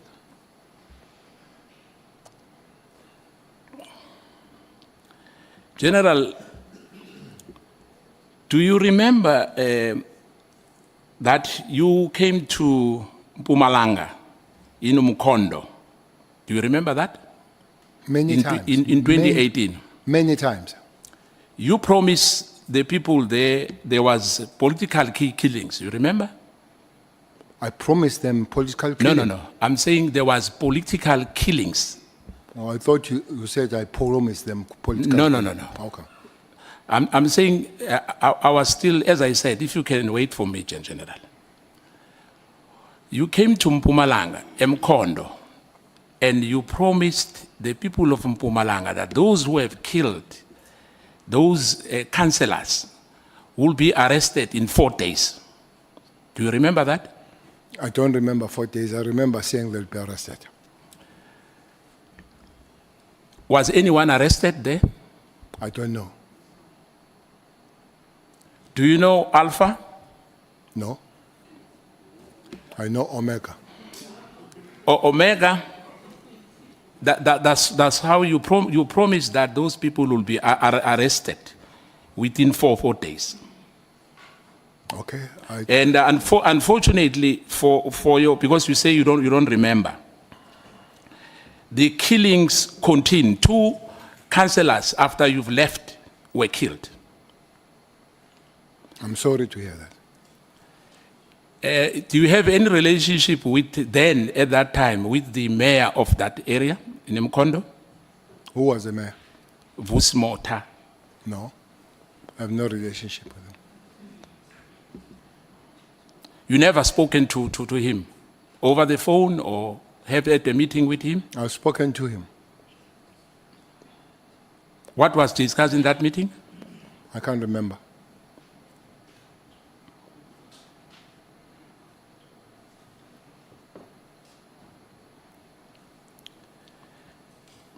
There was 2 people which, the names which were disguised there from IDEC. I think it was Perumal, and I think you've mentioned another one, Sunet, if I remember the name, I might be wrong. What is your take with those guys? They ever intimidated you?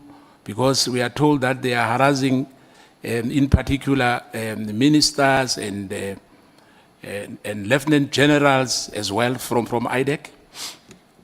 I spoke with one name, not 2. I'm sorry? I spoke about one name, not 2. Whose name was that? I said either Peruman or Patayache. Padiache, yes. Yeah, okay. Is it one person? Perumal Padiache? That's why I'm saying Patayache or Peruman. I can't remember, but one of those names is his name. In your understanding, what was the role of ID and the investigation matters in terms of jurisdiction? ID or IDEC? No, ID at that time, before they were IDEC. What was their duty was to investigate the crimes, especially the COVID-19 crimes. And state capture?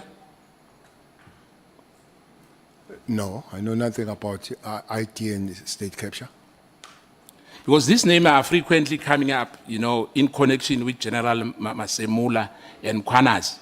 And Mkhwanazi, when he presented his submission here, he said, at IDEC, there's a rogue policemen there and women, but there are those good policemen there and women. Do you agree with him on that? In your experience as you were in charge of him? I agree with him, Mkhwanazi. Yes. No, what I'm saying, do you agree with his assertion to say there's rogue? In fact, there are those people there who work at IDEC who are rogue. Let me put it like that. But I will agree, but not only there. Even with the SEPs and other organizations, there will be rogue and good people. Yeah, but I'm talking about IDEC now, Minister. But I'm giving you the context of which I'm agreeing that indeed I agree with it, but I'm adding to say is a generic problem.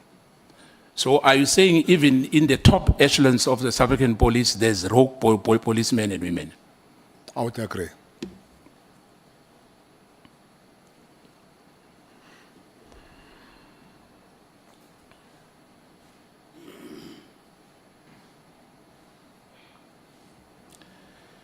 We have found that the real reason why the illegal disbandment of the PKTT, it was to protect the funders. The way you said, you've spoken to Vus Matala or Ket Matala. Yeah, real name Ket Matala. For the first time you said you met him in Beverly Hills, am I right? Beverly Hills Hotel? Yes. That was for the first time? Yes. That was in December, am I right? Yes. Then in January, you went to Pretoria. Yes. And then he gave you his penthouse. Yes. He gave you security. No. You're not secured. As even now, I don't have security. Yeah, I remember you cried some time ago to say you are not safe, and we understand that. Without tears. Now, you met him for the first time. He's offering you a room. You agree without any hesitation because you are no longer a minister. That's what you said, am I right? You are free to do anything you want. No, I'm not free to do anything I want. There is no human being allowed to do anything that he or she wants. Yeah, I thought when you say you are free, you are no longer accountable to anyone. I thought you said so. On that particular matter, Honorable Member, not generically that as a human being you can do whatever you want. Yeah, because my follow-up question will be, if I heard you well, is that you can associate with criminals. There's no problem because we are free. Associate, maybe I don't understand the word associate. I can associate with criminals, but I still can get the information and be briefed and hear and be phoned by those people that give information, even if they're in the criminal world. So your relationship with Vus, in a way, for him to for you to meet him, what was the purpose? The meeting was arranged by Mabonga. Yes.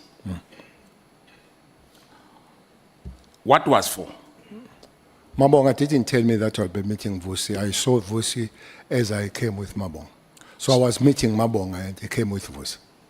So he only disclosed when when Kate was there. When I saw him, correct. And you were comfortable to help him. I didn't even know him.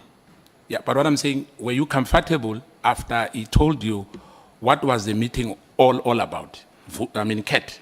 And I got interested. I was comfortable interested because he spoke about my name, that my name, if somebody has spoken about it somewhere.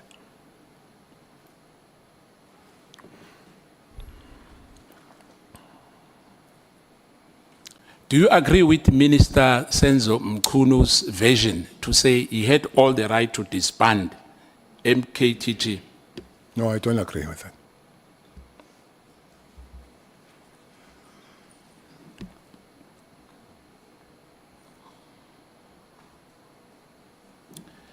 Now, the IMC resolution and the meetings of approving the PKTT, as you said, it was an inter-ministerial committee, am I right?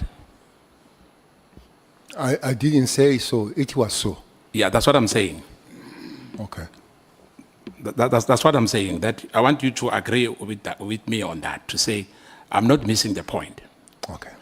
Now, when he decided, as you know now, is on record, Senzo Mkhunu, the minister, did not consult anybody.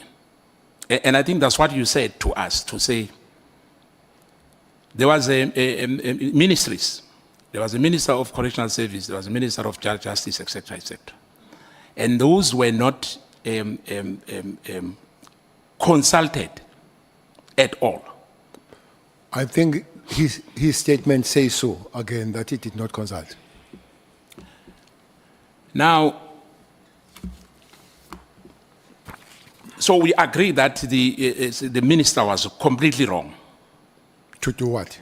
To do what he did, to disband. Disband. Yes. Yeah. Thank you.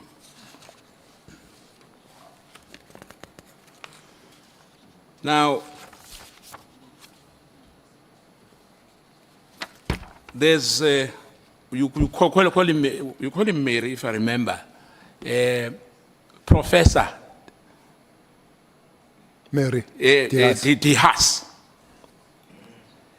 He says that she says that you are a disgraced minister. Do you agree with that? I don't agree with that. Yeah, I'm just saying. I'm just reading what he wrote here. I don't agree with it. You don't agree with that. And you said you don't recognize Patricia Machale, if I remember well. I don't recognize or remember her. No, you remember her. What I'm saying that whatever Patricia is saying, it doesn't hold water according to you. Am I right? Correct. There's another gentleman who said he wrote you many letters. He calls Fikile Mbambi. Have you ever received any letter from him? Who is that gentleman? Fikile Mbambi from Cape Town, from Kayelisha. Fikile Mbambi. Yes. I don't remember the name. You don't remember the name. Now, when you were talking to my colleague here, you said that there's around almost 200 members who are deployed here in Cape Town. Am I right? At the cost of 800 rand, I think for accommodation, there's food, there's cars, you know, you've mentioned all those things combined to say that, you know, they are trying to help the people of Cape Town. You mentioned Delphi, you mentioned Philippi and other areas. Because in this country, Minister, you know, the issue of drugs is a problem. Issue Yama drugs. Yes, yes. And in particular, in the Western Cape. Am I right? I'm not saying in other provinces there's no drugs. But in particular, in the Western Cape, we have a serious problem of drugs. And Gauteng, we have a similar problem. Yes. We have a similar problem in the Eastern Cape, in almost all the provinces. Now I agree. Thank you. Ngiye ngathi ngizotshintsha ngibuyele ngapha. Abantwana bethu sebangathi amazumbi ngendaba yama drugs. Ngathi amaZulu. Ngathi amazumbi. Oh.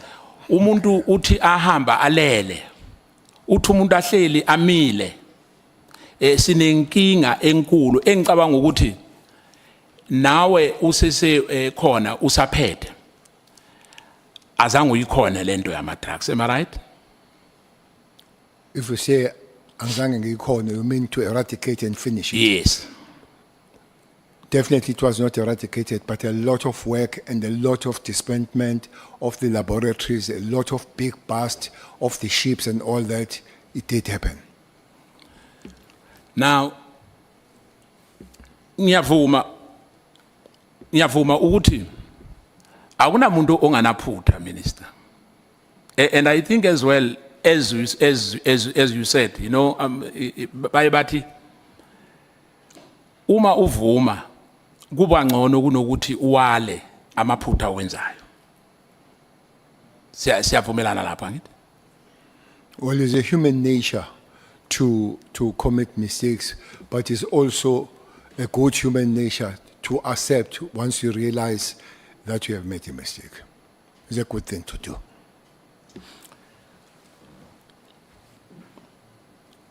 Ngiyacabanga ukuthi njengoba ushilo nawe uma usithumela le submission statement sakho esila ezinjoba ngeke ngasho ekuqaleni ukuthi mangikulalele kahle ubugceka kakhulu abantu abavele abasebenze after you or abasebenze before you njengoba ngeke ngababala iphutha lakho ke endosi engilibonileyo mina mangiloku ngikulalele ukuthi akekho umuntu owenze ngcono ukudlula wena ngabe mhlambe ngibambe kahle Ngikushongo lokho. Uthi kushiwo yimina ukuthi ngenze ngcono ukudlula wonke umuntu. No, ngisho ukuthi the way uzipresente ngakhona is like wonke umuntu oke waba uminister in particular. Njengoba ngeke ngakhuluma ngenda beside indaba yaseKhathomana ukuthi unathi may his soul rest in peace. No Senzo Mkhunu kunamaphutha amaningi abawenzile. Unathi ukhulume ngeyi1 uthize iKhathomana, am I right? Can I remind you how many ministers I have counted? Yes, 7. So I've presented myself. I did not present on behalf of Minister Umthethwa or Minister Mkhwanazi. They can present themselves and then you can make your assessment on that. Njengoba ke uke wezwa alana uminister osuspendiwe. Kuye kwezwakala ukuthi wacela uchief of staff wakhe ukuthi arekhode inkulumo yakhe ayikhuluma no provincial commissioner Mkhwanazi.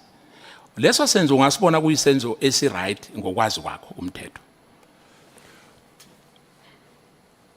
Well, ngokwazi kwami ukuthi umuntu mayezo recorder, for instance, ma ufonele bank, ufonele insurance, ufonele laphi, uyawonishwe utshelwe ukuthi uzorekhodwa. I think into wrong ukuthi ungakwenza lokho having not told anybody ukuthi uzokwenza, especially umuntu osuke uzokhuluma nawe ucingweni ukuthi ungamtsheli ukuthi uzomrecord. Ngicabanga ukuthi into wrong. Khona siseselapho ngicabanga ukuthi nawe waye waba concern ukuthi kunamaphoyisa athumela amafoni elinye iphone number beyakho ngongayekho emthethweni bayithumela ku batch ku judge ukuthi bakhona ukunilalela ukuthi nikhuluma ini ngalawo magama ngisho ukuthi uminister osuspendiwe ukomite icrime ngokwenza njalo ungabe ungavumelana nami? I would agree that wrong, but to commit crime, I will wait for the lawyers to tell. I don't want to venture at the area where I'm completely incompetent when it comes to law.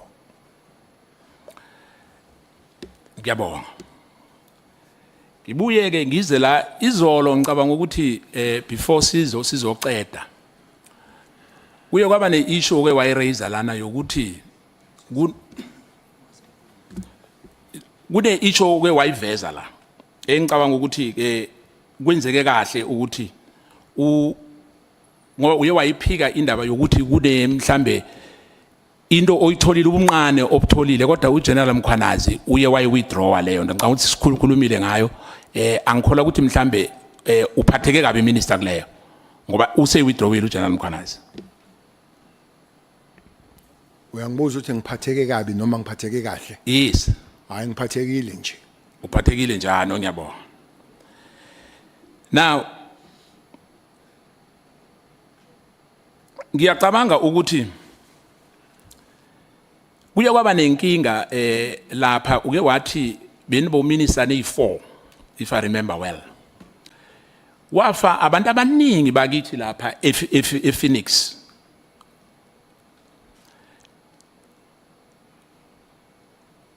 Ngabe kukhona ongasitshela kona ukuthi kuyakwanelisa imphumela omhlambe ama arrest enzekile after what happened lapha ePhoenix? Noma ngazi manje honorable member ukuthi hamba kanjani amacala kodwa baningi abantu ababoshwa. There was a special team under Brigadier Cele that was working there, and the last time I checked, there were about 12 people that were arrested there. But I don't know the status of the cases at the present moment. Bayakuhlupha. Bangihluphi. Ngoba isizwe asijabulanga ngento le eyenzeke lapha ePhoenix and babona ngathi umthetho awukho ngathi le ndaba ayikhulunyiswa akunamuntu okhuluma ngayo yaphela nje kanjalo kibo bonke abantu abake bafika la ngifaka nawe ngaphakathi ngizwile ukukhuluma iconcern yakho ngeCato Ridge kuphela but iissue yase Phoenix hence ngikubuza yona ukuthi iyagculisa ngendlela yahamba ngakhona na angase ngikhulume nje ngeCato Ridge. No, I'm talking Cato, not Cato Ridge. Le okhuluma ngayo. Cato what? Cato Mano. Oh, okay. Yes. Ukuthi kuyakhulunywa ngayo, kuyakhulunywa nangezinye kodwa le yase Phoenix ngathi akunamuntu ufuna ukuyibamba. No, umbuzo honorable member ngeCato Phoenix. I said last time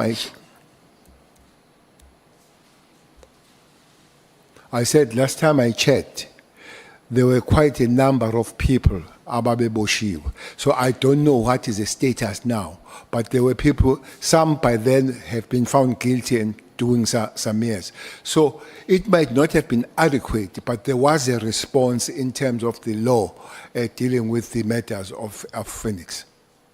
Honorable Nomvalo. Yeah, thank you, Chair. Apologies, Honorable Skosana, for interrupting you.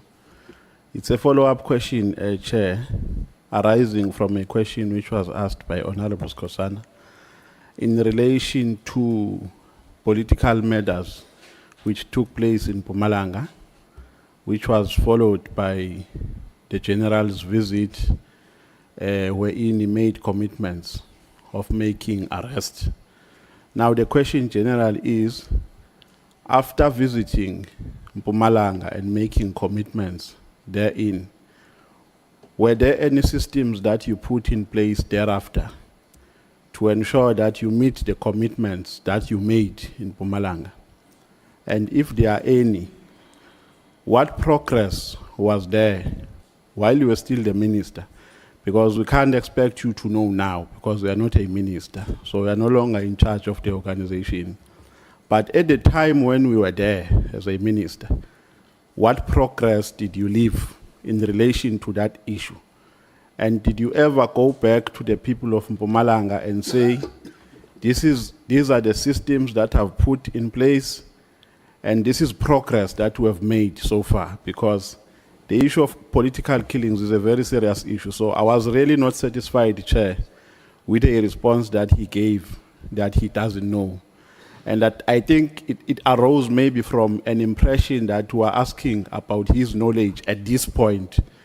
And the question was asking about his knowledge while he was still the Minister of Police. Thank you.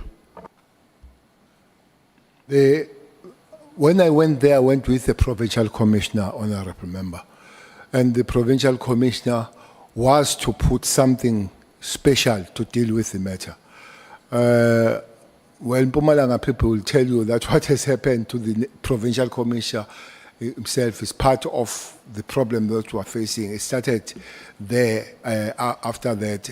So I don't know the progress, because a person that was supposed to lead that in terms of the Provincial Commissioner putting those teams had a problem herself, suspended. I think it's under, I don't know where it is now, but by the time I left, she was suspended and not on job and all, which I guess then that jeopardized the progress of those operations that was supposed to continue.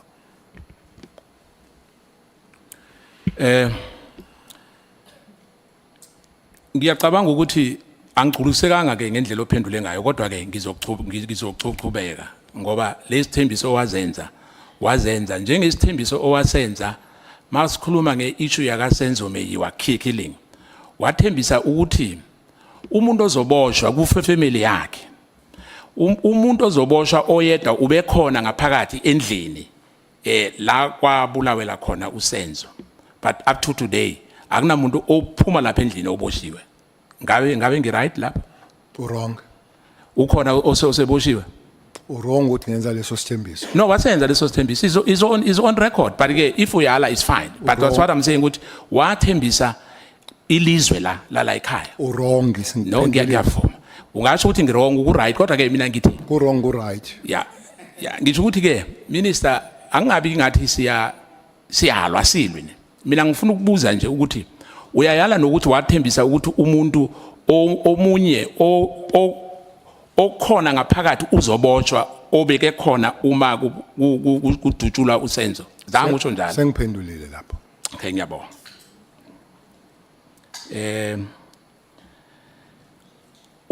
Uma ubheka njengoba kukhulunywe ngeissue yokuthi uMatlala might have been the one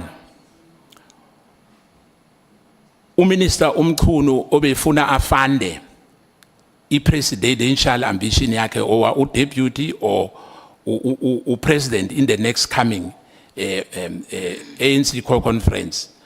Ungabe wena leyo nto uyayikholwa noma uyikholwa?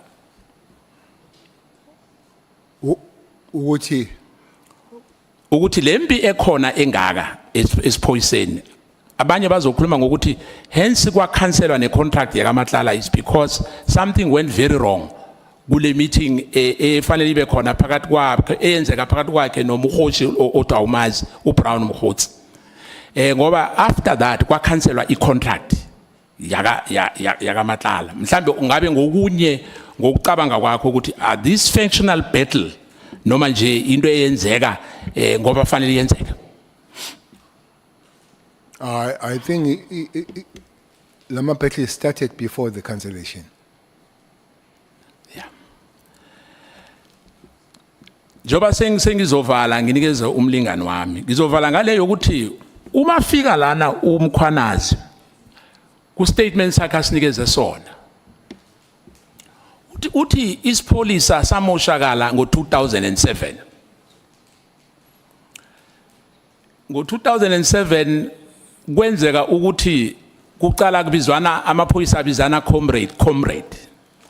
Kwaba namabray enziwayo ePulukwane. Azange kuphinde amaphoyisa ahlonipheke or ahloniphane. Kwaqala ama-faction ngaleso sikhathi. Ngabe uyavuma kuloko? Angivumi. Uthi akuqala ngaleso sikhathi. Ngabe kuqale nini ukuliwa esiphoyiseni i-top management? Ngokwakho ukwazi. So lokho abakhona amaphoyisa. Oh, lokho abakhona amaphoyisa. Nawe uma ukhona leyo impi yaqhubeka injalo. Yebo. So uthi iqale ngo1994. Not ngikhuluma nge-new dispensation, ngikhuluma ngalawa kudala abangasimelanga. Lento iqale 1994 ukulwa. Ngiyavumelana nawe. Ngiyabonga. Sengizonikeza ke umlingani wami aqedelele njengoba uchairman said avumile. Ngiyabonga.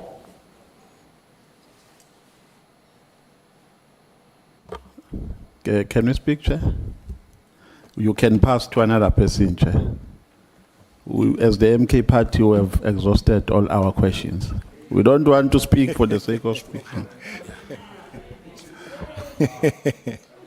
I'm giving you a standing ovation today.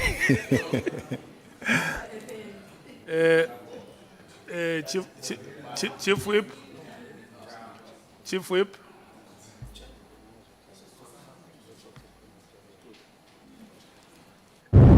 Oh, no. Thanks, Chair. Thanks a lot, General.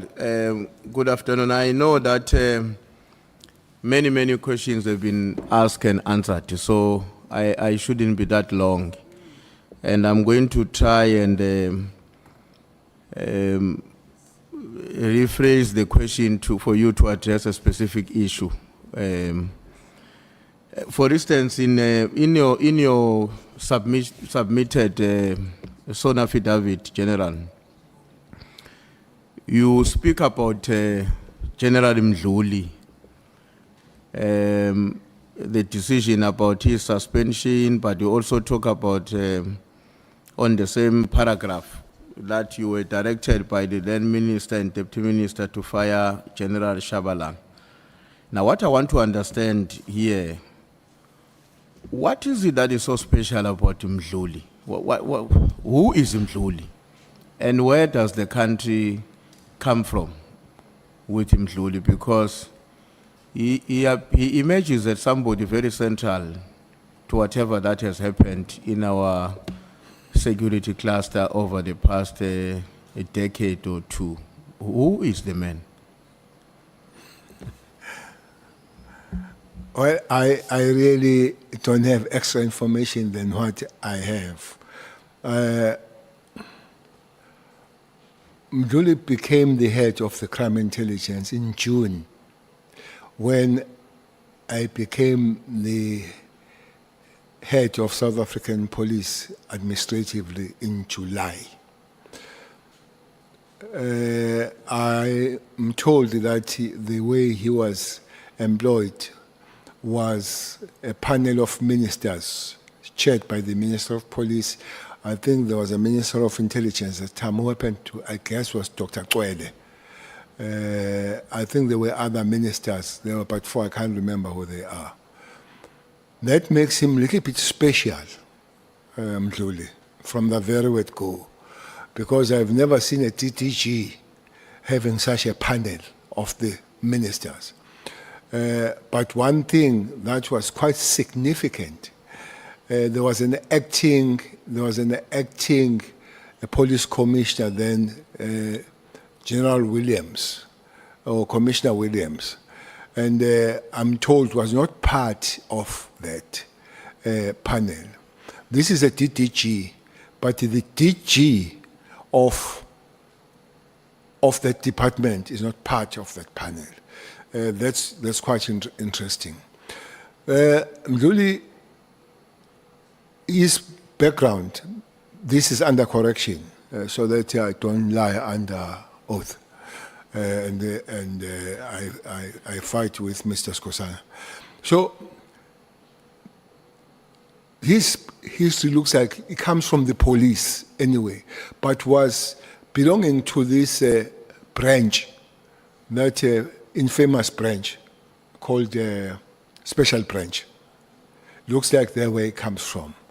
And those that they know him, they said he would be a not a very kind guy. Those that have been in the hands of Special Branch, they would understand how they would treat you, those guys. They were not nice at all. So it looks like he was part of those guys. But also looks like he was person that people were scared of him. Because the arrest looks like was suspected, because I don't think was ever found guilty, was suspected of murder, which had nothing to do with the work, which was a kind of a social matter, because it looks like a person that was murdered because he interfered with his girlfriend. So sounds like that. So it's a person that would you know him to be brutal both work and socially, but it's a person that I wouldn't know him too much because he spent his time reporting to the minister and the president rather than reporting to the national commissioner. No, thank you, General. I'm asking this question because in your submission, you made an important observation that essentially the time at which the country started to regress in terms of its capability to defeat crime in our country was more or less around the same time, around that time, when such characters were being appointed, and let alone the way in which that character was appointed. But you also made references to the fact that as a consequence of your refusal to act or the way in which you acted towards him, you acquired some enemies. And I think the enemies that you acquired also included, if I read your statement very well, the head of state of that time. Now, you know, there is a theory that may not enjoy popularity in our country, but it's there. And because it exists, it's supposed to be dissected. That there's always been people either who were infiltrated in the movement that led us into liberation, or who were inherited by the democratic state after 1994, remain in the system, but always working hard day and night to bring the very system down. Do you think these are coincidences that here pops up Mdluli, gets appointed in a very funny way, and the situation changes right from that period? Of course, with the then National Commissioner Pierre assuming the reins, and the destruction of the security cluster happens unabated. Would you say these are just mere coincidences, or this is maybe one of the manifestations of an intervention that is done deliberately to weaken the democratic state at the security level? Honorable Member, maybe one important thing to say about Mdluli. He was suspended for 8 years. He was under suspension for 8 years. And remember that you hire nobody if a person is suspended. So he was earning his salary without any hindrance as suspended. Yet there was no head of the crime intelligence. So there is that gap until he was fired by Mbalula, as Mbalula comes, and I came after Mbalula, but was suspended and earning the salary for eight years. So it could be both him getting involved, but also there was this lacuna that was there because there was no head. But broadly, from the world of security, Honorable Member, there are no structures that are not infiltrated by opposition. That's your take, that's bottom line. They even say, when you're operative intelligence, they give you a beautiful, good information, you must be worried because information is forever on the exchange. So you wonder, as they give him such a good information, how much good information he or she gives on the other side. It's a game of trade-offs. I give you this one, you give me the other one. Now, General, the issue, you know, when we listen to Minister Mkhunu, part of his consideration, and not only him, I think General Sbia as well, there's this issue about the amount of money that was spent on the PKTT. I know you said earlier on that's not a terrain that you would have been directly involved. And I remember Minister Mkhunu saying that we may have to ask the AG or somebody else to conduct an audit. But where I want to get an understanding from you, was there ever any moment where a focused discussion during your tenure takes place with regard to the impact on the finances of SAPS of the work of the PKTT? Was there ever any, and if there was, including maybe possible abuse that may involve the S&T or the overtime? So was there any focused discussion on the matter? And if there was, any actions were taken maybe to mitigate the possibility of the system being exploited?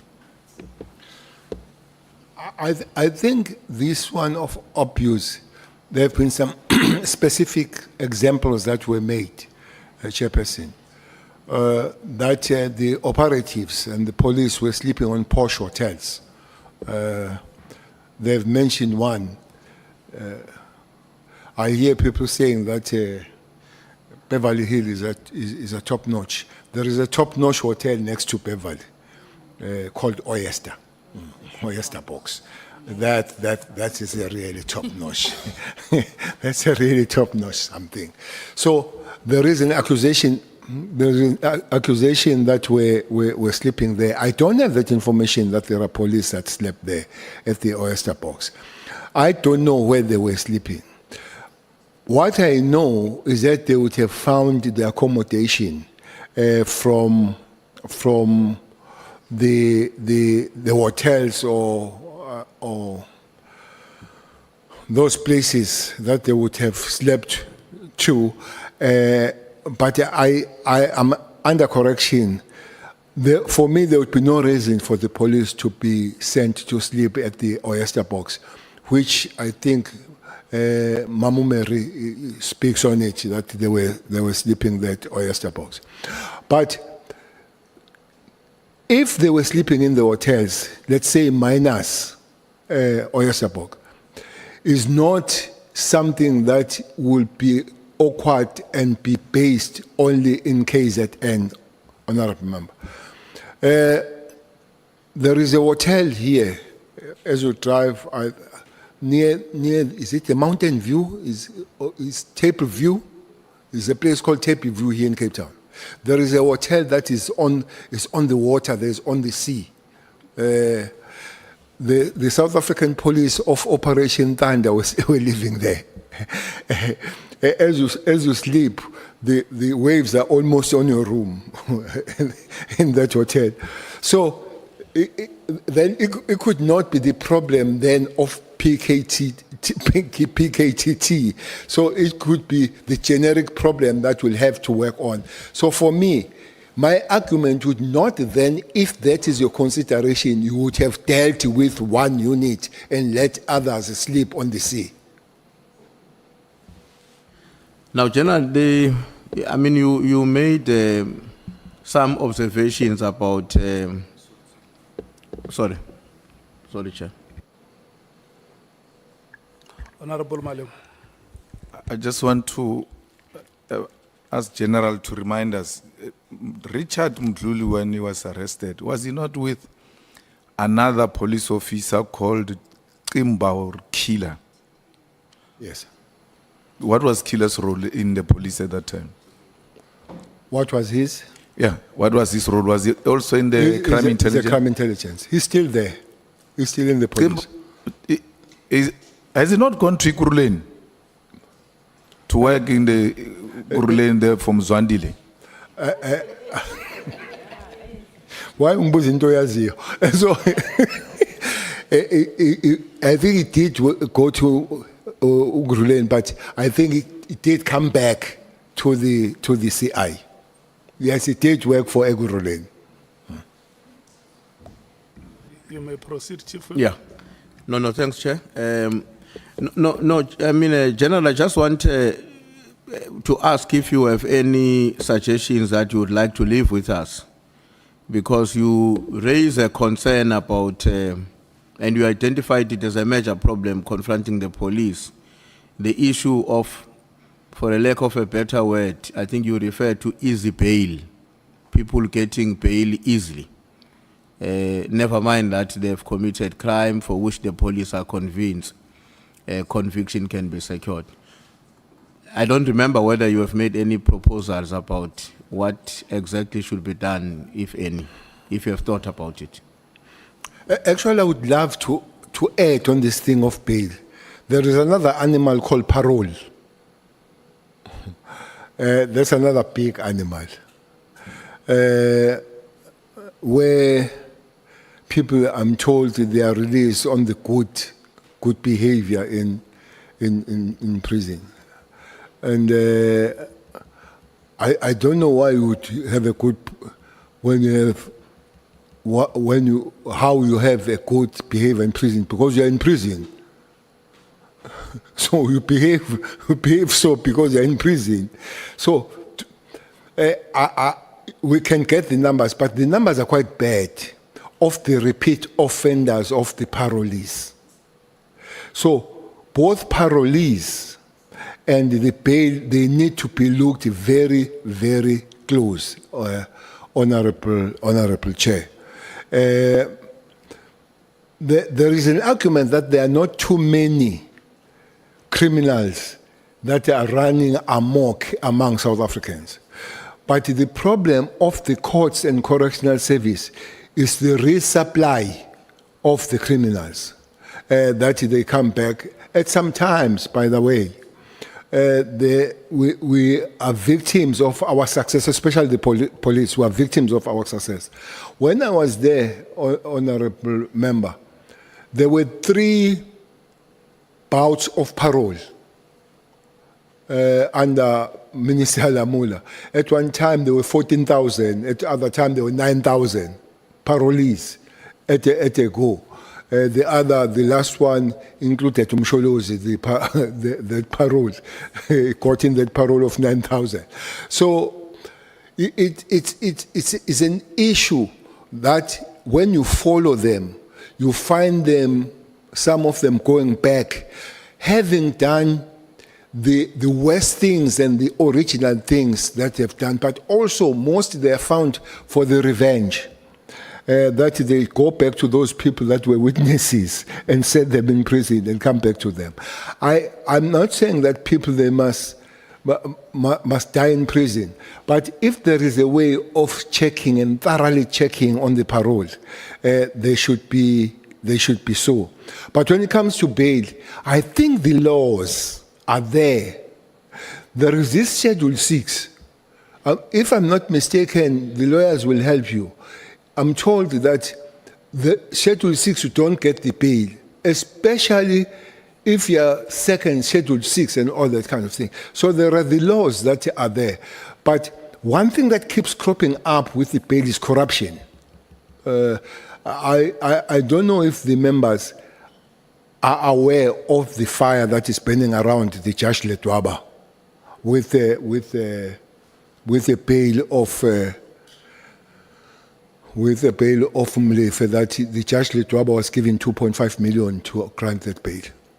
So there is that the magistrates are not very sympathetic to the work of the police. So if we can enhance those laws, let's do. But the laws are there. I hope people that are there to implement those laws can do the best.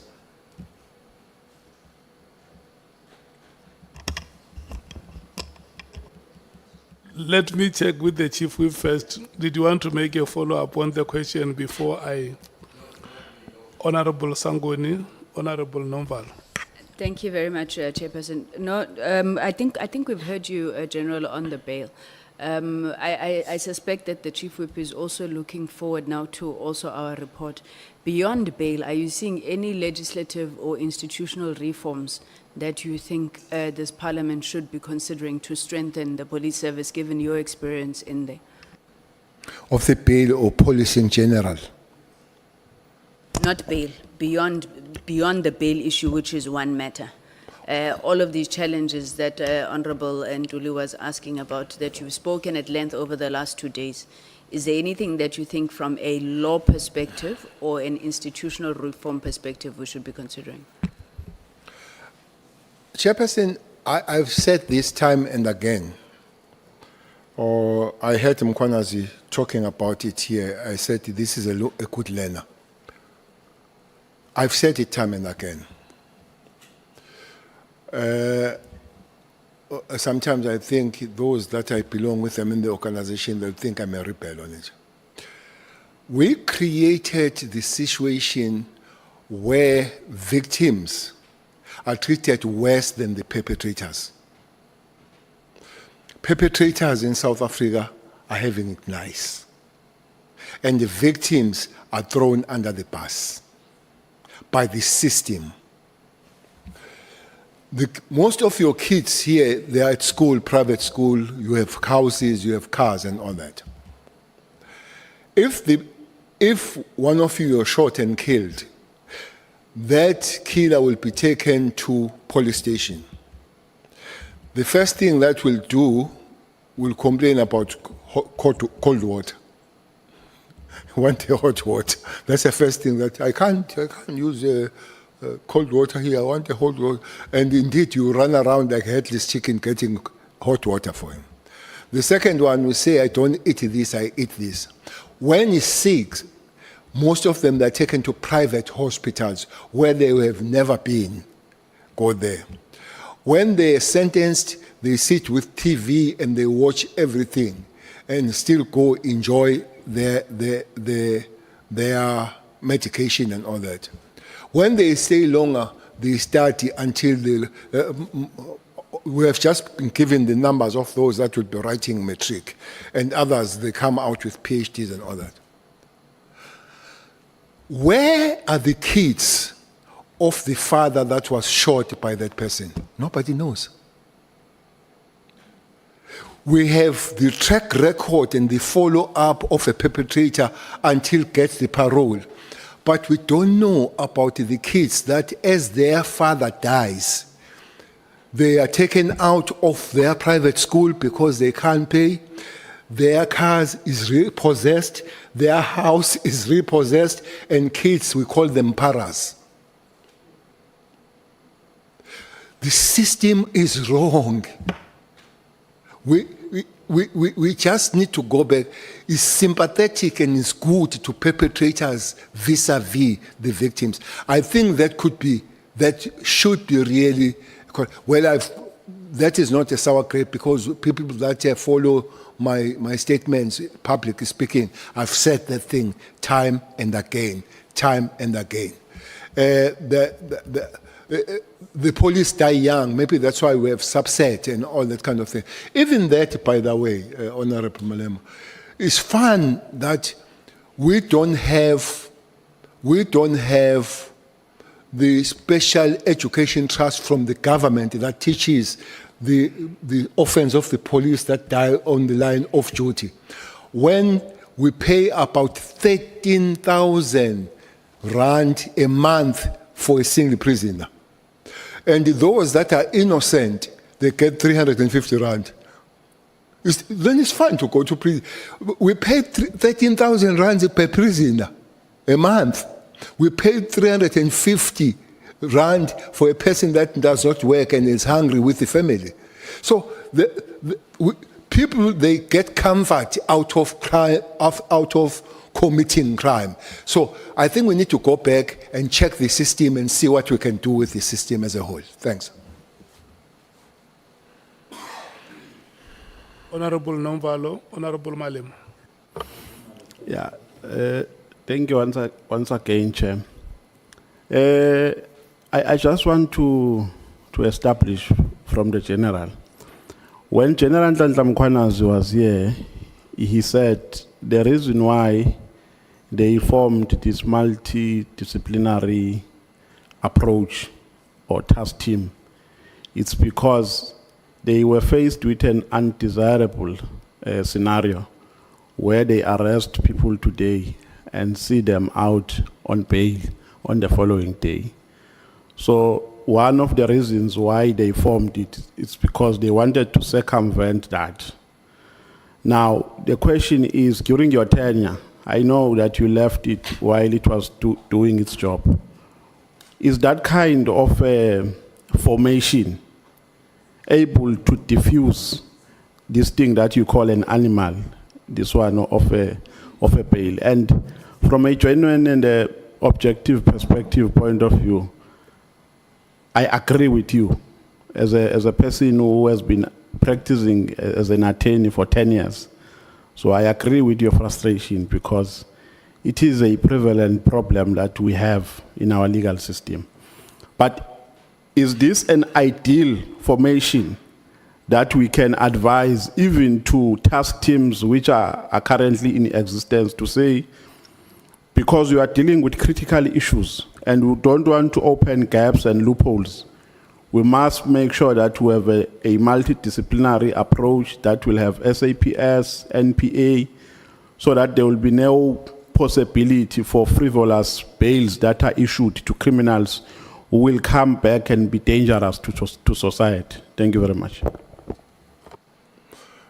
We would term it a prosecutorial directed kind of investigations when they work together. Remember that in this task team initial, honorable member, there were this almost how many, 116 or 126 police with about 8 prosecutors working there.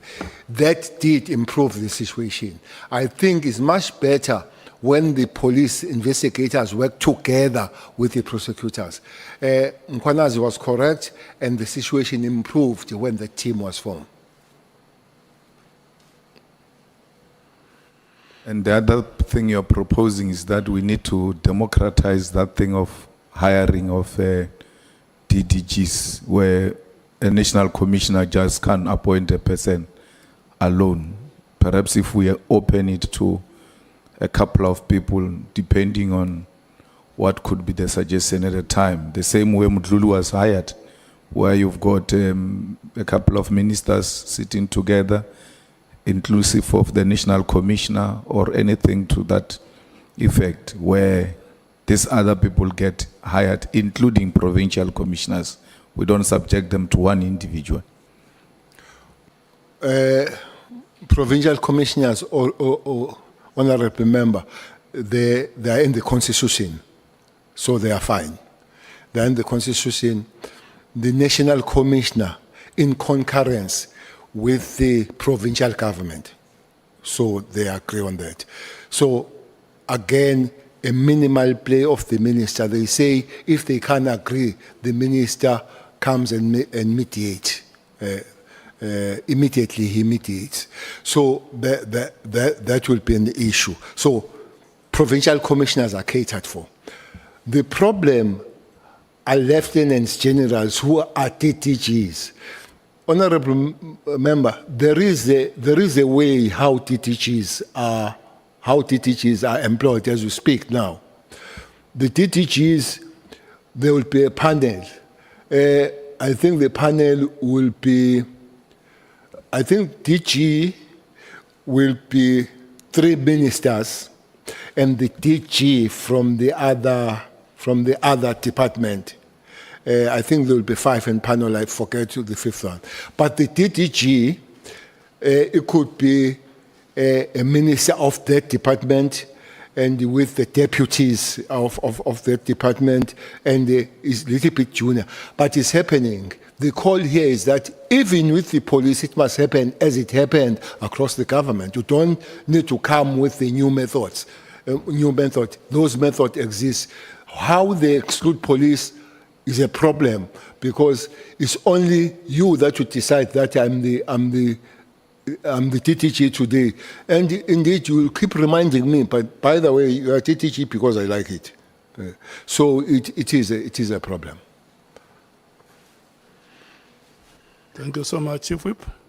No, thanks, Chair. General, there was a long discussion here with Minister Mkhwanazi about the appointment of a Chief of Staff. What has been your own practice in the appointment of your own Chief of Staff? Maybe if you can recall in the police, because that's the recent job you have left.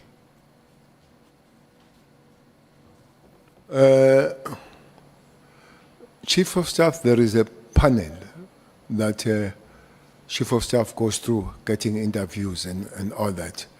And then they will recommend, and you've got, while there is a panel, you've got a very big say with the Chief of Staff that you agree with. But you don't sit on it, but as a minister, you do put the panel that will work on the matter because it's a minister's employment, the Chief of Staff. But I can't wake up the next morning and shout that Mbele now is the Chief of Staff. There is a process nonetheless. So the process is basically to look at the things that should not be bothering you, like check qualifications and all these other things. Now, who goes into that panel, not as a member, but to be considered as a Chief of Staff? Mangit who, I mean, do you have to submit 3 names, 1 name? Who else? And how do people get to hear about it if I want to throw my name as well in the panel and be considered for the Chief of Staff of a minister? I think it could be, Chief of Staff, it could be both, depending on the minister. You can internally advertise, or you can advertise externally, as it would have happened with especially the police body. Usually in the police, they start by advertising internally, and if you can't get that person, then you go externally. That's how it goes. The panel that would be there, and those that applied from outside, if it is that the way it has been advertised, or internally, if it has been internal, and then they go through and they give and then they give the names to you, and you agree. Okay. I'm left with 3 questions now, General. We're almost done here. Just before you conclude, Honorable Nomvalo. No, Chair, I was saying the Chief Whip must declare if he has an interest. We can lobby for him.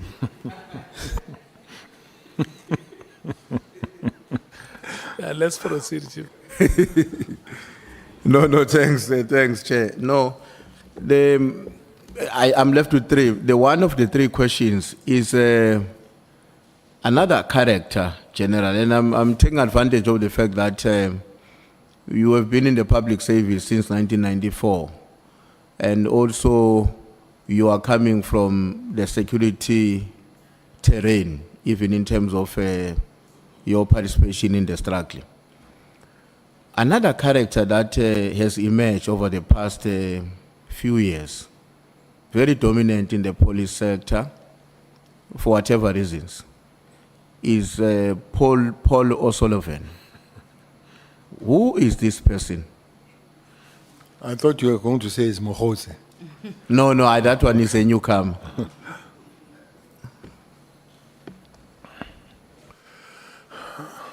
Paul Sullivan. I think Paul Sullivan is a British citizen originally.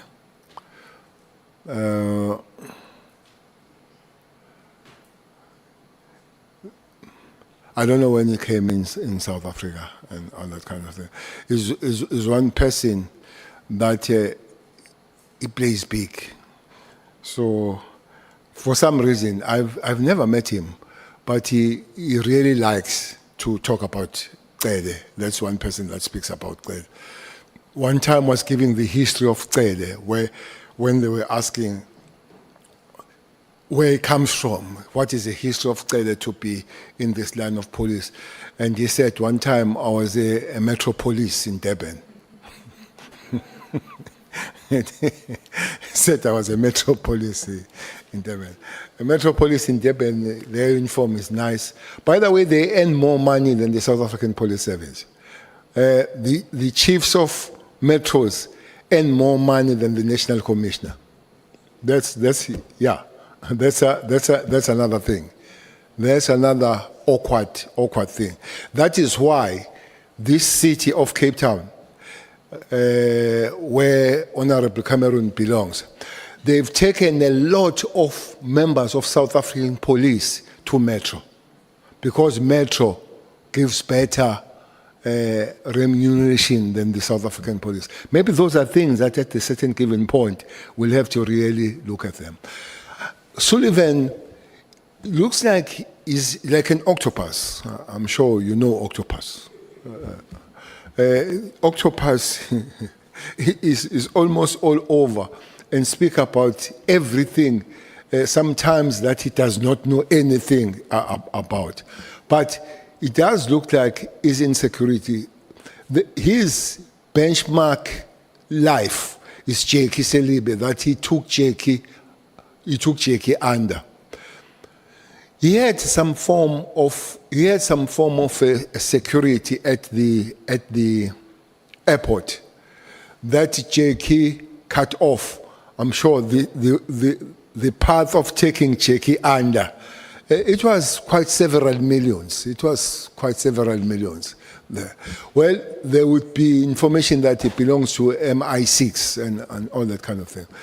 But he is such a shady kind of a human being with a very little understanding of matters and very much big of himself. You know, I listened to him. Mkhwanazi did say this thing here. I listened to him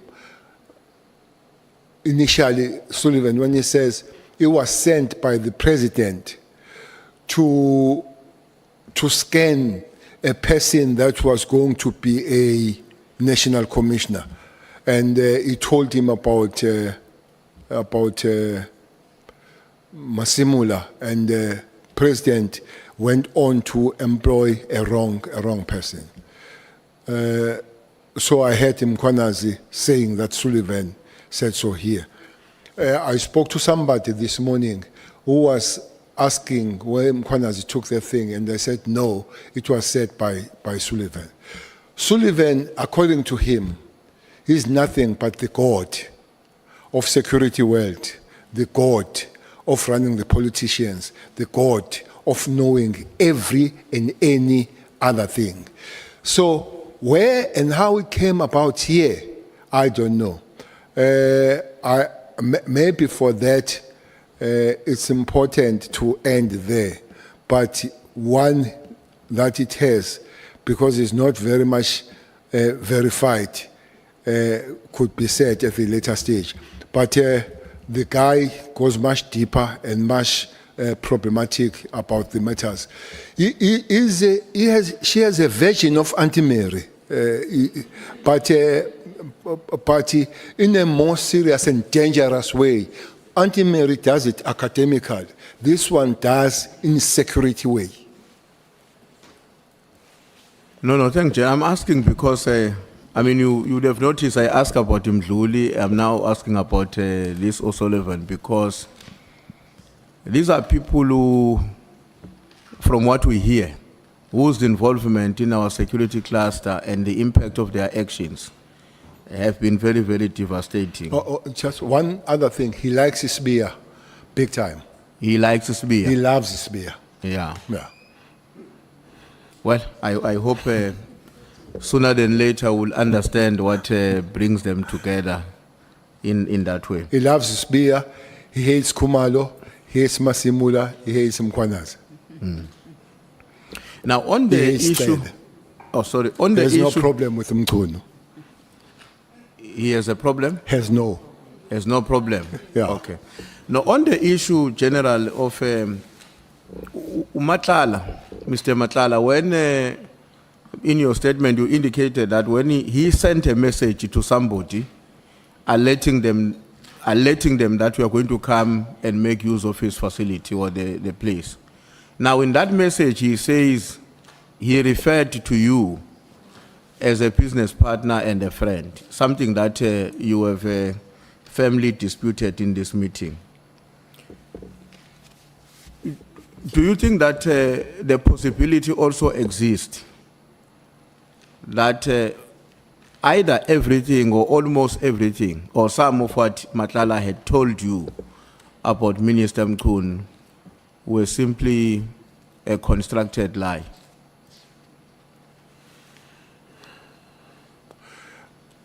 The story told will be forever 50-50 whether truth or lies until it's verified.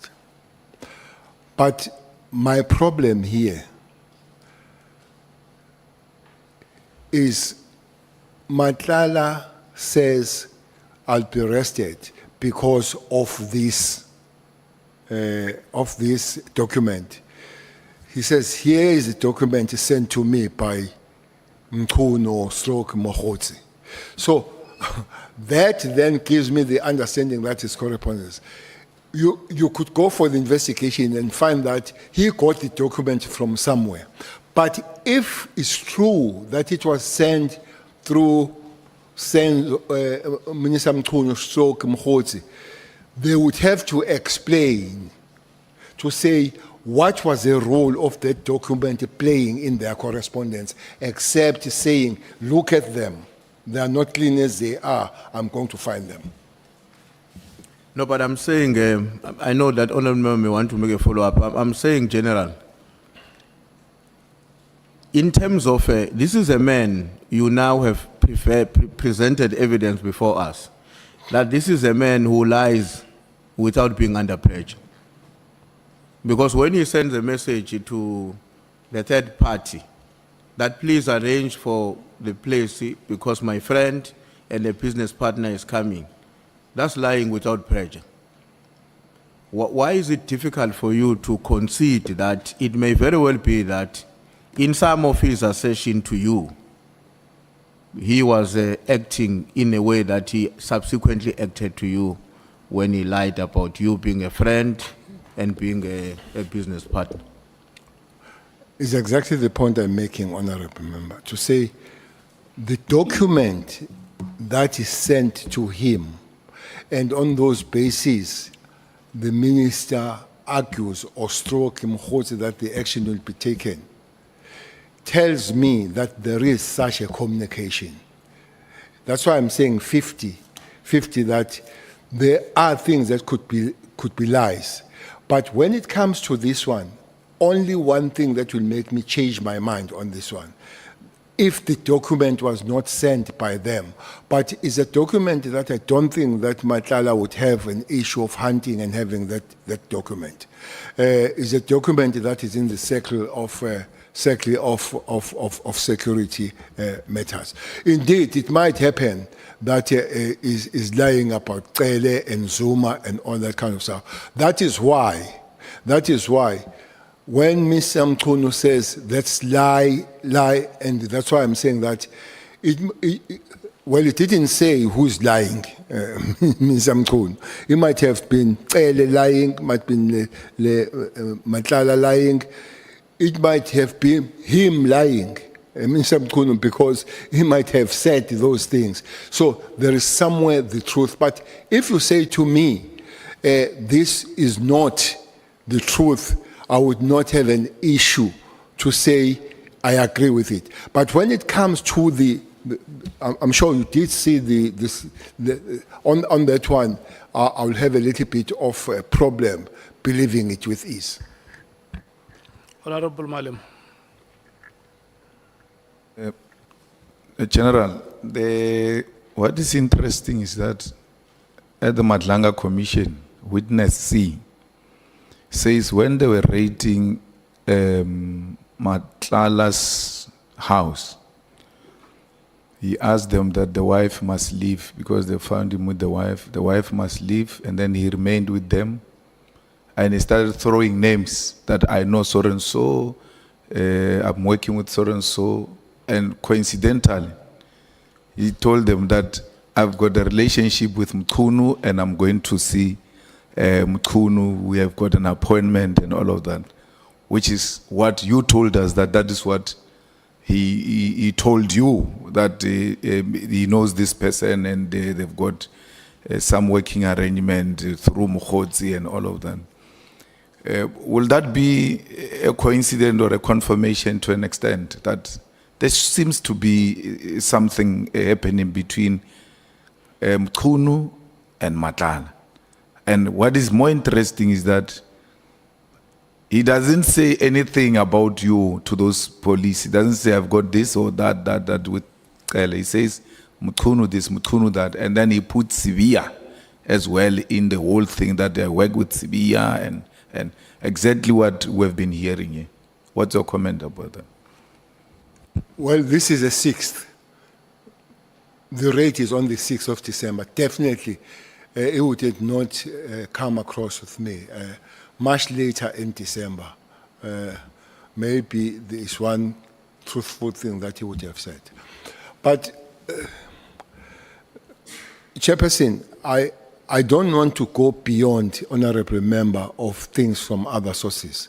So, as the honorable member has asked, why I would not concede that is lying when he says, I'll work with you, provided you don't work with Cele and Zuma on this project. It is online. It is online of politics. That thing of working with you in the project of becoming a president or a deputy president. But as I've said, that I would concede if I'm convinced that it was lies. But for the fact that there are other sources that come with that, so we'll have to look at it much closer. It did tell me about the payment. It did tell me and showed me the payment of the team that were argued that it was paid on behalf of Mkhunu coming here, their flights, their hotels, and all that kind of thing. So I know. So maybe one person that we need to look at very closely here would be Mkhwanazi. Mkhwanazi, with those screenshots, was asking a lot of 12 rand, 7 rand, or I mean 12,000, 7,000 and all that. He was making a lot of collection on that. Did that arrive where it was meant for on behalf of the minister? Or, but as I agree with you, the name keeps cropping up, and that should be a worry.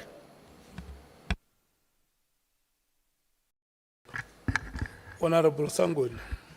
Thank you, Chair. Not quickly, General, just on this thing that if we were to consider whether Mr. Matlala could have perhaps maybe lied, let's say, about him and the minister and Brown, did you not consider to ask him why he didn't go to Minister Mkhunu, who he has such a very good relationship with, and he's funding his presidential ambitions? Why didn't he go and report to Minister Mkhunu that Sibiya is making him do what Sibiya asked him to do, to lie? You didn't think to ask him that maybe, General? Well, Sibiya was lying about Khumalo. Is that the understanding? That Spear did not lie about the minister. He lied, he said Nhlanhla must write the affidavit against Khumalo. Then I don't know why the reason that he would go to, why he would go to minister to say that Spear says I must lie. I think it was more of the police issue. Maybe that question would be why it didn't go to the national commissioner or other people. I don't know why, and I don't see the reason why it would go to the minister. I've got only one question now, but you see why I could not finish early, as I had committed to Honorable Matthias and others, because my questions are provoking further interventions. One last question. I hope, yeah. General, it's my last question. You know, Nhlanhla, this character, Nhlanhla, you made a very good point earlier on that, and maybe you were also answering that question jokingly when one of the members was saying something about you being associated with a character like that, and you made reference to the fact that you are a retiree, you are no longer a minister. If you were a minister, you were going to have to come back and declare in an event where you had made use of the facilities of that person. Now, and I think we all have understood that. But besides the fact that you are a retired Minister General, you are not a retired leader of our movement and our people. And me and you know that our movement has historically prided itself as a parliament of the people of South Africa because of not just itself, but also the conduct of its leaders. Don't you think that if you look at it now with the benefit of hindsight, that your association in whatever kind it assumes, acquaintance, or there's a word that was used here, in whatever kind that it assumes, don't you think that it does have a negative impact on the standing of the African National Congress? And don't you think in the context like that, you are contributing indirectly in diminishing the standing of the African National Congress by being associated with such characters? Thanks, Chair. That was my last question. Chairperson, when I met Nhlanhla, I was not arrested. I did not even know that he's a wanted for the things that are there. By the way, many of the leaders of Nhlanhla, leaders of the movement, have been seen with Nhlanhla. I hope you have seen his photo with the president. I hope you have, yeah. It's public, is there. And I guess many people would not know, and as I would not have known then, but I repeat of what I said. Taking what I know now, I would not behave as I behaved before I know who he is and what kind of a character.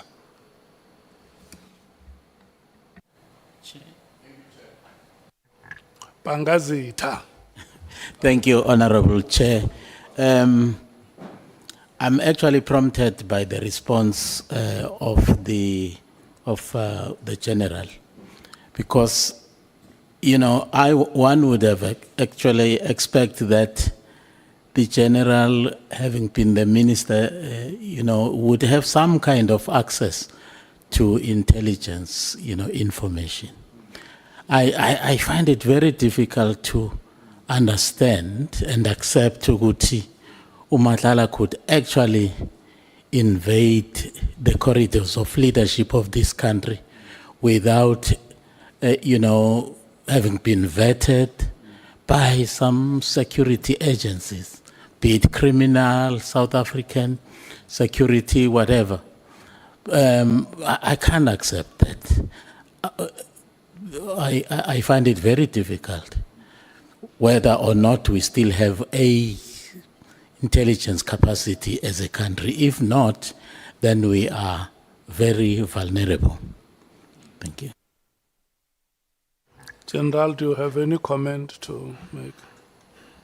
Well, the comment is that what I said yesterday to say is not the terrain of the minister to know the intelligence world. It's not. Somebody raised a question about counterintelligence. I just imagine the minister calling the counterintelligence. That would be worst. But with the president and those structures, remember, president has access to all these structures. The state security, for instance, the national commissioner and the head of intelligence in the police can be called by the president without telling me. If they want, they can tell me. If they don't want, they cannot tell me.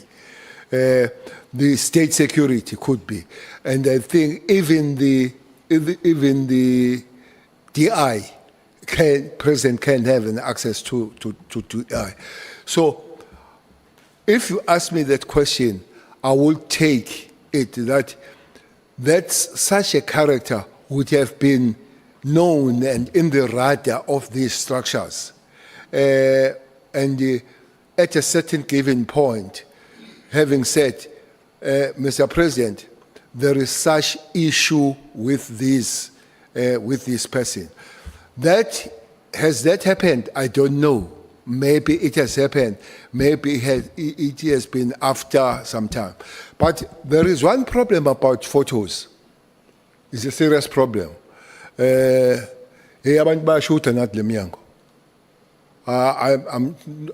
not sure whether, I know one person that they take a lot of photos with his Julius, Honorable Malem. And then I don't have a photo with Matlala. Never. Well, at least Usbaru wako. So, and then these photos, you find them moving around. So, and you really say, did I take this one? You know this Matlala issue. There is a photo that I've taken recently. I was not even aware that one person has changed here. So now, when he moves around and you see that there are changes, you realize, yeah, man. So at this level, it can happen when people. But I agree with you that at the top level, there must be people that are protecting to say, but you can't take it without shouting. So this picture can't be there and all that kind of thing. So I agree with you on that one. Honorable James. Thank you, Chair. Just to add on to the Chief Whip's comment, not only does it negatively tarnish the image of the political party to which you belong, it also sends a painful message. Although we are discussing things here at a very high level, it also sends a very painful message to the mother down there whose child has just stolen from her. When you sleep in the hotel of someone that is allegedly embroiled in drug cartels, it means that you almost become indirectly a beneficiary of what we go through in our communities. So when we look at you as a leader, and we expect your conduct to be of such.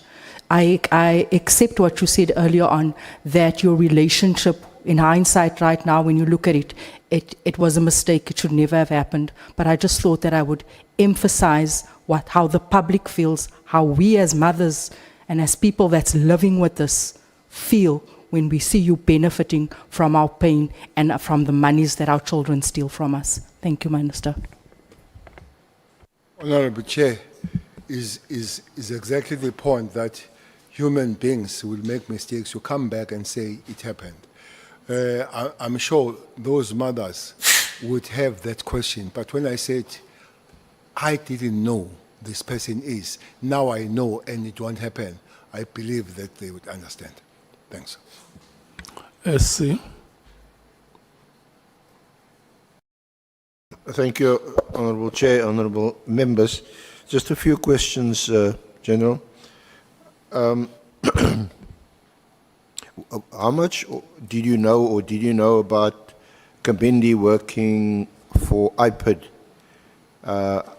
And would it have been at the time when McBride was the head of IPID? Around 2017? Around 2017, I know that I was working for IPID, but I was not in the security establishment in 2017. I was doing one of my top jobs, which was the Deputy Minister of Agriculture. And subsequently, when you became minister in 2018? I think by then he was not there, either suspended or whatever the issue. But I think he was not working by then. You're talking about in Kabinde, not Kabinde, yes. McBride? Kabinde. Kabinde. And McBride? I'm asking about McBride. no, too. no, I'm asking about Kabinde. Kabinde, do you know that he was, and I speak subject to correction, but I heard that he was also involved or embroiled with some issue with O'Sullivan. Did you hear anything about that or know anything about that? Well, I know that there were issues between them. But mostly the issues I know is that Sullivan worked closely with McBride. Maybe more than Nkabinde. I wouldn't know exactly the involvement of Nkabinde, but I know that there was some common touch. So the common touch between O'Sullivan and McBride resulted in Kabindi either being suspended or dismissed or resigning? Well, I don't know the reason of suspension of Nkabinde. Now, IPID investigates police misconduct. So that would commence with some complaint about the conduct of a police officer, either a member of the public or a colleague or a whistleblower. Would it be, in your experience, having been minister for so long and obviously interacting, I suppose, with IPID from time to time, that two officers of IPID would go and visit a complainant to discuss the case or maybe take a statement or ask for further information?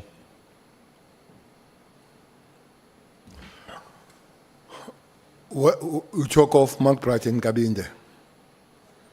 Well, generally, visiting. I'm going to ask you something specific, but I'm just asking generally. I don't know why at that level, especially the head of the institution, will do so, visit me at home. Yeah. I might be, if there is any form of respect, I might be visited by some officers, but it can't be the head of. It can't be Masimula coming to my place to take the statement and all that. I'm sure he might send some officers to go and do this. So to answer your question, it does sound unusual.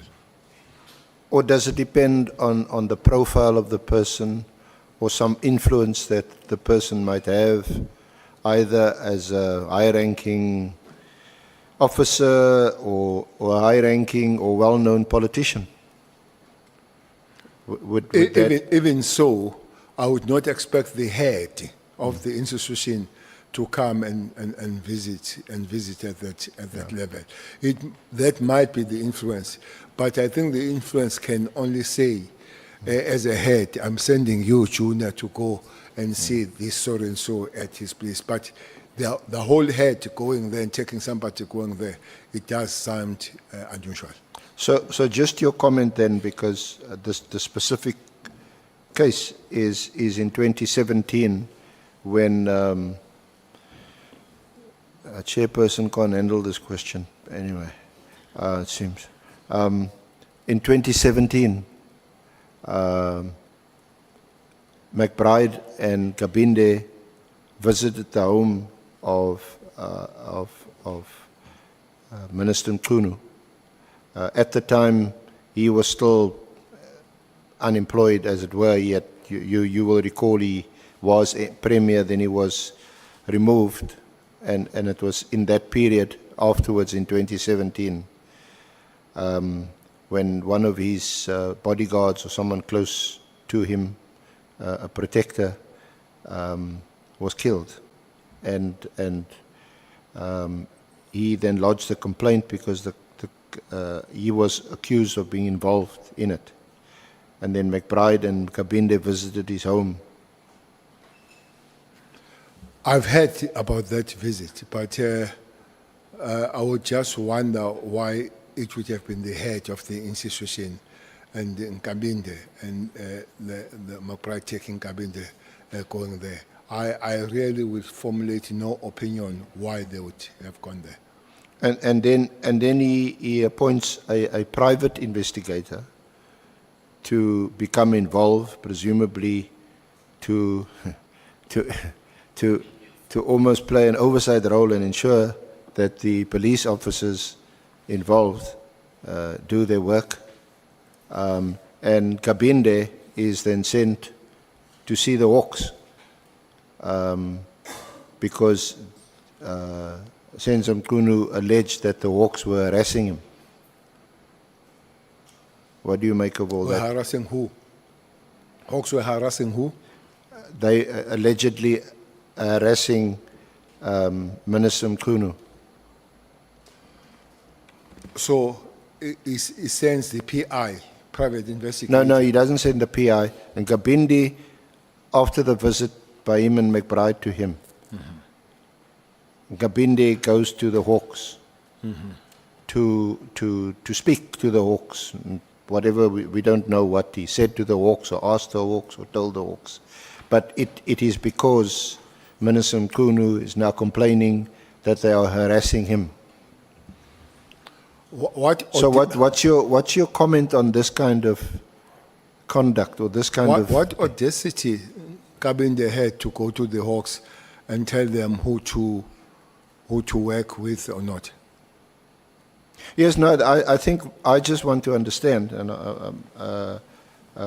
how that would work when it's the independent complaints arm of the police visiting a complainant, and then from the complainant going to another arm of the police, the Hawks, who are supposed to be independent, and going to speak to them about harassing a complainant to IPID. Kabinde was still in IPID then? Yes. Yeah. Well, I don't know what form that Minister Mkhunu then approached the matter.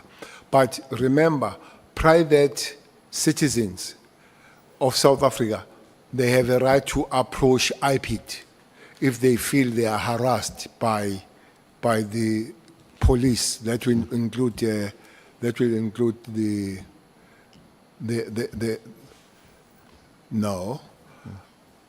complaint about Hawks does not go to IPID. It goes to the Hawks judge. It doesn't go to IPID. But I think at that time there wouldn't have been a judge. I think it was fairly recent. So then, if the private citizen is harassed by the police or Hawks, then if there were no judges, they had a right to go and investigate the allegation, not to tell the Hawks to stop or not, because to investigate, and the police or the Hawks would say we had a case to pursue, and then it ends there with the IPID must allow the police to continue to do their work. So I don't understand the modules here, why it would happen that way. Was it a courtesy visit to say stop it, or was it investigation? I wouldn't know. Thank you, General. In your capacity as Minister of Police during your time from 2018 through to June 2024, did you at any stage interfere with any police investigations, live dockets, or interact with the National Public Prosecution Service at all in relation to any case? No, I've never been part of dockets of the investigators. Under my job as a National Commissioner and the Minister of Police, dockets don't come close to me. So you don't at all, when you interact with the police, for example, we know that when you were minister, you appear on television regularly at the scene of a crime because of your concern as the Minister of Police, and as you told us in your consultation, you're an elected office bearer, official, and the people, when something happens like the tavern killings, when those youngsters died in the tavern, you go to the scene of the crime because the community are not asking, where's the National Commissioner, where's the the Provincial Commissioner? They want to know, where's the Minister? In many times, you will go there because the communities are making that call to say, where is the minister? And the member sitting behind you, Honorable James, will also remember that there were many calls, especially at Westbury, where we'll go and explain. Places like Enyobeni, people will send, will listen to them in the morning as kids have died the last night, where is the minister and all that.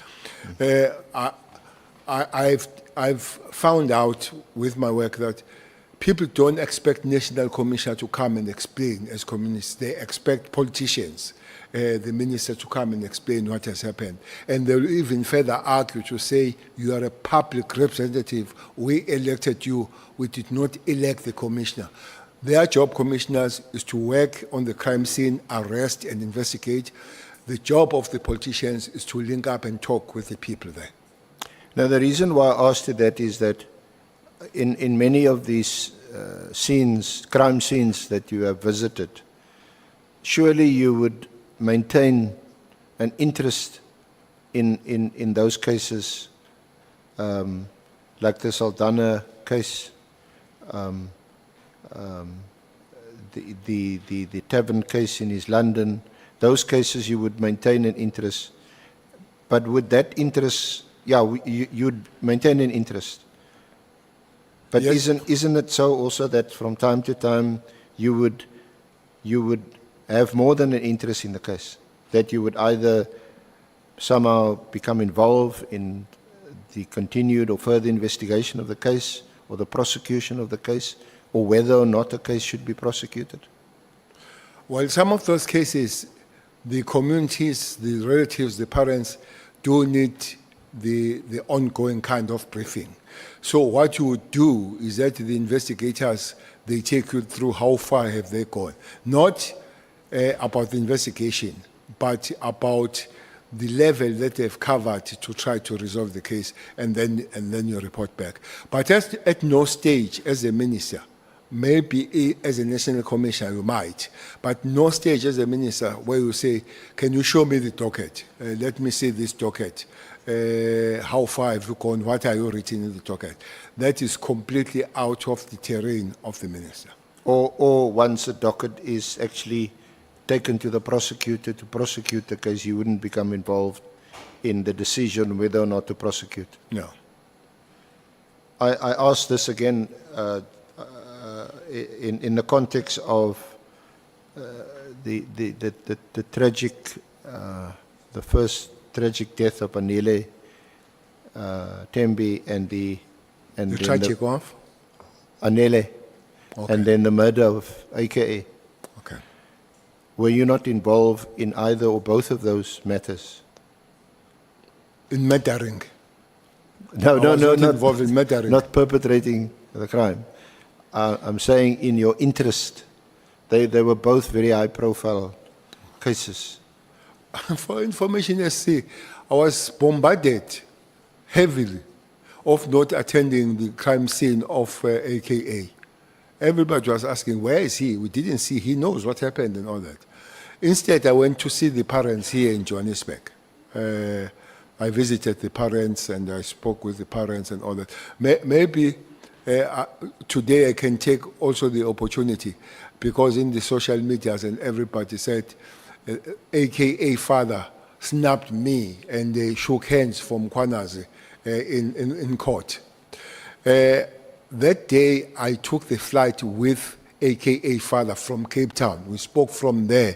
We spoke at the airport and we agreed that we'll meet at the courthouse. So had no business then to come and shake the hand when we have met that early in the morning, when we moved together from all the way from Cape Town to here. So I wanted to make that. But I had a lot of a link.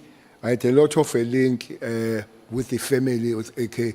But for that fact that the father would phone and ask, have we found anything?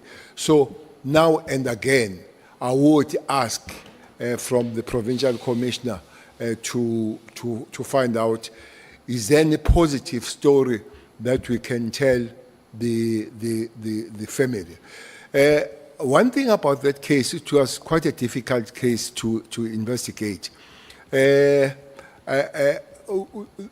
would tell you things that they are close, but never reach where they were supposed to reach.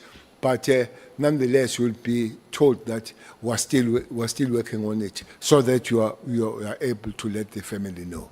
No, I'm just, but you, is it your evidence that you never became involved at all in the investigation of the case, the decision to prosecute or not to prosecute? You're not involved at all? Case of AKA? Well, both. I think in the case of Anele, there was, I think there is or was an inquest. Nene. Which other case? Anele. Anele? Yes. Or the daughter? Yeah, I think the daughter of Tembe? Yeah. No. I was never involved in a prosecution, in investigation, and with the prosecutor, no. I would have been briefed. No, I just thought that by those that were involved. Yeah, that while we have the opportunity of having you here to ask, is that I'd been requested to ask about it. As a minister, would you be privy to a work plan that is being an organizational work plan that's being designed in the South African Police Service? You know that there's an organizational plan that is, I think, every 3 or 4 years it's revised and so on. And I'm asking that in the context of a work study of 2019, which I actually want to ask you whether you knew about it. It was attached to Sabia's affidavit, and then more recently in Minister Mkhwanazi's affidavit, he attached a 2024 work study,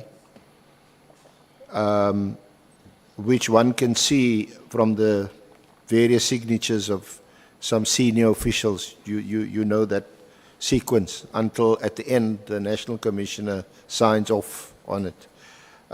Whether you were aware of that work study, because he relies on the 2024 work study to demonstrate that the PKTT was going to be disestablished or dismantled.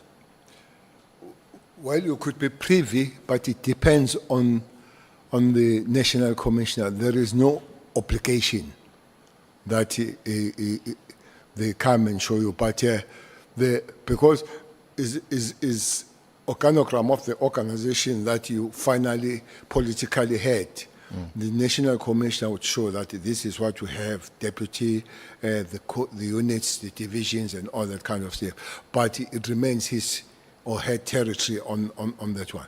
So if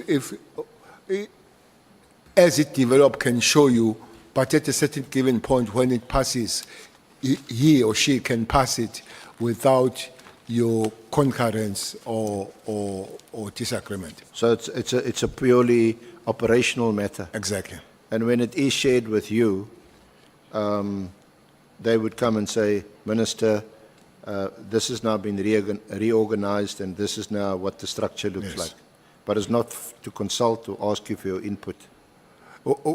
It's not for consultation, it's just showing you, it's prerogative of the Now, I accounting just want officer. to ask you, there's, because in this work study, there's an, which Minister Mkhwanazi relies on to justify this directive of 31 December, amongst others.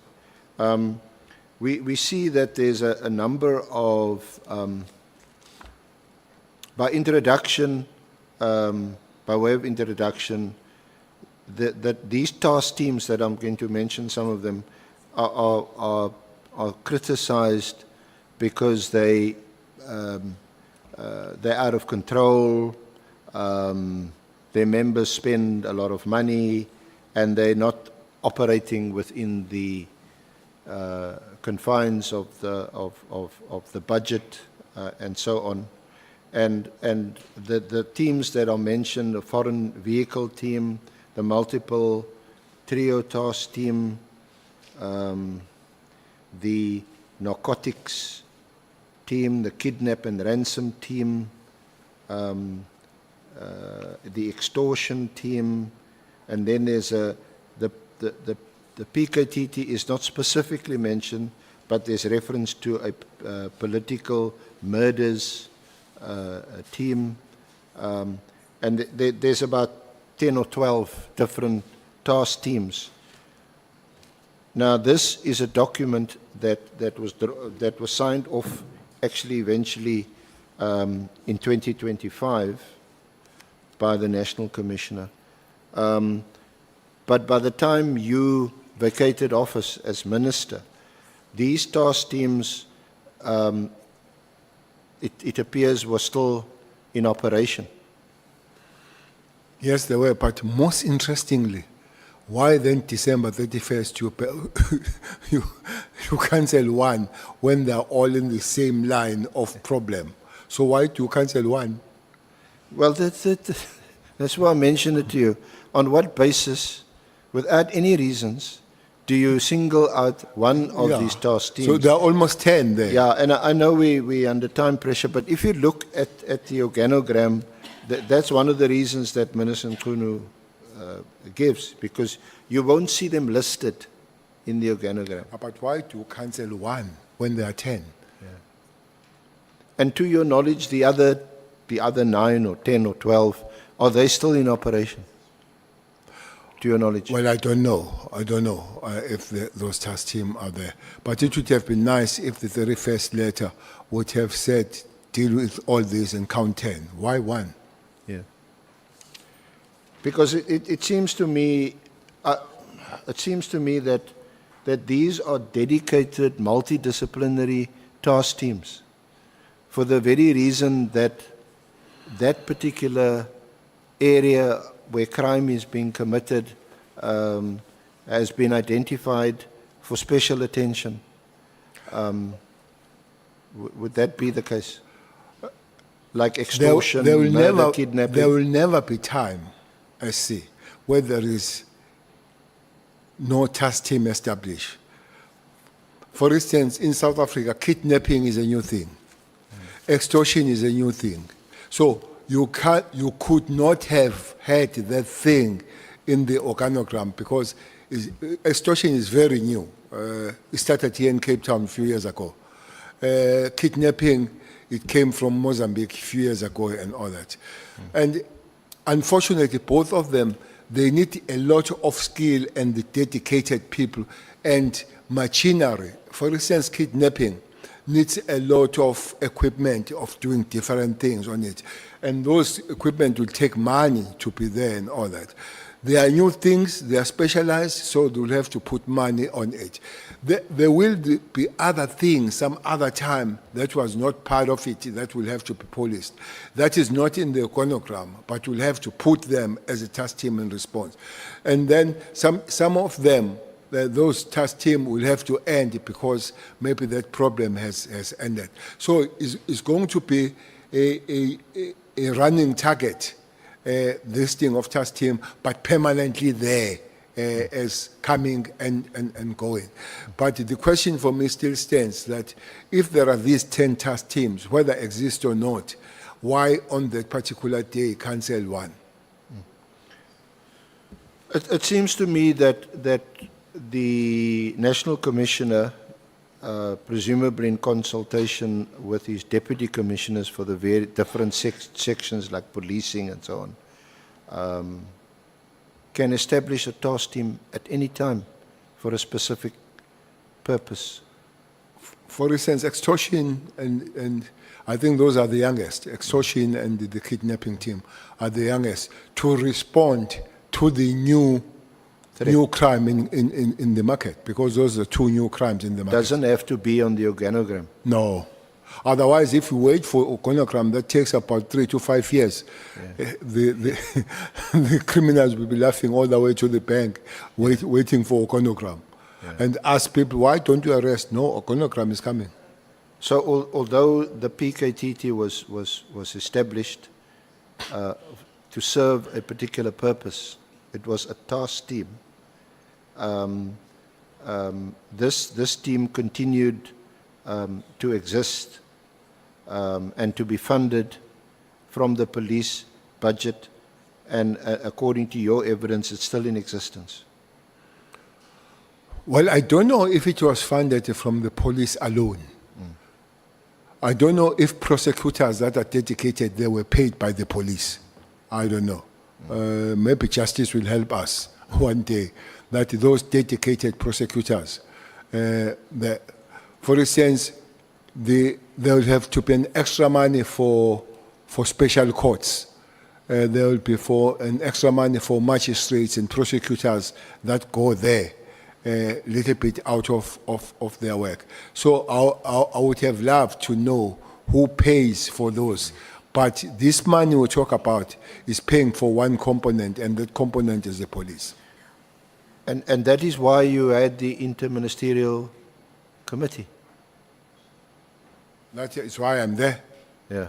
Yeah, with other ministers, so that they look after their specific activities in their departments.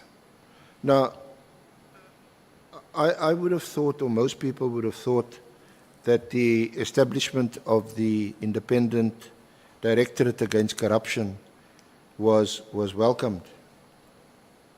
But from the evidence of Lieutenant General Mkhwanazi, and it also appears to be the case from your evidence, that there seems to be, let me put it neutrally, some kind of issues against IDEC, especially in the wake of their arrest of Lieutenant General Khumalo.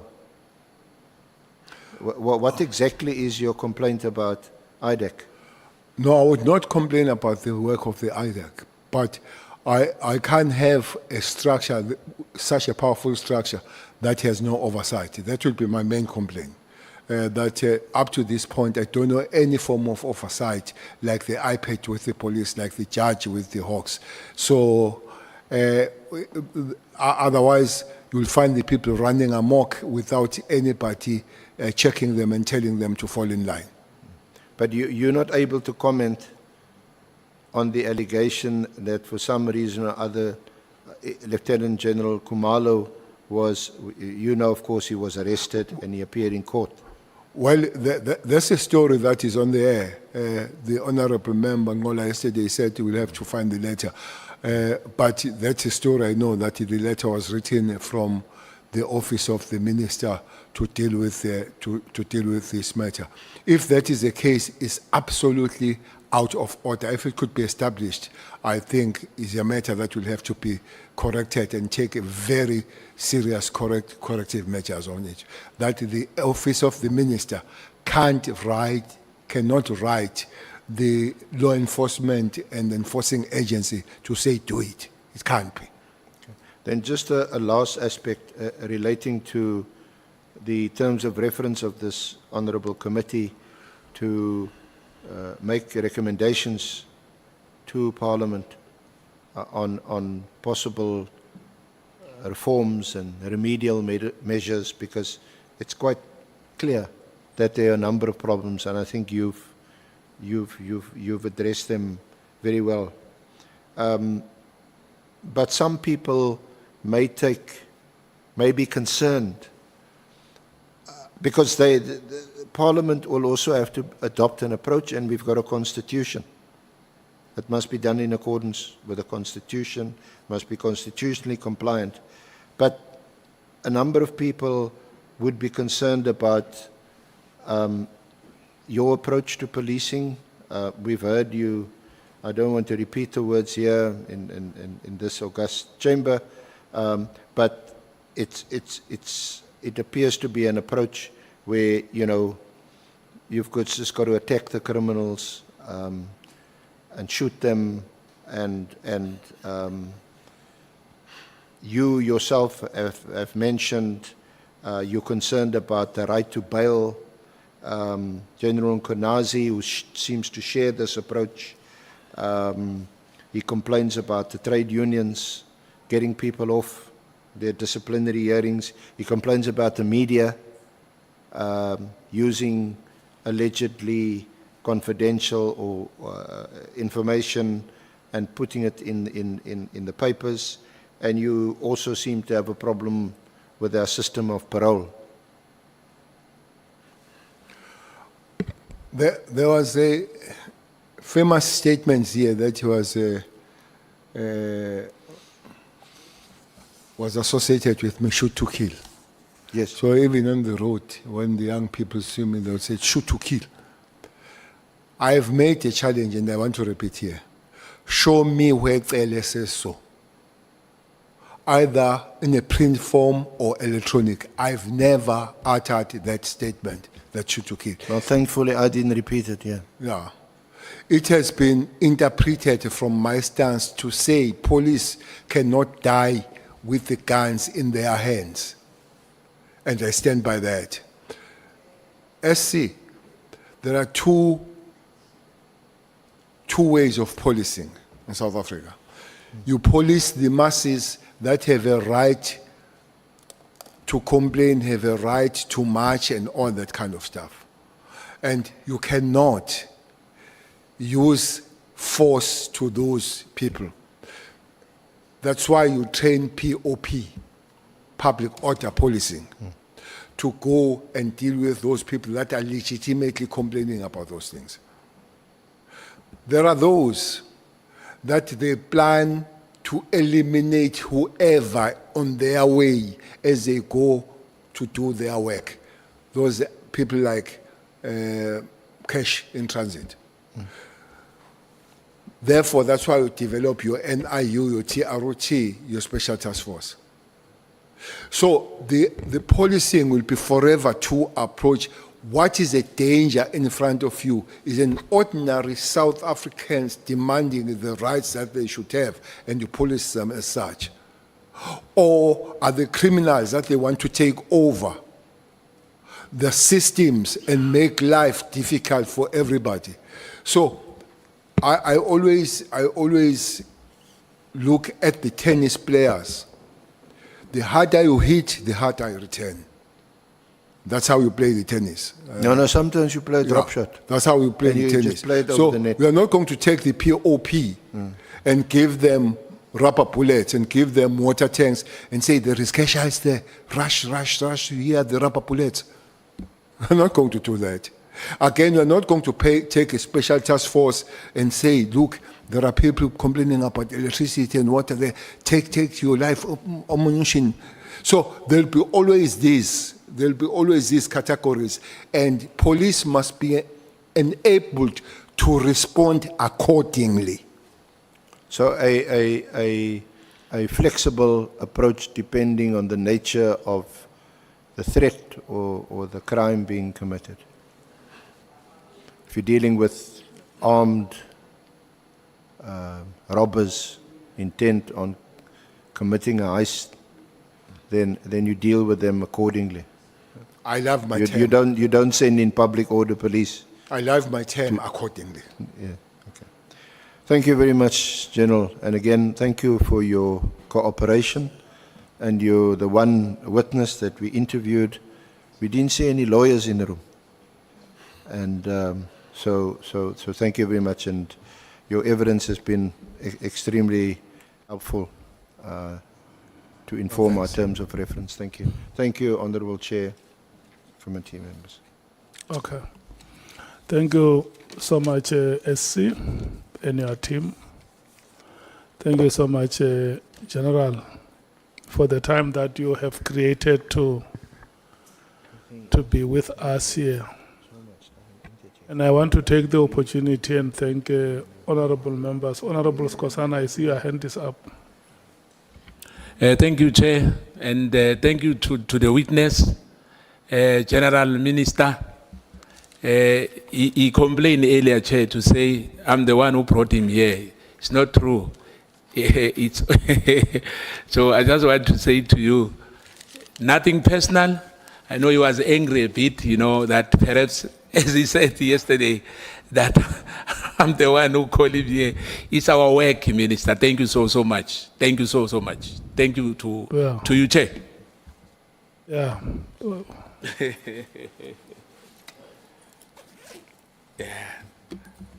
Thanks myself. No, I did not call the lawyers because I thought things that have to do with the truth and only truth. It would be worse to call Nomvaba to be my lawyer. It would be really worse then. Having said so, I did not get the opportunity, but I'm jealous. There was a big debate here about the devolution of powers. I want to repeat, I felt sorry that you put the operative to the political debate. Maybe it can be debated at the next time, but it was unfair, very unfair, to put the police officer to debate the law. Police officers don't debate the law, they enforce the law. They don't debate it, they don't develop it, they enforce it. So I would say so. Thank you. Look, honorable members, we were at a point where we were thanking all of you for your participation in this week's proceedings. To our staff that coordinates our activities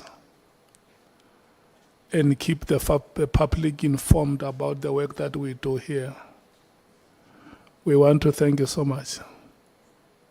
And I see honorable members also bring their staff from their respective parties. We also want to thank them for the support that they give you.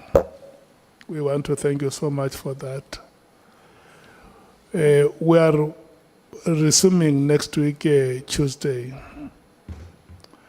The starting time will be 11 o'clock. Yeah, it will be 11 o'clock on Tuesday. Yeah, you won't be here in those, so I always get disappointed when we come to the end of the meetings, and there is nothing I can do. Even if I want to continue with the meeting, there is nobody raising a hand. I don't have any choice but to call off the Point meeting. of order, Chair. The meeting. Our guest is asking a question, the Chair. You must meeting answer that the question, meeting Chair. stand adjourned. But Chair, there's a question from our guest, Chair. We will meet next week, Tuesday at 11 o'clock. Thank you so much. Chair, uthi ndo sinenkinga ekhaya yini? Makhanda.